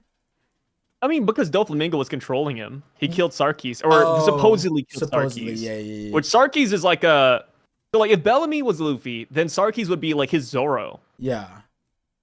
So and then Eddie would be his like Sanji. Yeah. But so like Gary in that scenario, he's a normal rival. He was just a little too mean, but like Ash was kind of crazy, bro. Like you can't just make fun. Like if you were a parent and your child, like, yes, every kid is out there becoming a Pokemon trainer, fine. But like my child thinks he can run in between two fire blasts or like cyber, like I don't even know what to call Mew and Mewtwo, like when they collided their psychic beams or whatever. If my kid, the closest beam, like frequently every single time, every movie, it's like, yo, Ash, come on, bro, you're a 10-year-old kid, calm it down a little bit. You know what I mean? Like Gary's right. He's more right than you are. The plot just didn't support him. Okay, you can't make friends with your Charmander's dying because you put water on it or whatever. You're hiding in a volcano in the middle of a windstorm. Like the power of friendship doesn't get you through that. Gary wouldn't have been in that situation. I'm sorry. I know I forget the whole nuance. I think he saved his Pokemon and he did it. Whatever. Cool. Power of friendship survived, but. Yeah, Gary was more right. Let's be honest. Gary was. I like Gary. Bellamy's not Gary. That's why I went off. Is Bellamy's not the right Luffy in this. Not yet. He's still going through his character arc. No, he's also, making flags. He's making flags. Okay. Yeah, character arc. Vinland Saga is the farm arc when he's a farmer, not a character development part. I don't know. It is. All right, the farm arc is important. Yeah. Bellamy's flag arc is important. Yeah. Let's remember when Bellamy's the main character of One Piece. Okay, he's not Zoro getting his own One Piece tales. I can only hope and dream. But also, one thing I just want to throw this agenda out there because I just got a comment about it again. But guys, the Thousand Sunny. It's called Gear 5th. Okay. That's it. That's my PSA. Oh, because people are clowning on you. Sorry, it's Gear 5, not Gear 5th, but it's like people are like, why is he saying Gear 5th? It's Gear 5 or 5 gear. And it's like, brother, Luffy says Gear 5th. He says Gear 4th. What are you talking about? Yeah, he says Gear Fifuso. That's the katakana. He says 5th though. Like literally when he transforms, he says it. Yeah. But people, I guess we got some Helen Kellers out there, you know?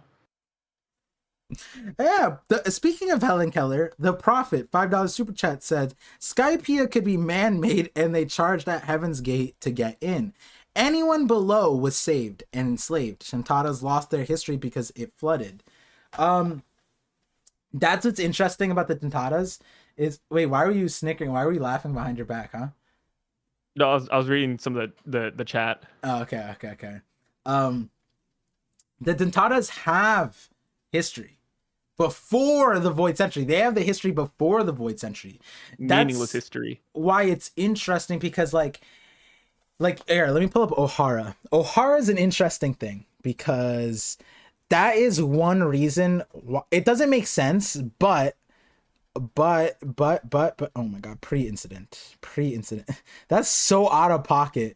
I look up Ohara and they just have like a burnt steak on the wiki page. Wait, really? Yeah. Oh, that's so cool. Wait, let me look that up. Yeah, look at this. For people who Ohara. You look at Ohara, they just, instead of having what it used to be, they just have this burnt pile of shit there. Like no, that's so funny.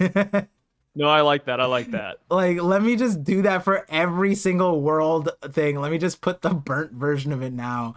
The Library of Alexandria. Nope, it's just charcoal now. Like, the Tree of Knowledge. So when you look at it, it has like this weird divot in it.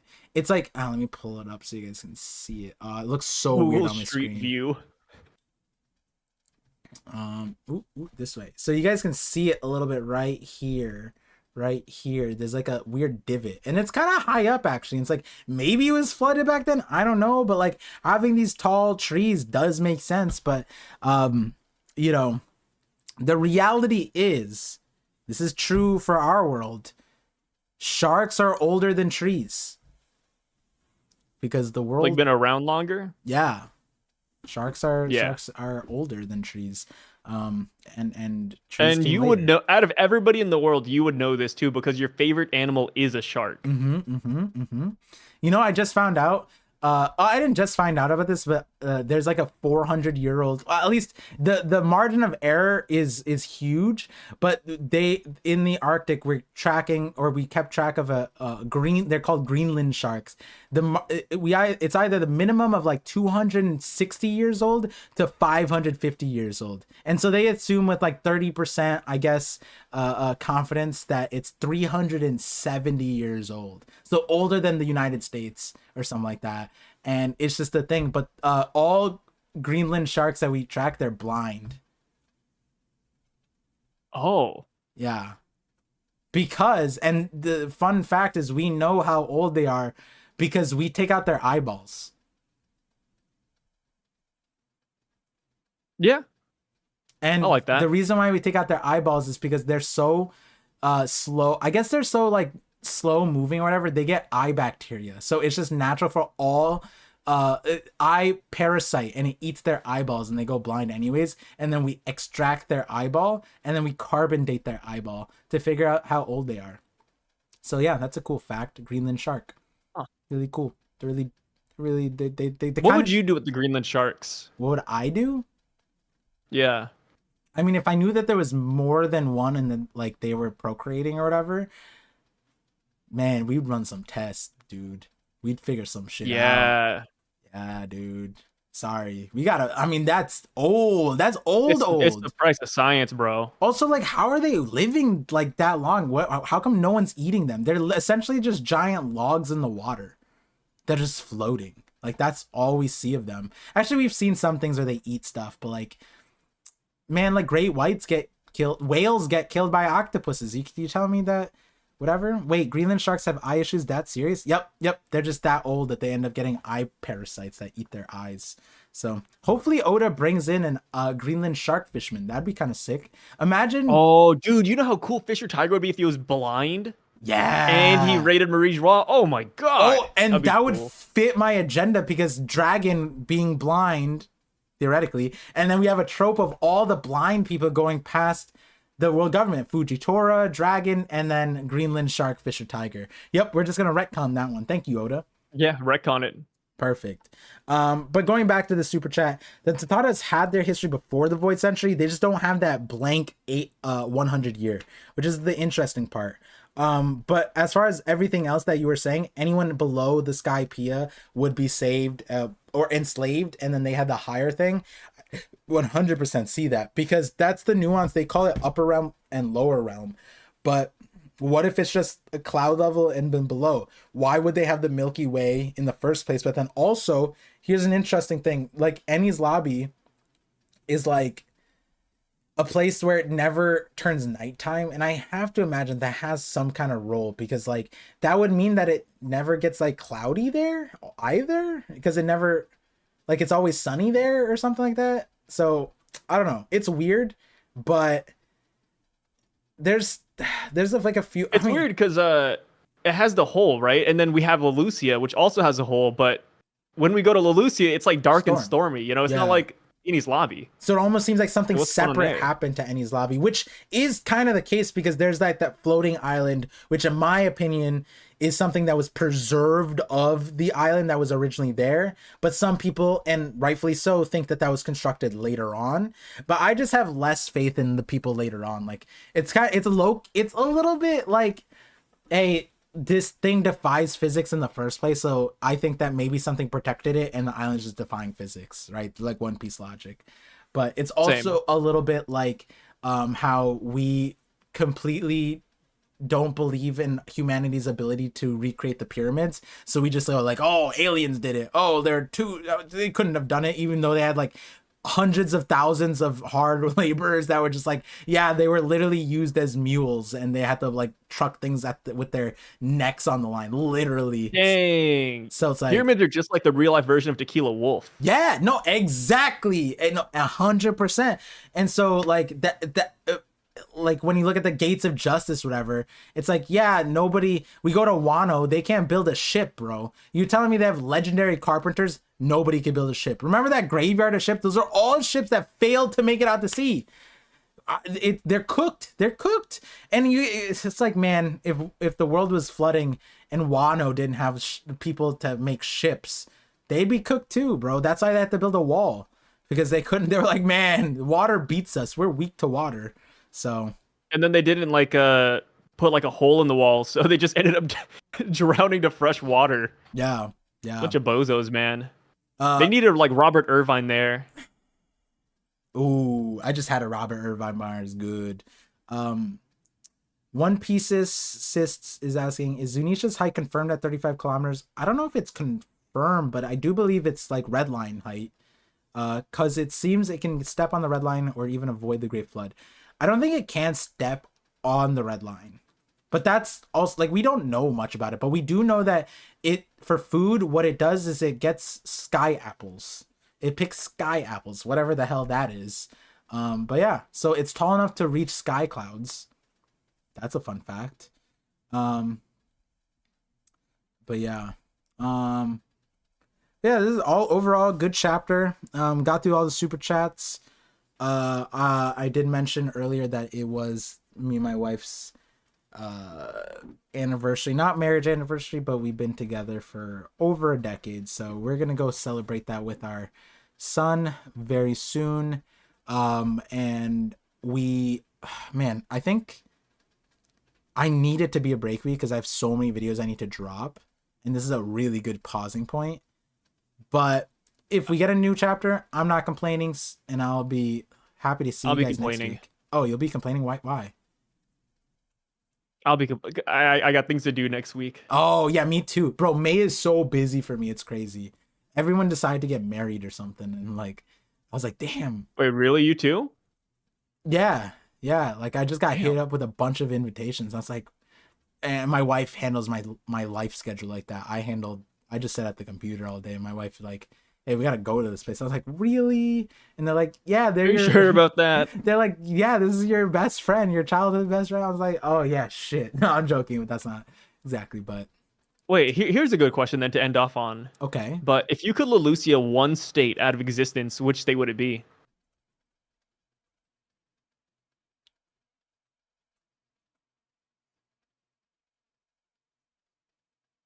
Would it be Connecticut?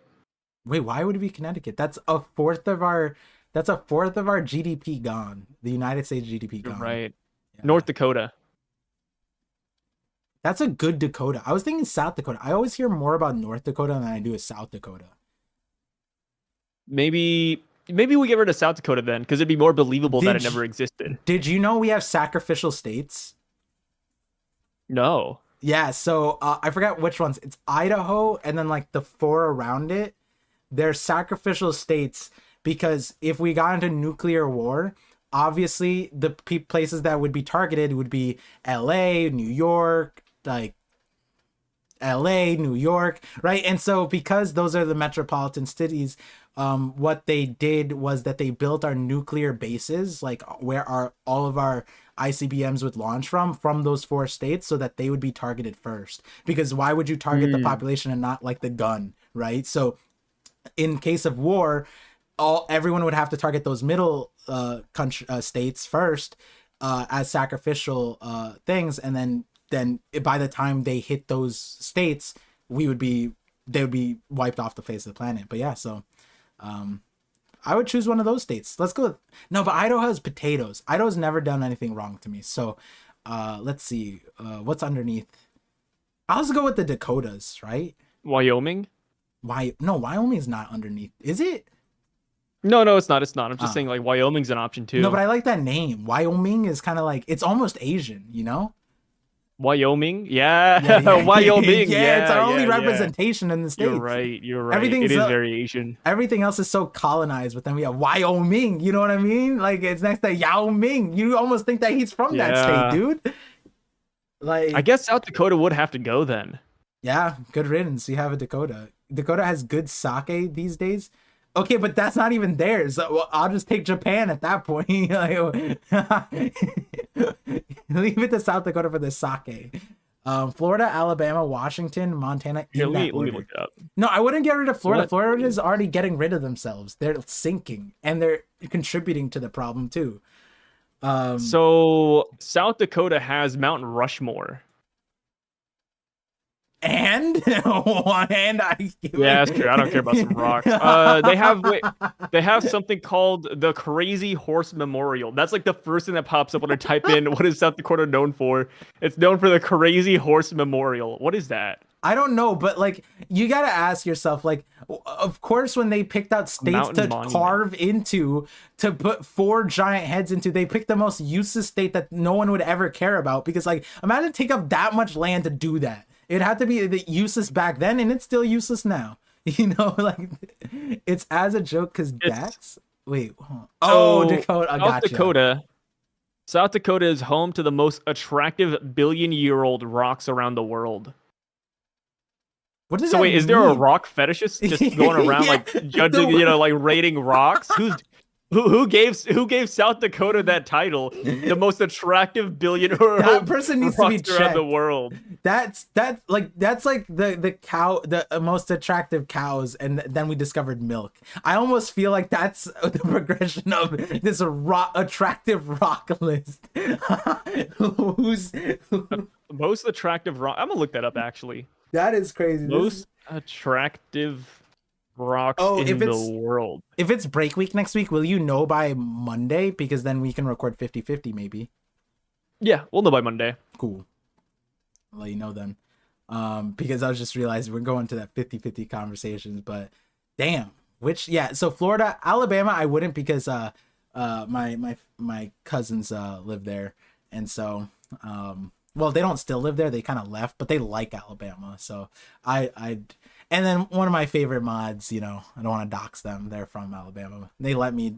They give me the Alabama pass, so I get to slander Alabama all the time and be like, yeah, don't worry, my friends are Alabamese. It's fine. Whenever I make an incest joke, it's like, haha, that's crazy. Your cousins. What is North Dakota known for? Lewis and Clark. And we'd already discovered the Louisiana Purchase. We purchased Louisiana already. Get rid of it. The Lewis and Clark, man, come on. I don't think they would give a shit either, because when they went through, they got attacked by a bear there. Like, good riddance, bro. They did 30 musty places in North Dakota. They were the equivalent of like the used car sales. Like, they were like, hey, go test drive this random thing. And like, me? We have to go explore it? Yeah, go there. It's like, are there trails? Are we gonna get people? No. Are you gonna get a military present? No. What's over there? It's the Wild Wild West, brother. Go there. There's a village called On a Slant.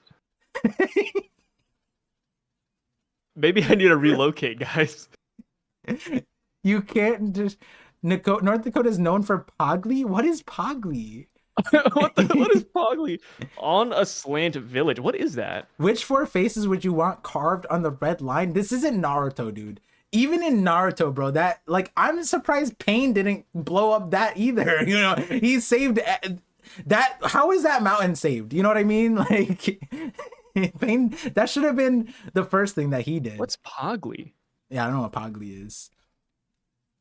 It's a Pakistani romantic drama series. Dr. Umar isn't in the chat. It's his burner. Let's not get it twisted, okay? I'm pretty sure Dr. Umar is famous. I just don't know what for.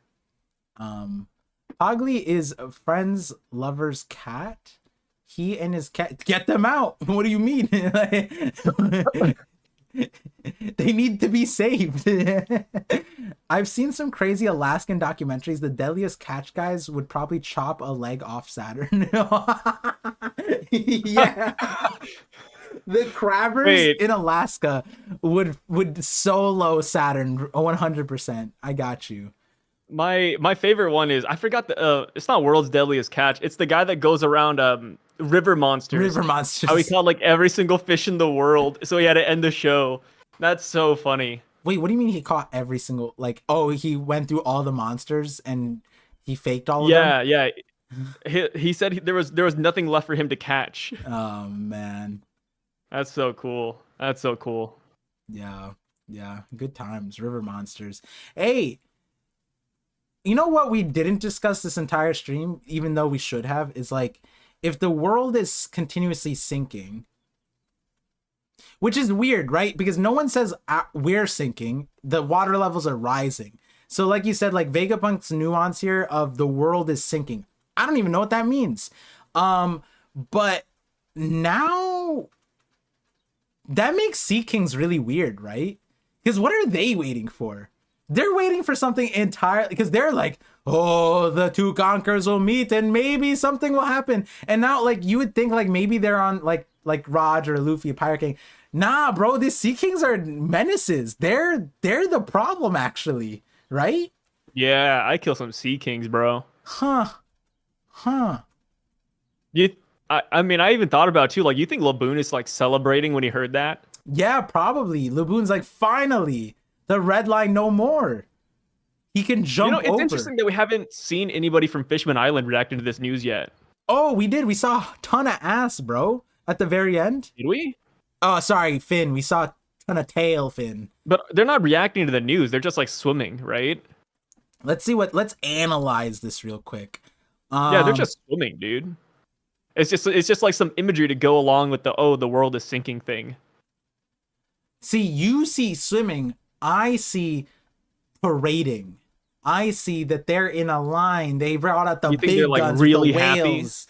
Yeah, how many times are these you know, it was only Kami who was leaving. These girls right now, they're parading. I think they're having a party. Look at this fish, bro. Look at this fish's smile. It's devious.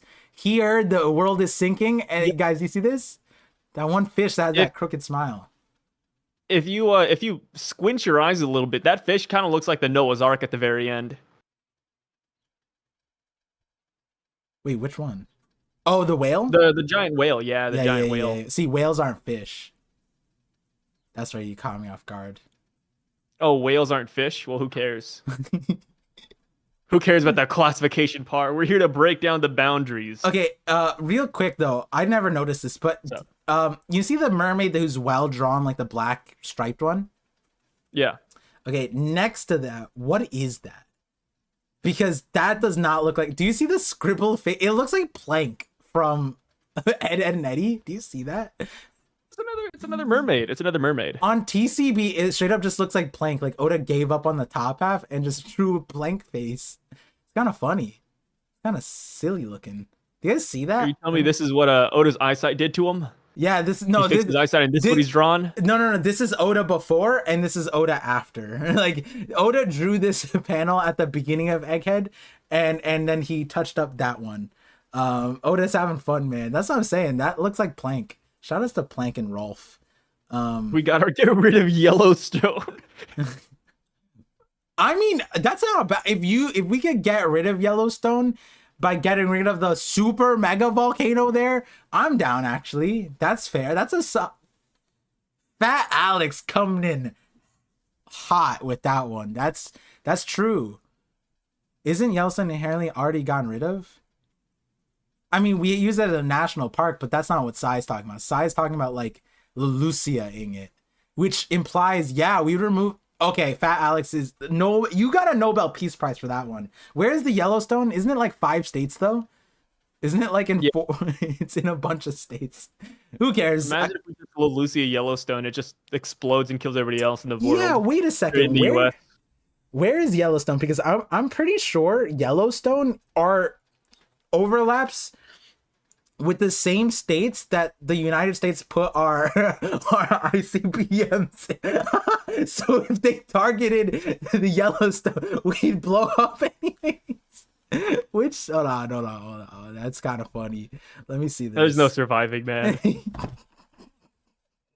That's crazy. Where? Ooh, it's in Wyoming? Yao Ming? Is it really? I think, it is. Yellowstone National Park actually is in that part of the yeah, I'm pretty sure it's right here. Hold on, let me pull up the state map. Sacrificial states, United States. Let me see. It's funny how we just got that, right? Wyoming, North Dakota. Like we hit all the problem ones. Yeah, I think it is these. So, I can't find the map right now, but there's a few spots. But like, I'm pretty sure. I don't know why I pull up this map of all the maps. Oh, it's a green screen. It's invisible. Oh no. United States map. Okay. Maps. No, not maps. Images. No, not maps. Okay, this works fine. I'm pretty sure it's Idaho, Montana, Wyoming.